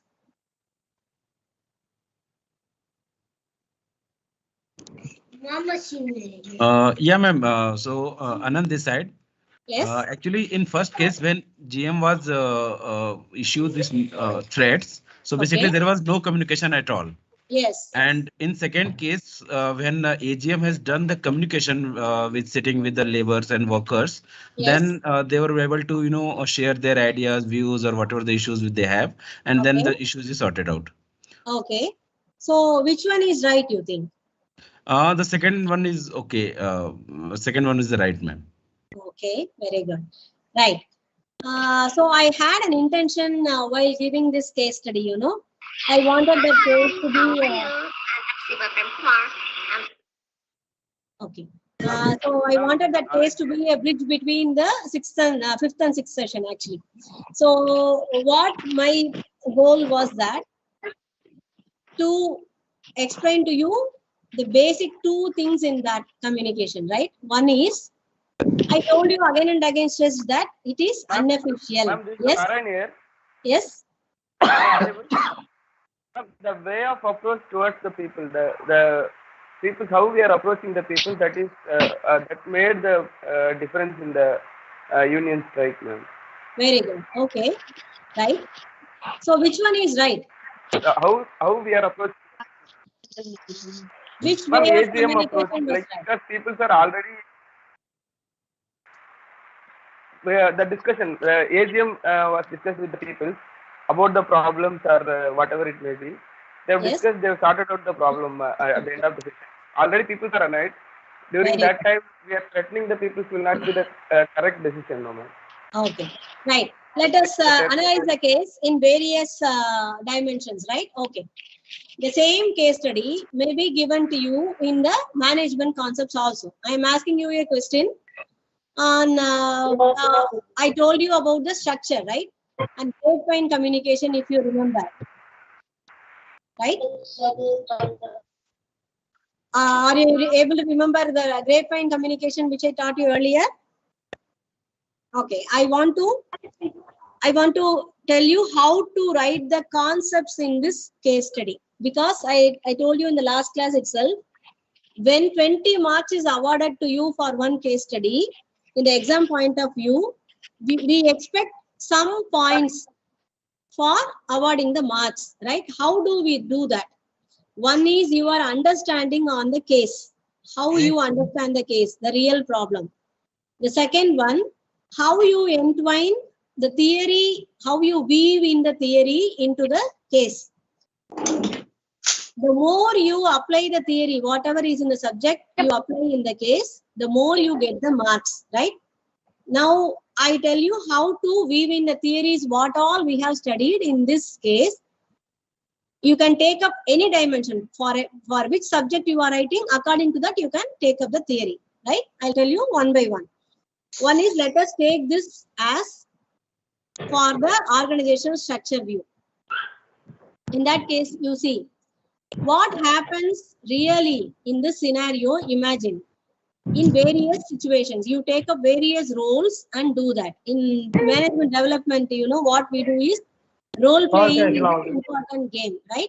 When you take up various roles, you may be able to understand properly. First, let us see, you are a worker in the organization. Your union leader is saying that we are going to go for a strike, right? The second thing, what happens? You are having a rumor, you are hearing a rumor that GM is trying to terminate whoever is going to go for in the strike. If you are a worker, what you will be thinking? You cannot go against your union leader, as well as you are not able to afford for leaving the job. You are not afford to get terminated from the job, right? So now you are in a dilemma. You are already oscillating. You are threatened. Now what happens? You are sorting out for a loophole, an escape hole. When the AGM comes with a proposal, what happens? You readily will take that up. Think it as a union leader. You have told for a strike. GM has threatened you. There is a rumor to terminate. Now you are responsible for all the jobs that is going to be taken away from the employees under you. You are more responsible. You are also afraid, but you cannot show it out because you are a union leader. Now what you are thinking? You are thinking to have an amicable situation, or you may be thinking for going for a bigger strike. This is the second scenario. If you take up the role of other person, say for example, the organization as a whole, top management, AGM as well as GM. This is what we are more interested in, right? If you are writing the case on behalf of that, what you will be thinking? How to avert the scenario? The strike should be averted. How it can be done?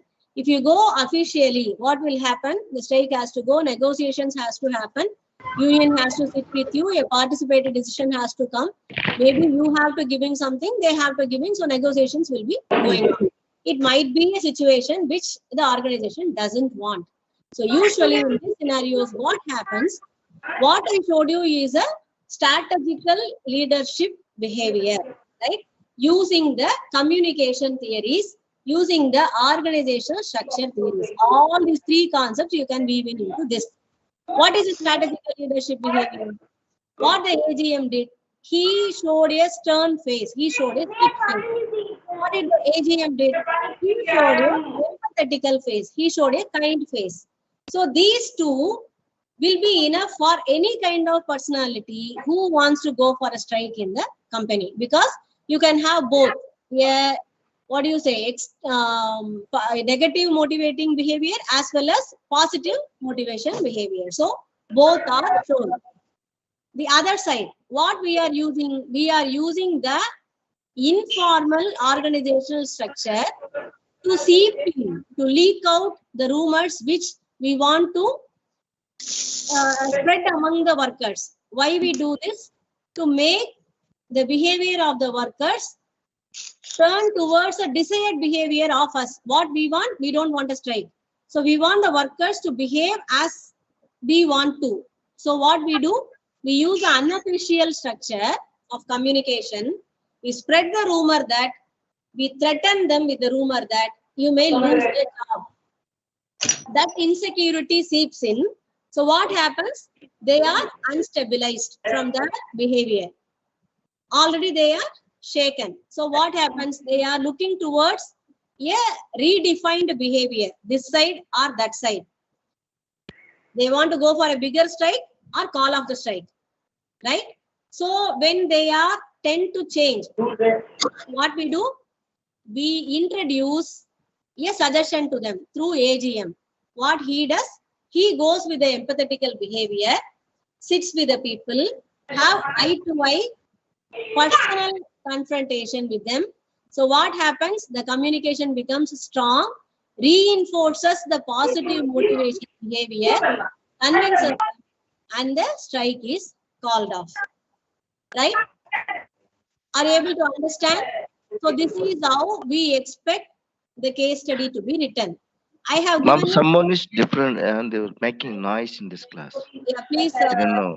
Can you please Mute everyone, please. Mr. Just hold Chandra on. Kumar, one guy. I'll mute. Just hold on. Please, Who is ma'am, that? please. Mr. Chandra Kumar, he is making noise. Chandra Kumar, can you mute? I'm seeing the system is. Yeah, I am muted. No problem. Is it okay now? Yes, now it's okay, ma'am. Yeah, Thank you. yes. Thank you. I am seeing the presentations screen, so that's why it takes, right? Okay. Now are you able to see the presentation? Still, I hear some noise. Can you please mute those who are unmuted?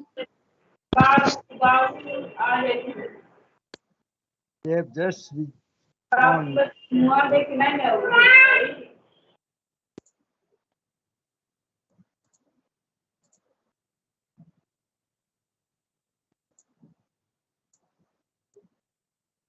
I think now muted all of you. Still, I hear some noise.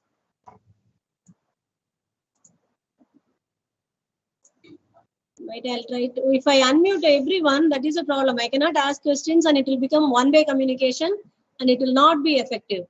That too after lunch, it's very hard to listen continuously. So that's why I don't want to mute everyone. I think now it's okay. Yes, Ma'am, questionnaire session, we can have it in the end of the class, ma'am. Okay, then shall I mute everyone? Yeah, please, ma'am.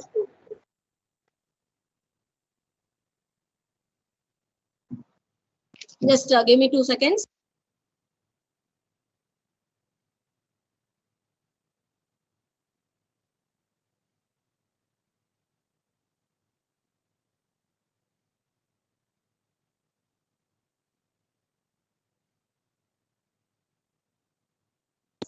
Okay. Shall we continue? Okay, right. So, as I told you, this is how we expect the case to be presented, right? I have told you at most what are all the theories that can be weaved into this case. So I have told you so many theories.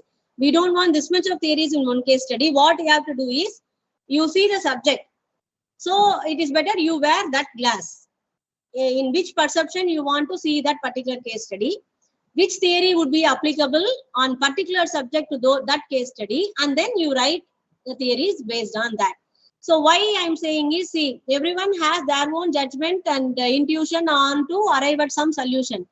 But it is not a general case study, it is particularly based on one subject. So what we expect, what is the actually the communication between you and us in the examination is, I want to understand that you understood that particular subject. right? I don't want a solution for that case. Are you able to understand? I'm not searching for a solution. I want to know that you understood the subject or not. How you can convince me, how you can communicate to me that you have understood the subject only by imbibing the theories in the case. Are you able to understand? So don't just write stories in the case study. I'm requesting you, because that is why we see many of you get lower marks, because 20 marks is awarded in the case. So kindly try to enforce the theories into the case, whichever is relevant, applicable. Don't write some theories, right? And make it justified. When you are writing the conclusion, you should be confident enough of the theory so that you can justify that based on this theory, based on this, I think that this might be the better solution for this case. Unless you give this, you will get minimum marks for the case. If you are able to write the theories, relevant theories for the case, it's 20 marks. You can get up to even 18 to 19 marks for a case study, right? So your marks will go higher. You will get a first class. And again, I'm telling you, in our university, when you go out of distance education with a degree, MBA degree, there is no difference between a regular MBA degree and yours. In the society, both of you are seen as same. So society is expecting a lot when you are getting an MBA degree from a central university. So have that importance, give that importance and respect to the course. So study properly, and we are here to help you. Whenever you have any doubts, you can clarify with us. Read a lot of books, right? And see a lot of advertisements. Think about the advertisements, think about the companies. When you are reading about business, you see why this is happening like this. And understand one thing, industry is not only white collar jobs, industry is everywhere.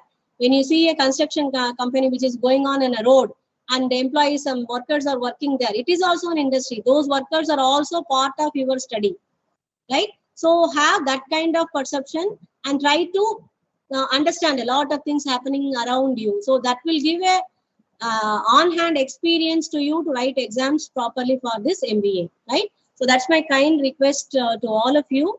Have respect to the course, and society is expecting a lot from you people, right?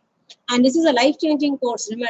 Believe me, when you really understand all these subjects, you know, your day-to-day life will become very easier to handle, right?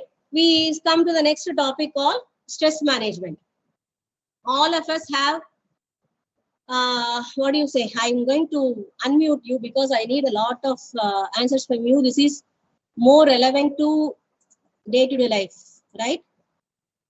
So, okay. Now, those who want to answer only, please unmute and talk. Others, keep yourself muted, right? Okay, right. So, stress management. What is stress? Everybody is going through this word every day, right? It's a very common word nowadays. Even LKG UK students says that I'm stressed out. But is a stress a negative thing? No, stress is a neutral word, right? Stress is something we use to, you take up the literal meaning for stress. Stress is what? When you give pressure, when you apply pressure to something, that we call as stress, right? Why we do that? See, for example, you are running running race. You can see that the shoe will be pushed towards an angular, small block. So you are putting the pressure on that one foot. Why you have to do that? Unless you put the pressure on one foot, you cannot push yourself forward. So it is very important. Are you able to understand? So stress is that drive which pressurize you to move forward. It's very essential. Unless you have stress, you cannot move forward. Then why we call it as a negative word? It's a wrong usage, right? What is a negative word of stress? You know, it is distress. When you call distress, it is negative. Otherwise, stress is a neutral word, right? Is stress a good thing? Yes. Because as I told you, unless you have stress, you will not work. You will not do something new. So it's a very natural feeling, very essential feeling, which is highly essential for our body. And that is why we respond to any kind of thing that is happening in our day-to-day life. So what are these types of stress? As I told you, stress is good. What is that good stress called? eustress. When you are having euphoria, you are happy about that. For example, you have got first rank in the class, you have got 70% in your examination in MBA. You will feel a pressure, you will feel pressure of happiness. It's called eustress. And you are not feeling anything, you have got just pass marks. It's called neustress, neutral. Not high pressure or high happiness, nothing. But when you got lower marks or you are not got expected marks, what happens? You feel distress. You are feeling a pressure which is pressurizing you. That is distress. Why the stress management has or stress has become so important, you know? Stress is a state of mind, but which has a great impact on your body. That is why the stress has become what do you say, an important magic mantra word to any organization. It is not only happening in the mind, it shows on your body. So how do we understand the stress based on workplace, whether it is eustress or neustress or distress? Why it happens on workplace?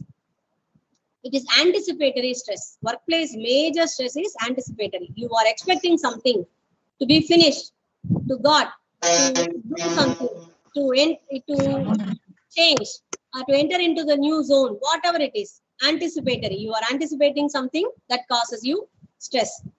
Next one is time stress. I have given you a cartoon for that. The deadline is like a ghost trying to eat, like everyone is running because it is chasing. See, for example, I have to finish by 4 o'clock. I have to push, there is no other go.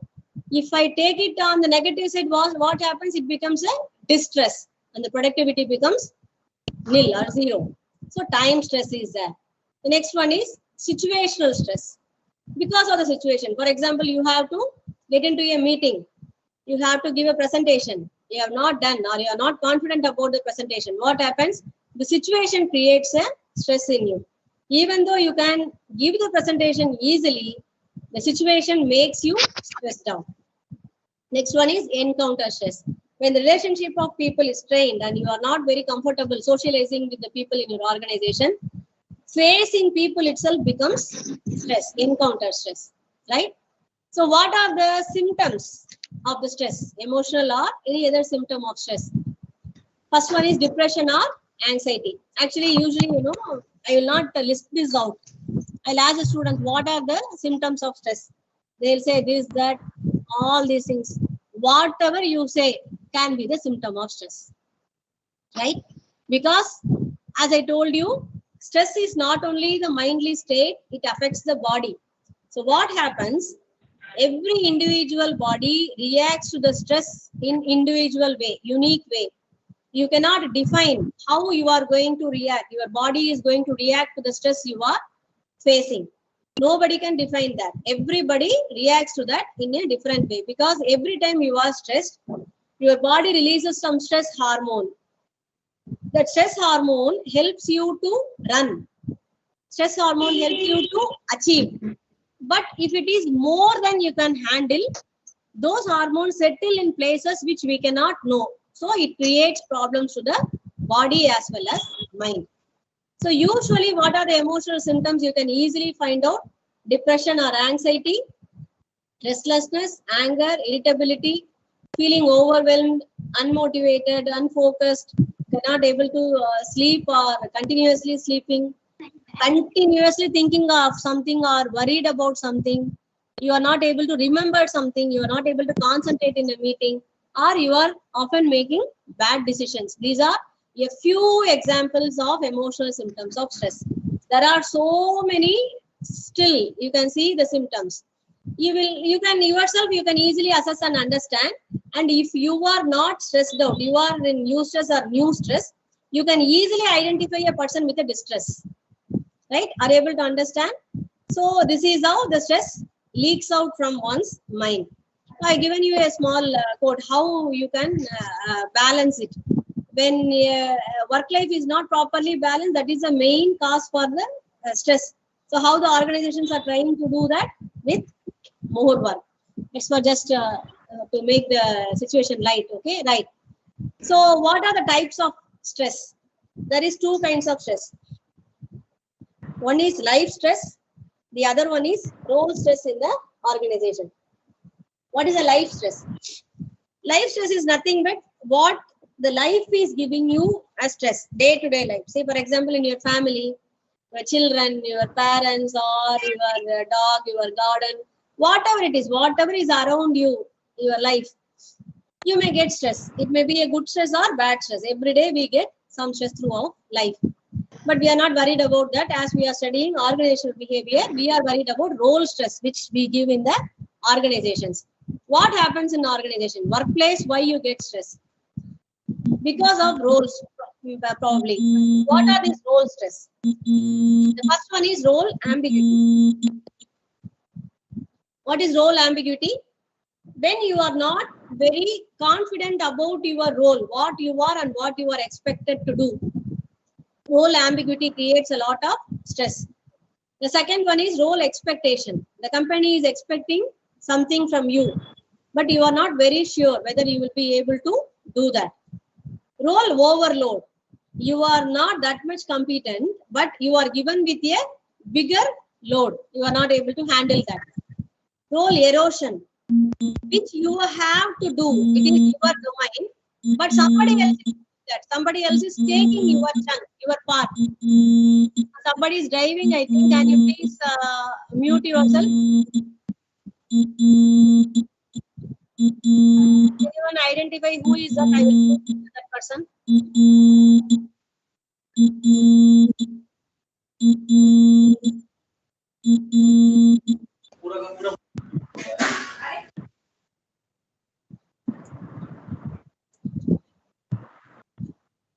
Okay, for time being, I am just.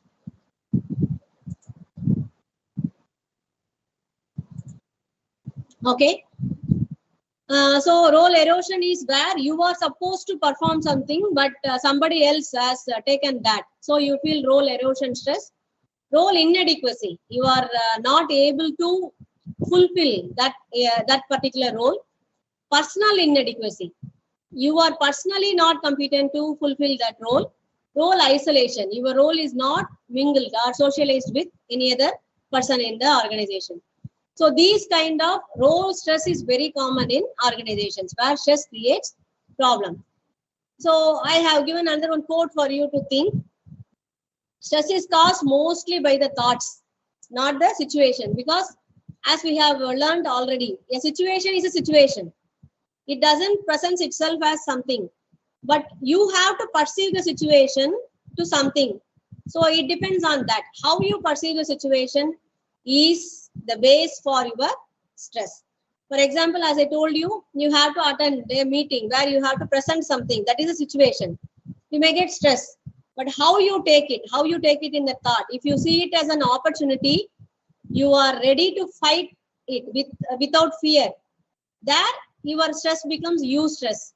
If you look at the people, you get distressed, then it is up to you. So the situation itself doesn't make you stress. It is the thought of you which makes a stress. So the next one is how the stress affects your performance. Here there are two, siblings of stress, One is called anxiety and another one we call as frustration.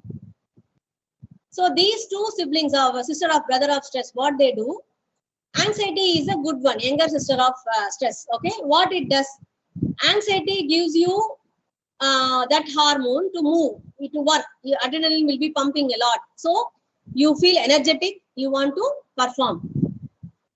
But what if it goes beyond the limit?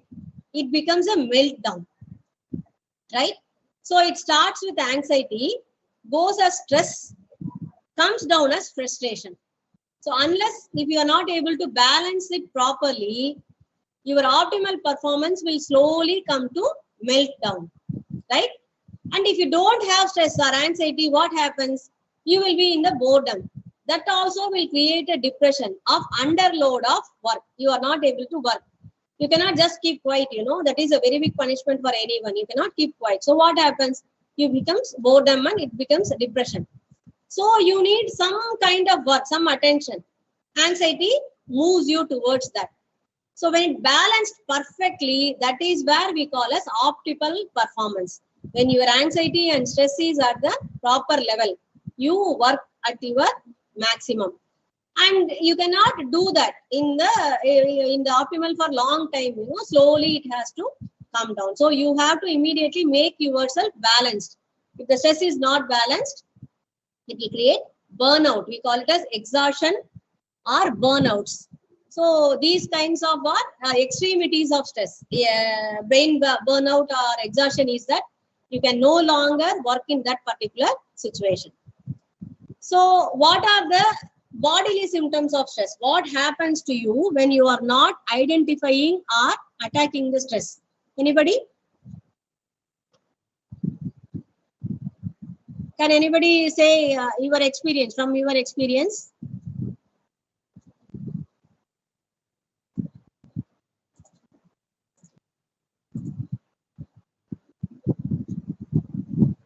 Hope many of you are working. So some of you may have, yes, Muhammad Ansar.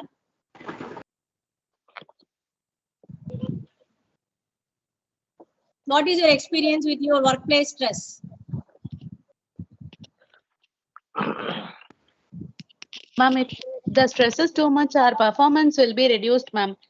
We will not be able to concentrate in our work properly, and our performance will be reduced, ma'am. And bodily, physically, we will get physical symptoms like headache.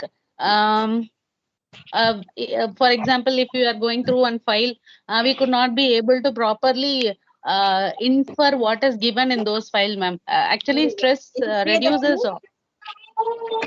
Who is this? Ma'am, Devishri, ma'am. Very good, Devishri. Right, exactly. Of got the first point. Headache. Everybody goes through this particular phase, right? Very good. Yes, any ma'am. other personal experience? What the stress has caused you? Workplace stress, particularly. Not Ma'am, high this is Dayanidhi. Yes. Okay. So I had experience. Yes.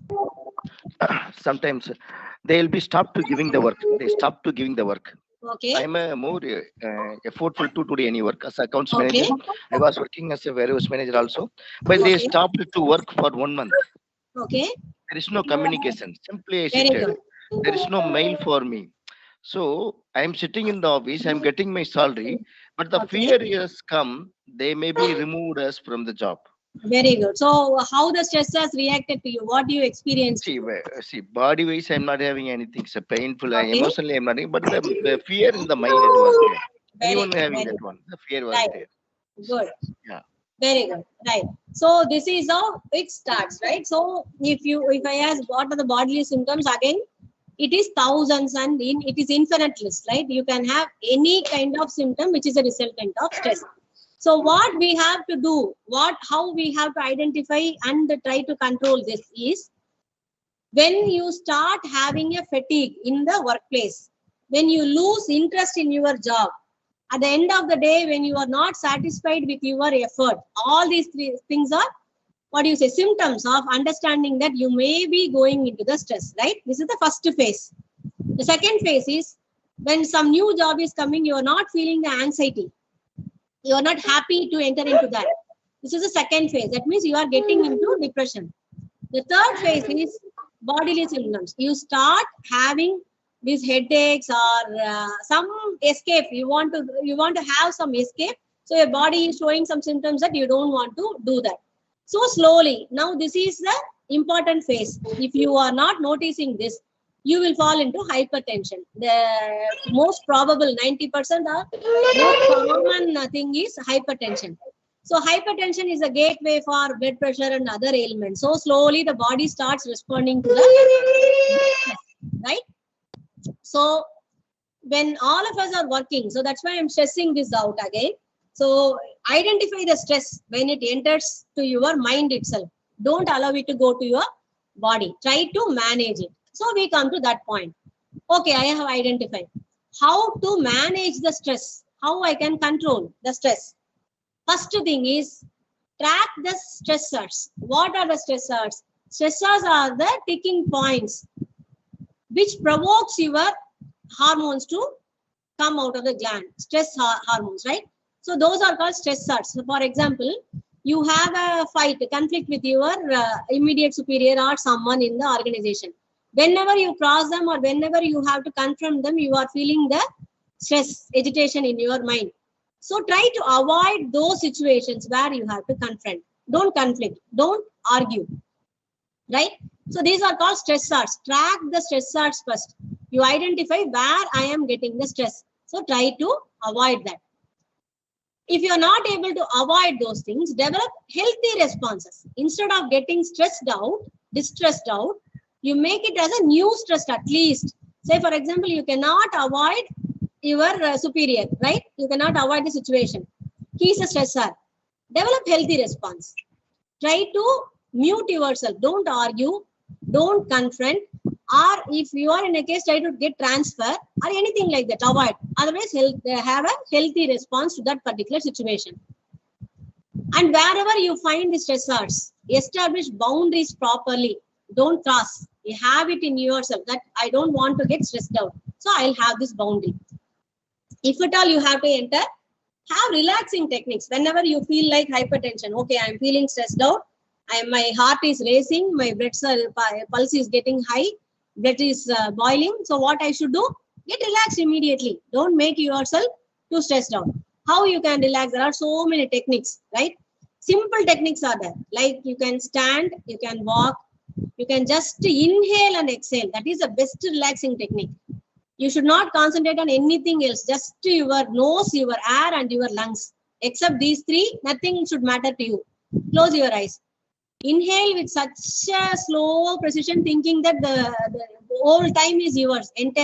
Even though you take 5 minutes, it will look like 5 hours to you. Take 5 minutes, just inhale, slowly exhale. Best relaxing technique ever. After some 2-3 minutes, you can feel that totally you are relaxed, you are out of that particular situation. Then, if still you are not able to get out of that, you have to communicate with your superiors and try to get out of that particular situation where the stressors are hitting you, right? And still you feel that you are not able to calm down, your relaxing techniques are not working, you are not able to talk to superiors. That means you are deep down into the depression. Go get some support. There is nothing wrong. It is not degrading. It is like an ailment. When you feel that you are stressed out, get some counseling, right? The support may be from the organization. It might be your spouse, your wife or husband, your children, your parents, anybody. Just get some support. Say that I'm having stress and I have to get out of it. It is your responsibility to keep yourself stress-free, right? So this is from the individual side. If you are stressed out, what you have to do? What is from the other side? What the management is supposed to do as a manager? I know some people are stressed out in my department. I can see that. How I can manage it? As an organization, how I can do? Provide understandable job responsibilities. That is the best thing you can do. If they know their job, what they are supposed to do, half of the problem will be solved. Many times, because of this miscommunication, what is expected from them, they are not able to perform, and this keeps them stressed out dramatically. So what you have to do is make them understand the responsibilities of job given to them. And you give possible target and shifts. Most of the organizations don't do that. They think that all are superhumans working under them. It is not possible because, as I told you in the first class itself, men are not machine. Machine can work for 8 hours continuously in the same position, same product. In the morning 10 o'clock, how the machine works. Evening 5 o'clock, same way the machine works. But a human is not like that. Morning 10 o'clock, we are brisk, energetic, we are happy, we can work. But evening after 3 o'clock, it is not the same. Right? Your productivity has to go down. So the work shift and target should be in a possible way. It should be manageable way. So that is the organization's responsibility to give some possible targets. And if it is exhaustive work, give some break. Right? They have to make the mind diverted to something else to come back with the energetical mind. And if it is a high stress jobs, give job rotation. So that will give, just now our friend Dayanidhi has just now told, when he was not able to have some work, there's no mail, it creates stress. It's a low stress job. So what happens? You shuffle, rotate the job between one who is working too much and one who is working less. So this will create a balance between the jobs. And don't ever expect a person to work if a proper training is not given. If he doesn't know how to do the job, never give the job. It is our responsibility to make the person train, and we have to support them. Ample, adequate equipments and training and knowledge should be given for any person to work. This is most common mistake organizations do. They recruit a person, they don't know what is the capability. The recruitment is based on the degree, right? We are supposed to pass through. I'll give an example. Right? For example, a doctor also gets choice questions in the examination, right? So what if the doctor have skipped one particular part and have become a doctor, and you go to him for that particular ailment which he has skipped? What will happen? He should be equipped with training. That's why we say they are practicing. Any person is like that, a plumber or an engineer, whoever it is, a proper training and support should be given for any job which is allotted to them. The next thing is, it is I can say fictional, but harmonious workplaces are possible. If you have a healthy and happy, harmonious workplace, the stress will not enter the organization at all, the stress, right? This is possible in some places like there is one TV channel where it is work for children, and one Japanese company where harmonious workplace is possible. There are some companies where this is possible. So the people will be working without stress. I will not say happily, they will be without stress. And another one thing is, if you want the person to be stress-free, give them job security and growth opportunities. Motivation, just now we saw, a person has to grow. That is the base of the motivation. So if he has an avenue to grow, automatically he will be concentrating towards that and the stress will be less. As a manager, if you are a manager to the people under you, if you are feeling that some people are stressed out, what you can do personally? Listen to the feelings. Listening is an important tool to make them stress-free. You know, if they let out what is pricking them, what is hitting them. So that is the important thing. But everyone cannot do that. If, as a manager, if you listen, they will feel that someone responsible is listening. That will help. So same way, to make them accept that you are listening, share own feelings. If you have any disappointment, you say that. Oh, yes, I do have this kind of things. What happens when you say, they think that we sail on the same boat. That helps that it is easy to do, right? And the same way, if you have any guilt feeling, share that. So they feel that all people are equal and you also have that. So it decreases the stress, right? And help them to own up to their feelings. Make them understand that it is okay. It is okay to feel. It is not degrading or insulting, or it is not bad that you are feeling something low. It is common. So help them to own up to their feelings. And help them confront the reality. This is what is happening in the organization. You cannot run away, escape from that. Help them to confront that, accept the reality. And if they are continuously frustrated and stressed out, what are all the damages they are going to face? What are all the damages already caused by the stress? Help them to assess that and help them to solve the problem. Give the alternatives to solve. So if you do this as a manager, it is easier to control the stress of your group people. So it is already 4 o'clock and we have one chapter to complete, and it's a big chapter. So what I do, we will hold it for tomorrow, right? Tomorrow morning, 10 o'clock, we have the class, and in that class, I will continue this chapter, right? So now I'll give you some 2-3 minutes. If you have any doubts, you can ask me. Ma'am, tomorrow is the last session, right? Yeah, tomorrow is the last one. Okay. Do we have any other PCP class in future, or this is the end? No, for this semester? This is the last class. Tomorrow will be the last class. For next semester, you will have next PCP. Ma'am, shall we have any PCP classes just for doubt clarification and all, ma'am? Will it be organized, ma'am? There will be no separate PCP classes. You can send us mail, or you can call, or you can visit us, or you can use this itself. Tomorrow, I'll give you more time for clarifications. You do one thing, you go through the entire subject. Tomorrow in the second hour, that means 12 to 1, we have the second last class, 8th hour. Okay. During that session, I will give you more than 10 minutes. So you accumulate all the doubts, we can clarify that time, right? Okay, ma'am. Thank you, ma'am. You should understand one thing. As I told you, all of you are self-motivated people. So you should go through the book before coming to the class. This PCP should be not like a regular class. You know, regular class after the classes you will read. Now you have to read and come to the class. That way it will be more helpful. Ma'am, means we will be notified before 1 month when the exam will be occurring. No, because we you can cannot prepare expect like ourselves. that. No, you cannot expect like that. The Okay. exam notifications Okay, will ma'am. be given in the website and through your WhatsApp groups. So you keep visiting the website often.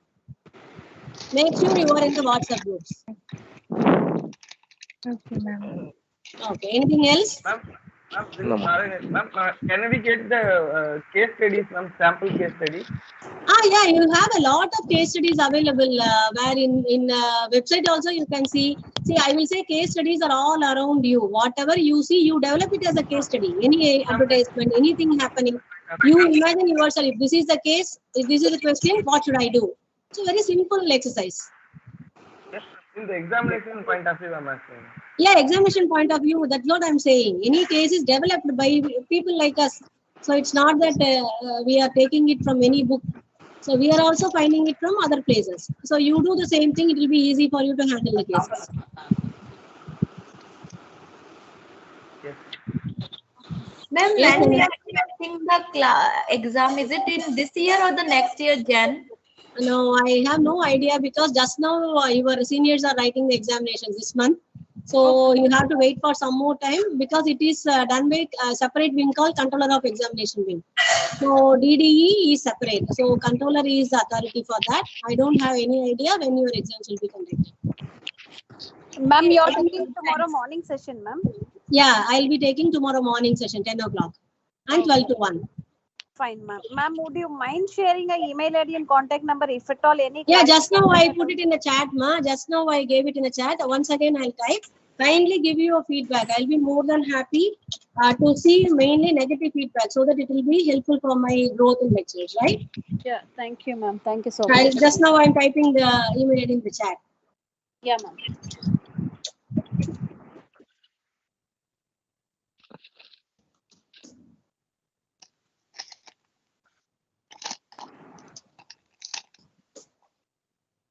Right? It's PWINLA. Yeah. Okay. Okay. Thank you. Yeah. Right. So we are 3 professors here in the DDE exclusively for you people. So we are available in the landline as well as our numbers are given and email IDs are given.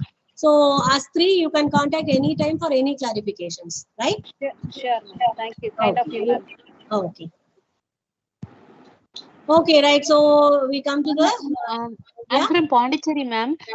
If at all, is there any possibility for us to meet you in person and get our doubts clarified, ma'am? Yeah, If sure. we are, Anytime. You can walk in between morning 10 o'clock to 5:30 p.m. in the evening. Okay, Just to avoid the disappointment, make sure we are present on that particular day. Okay. Okay, ma'am. Okay, ma'am. We are available the whole day in the DDE building only. You can walk in and clarify the doubts anytime. We'll be more than happy to assist. And you have a library, DDE library, particularly for the DDE students in DDE building.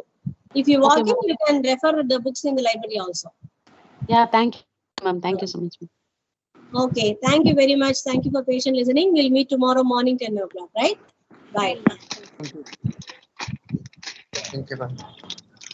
Thank you, ma'am. Thank you, ma'am. Thank you, ma'am. Thank you, ma'am. Thank you so much. Thank you, ma'am.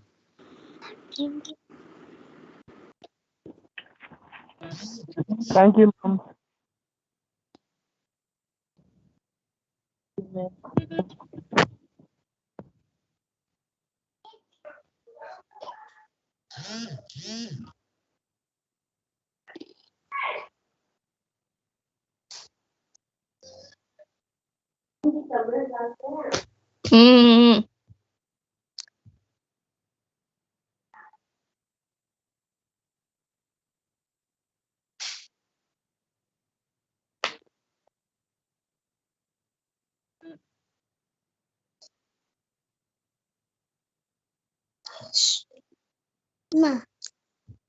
என்ன பண்ற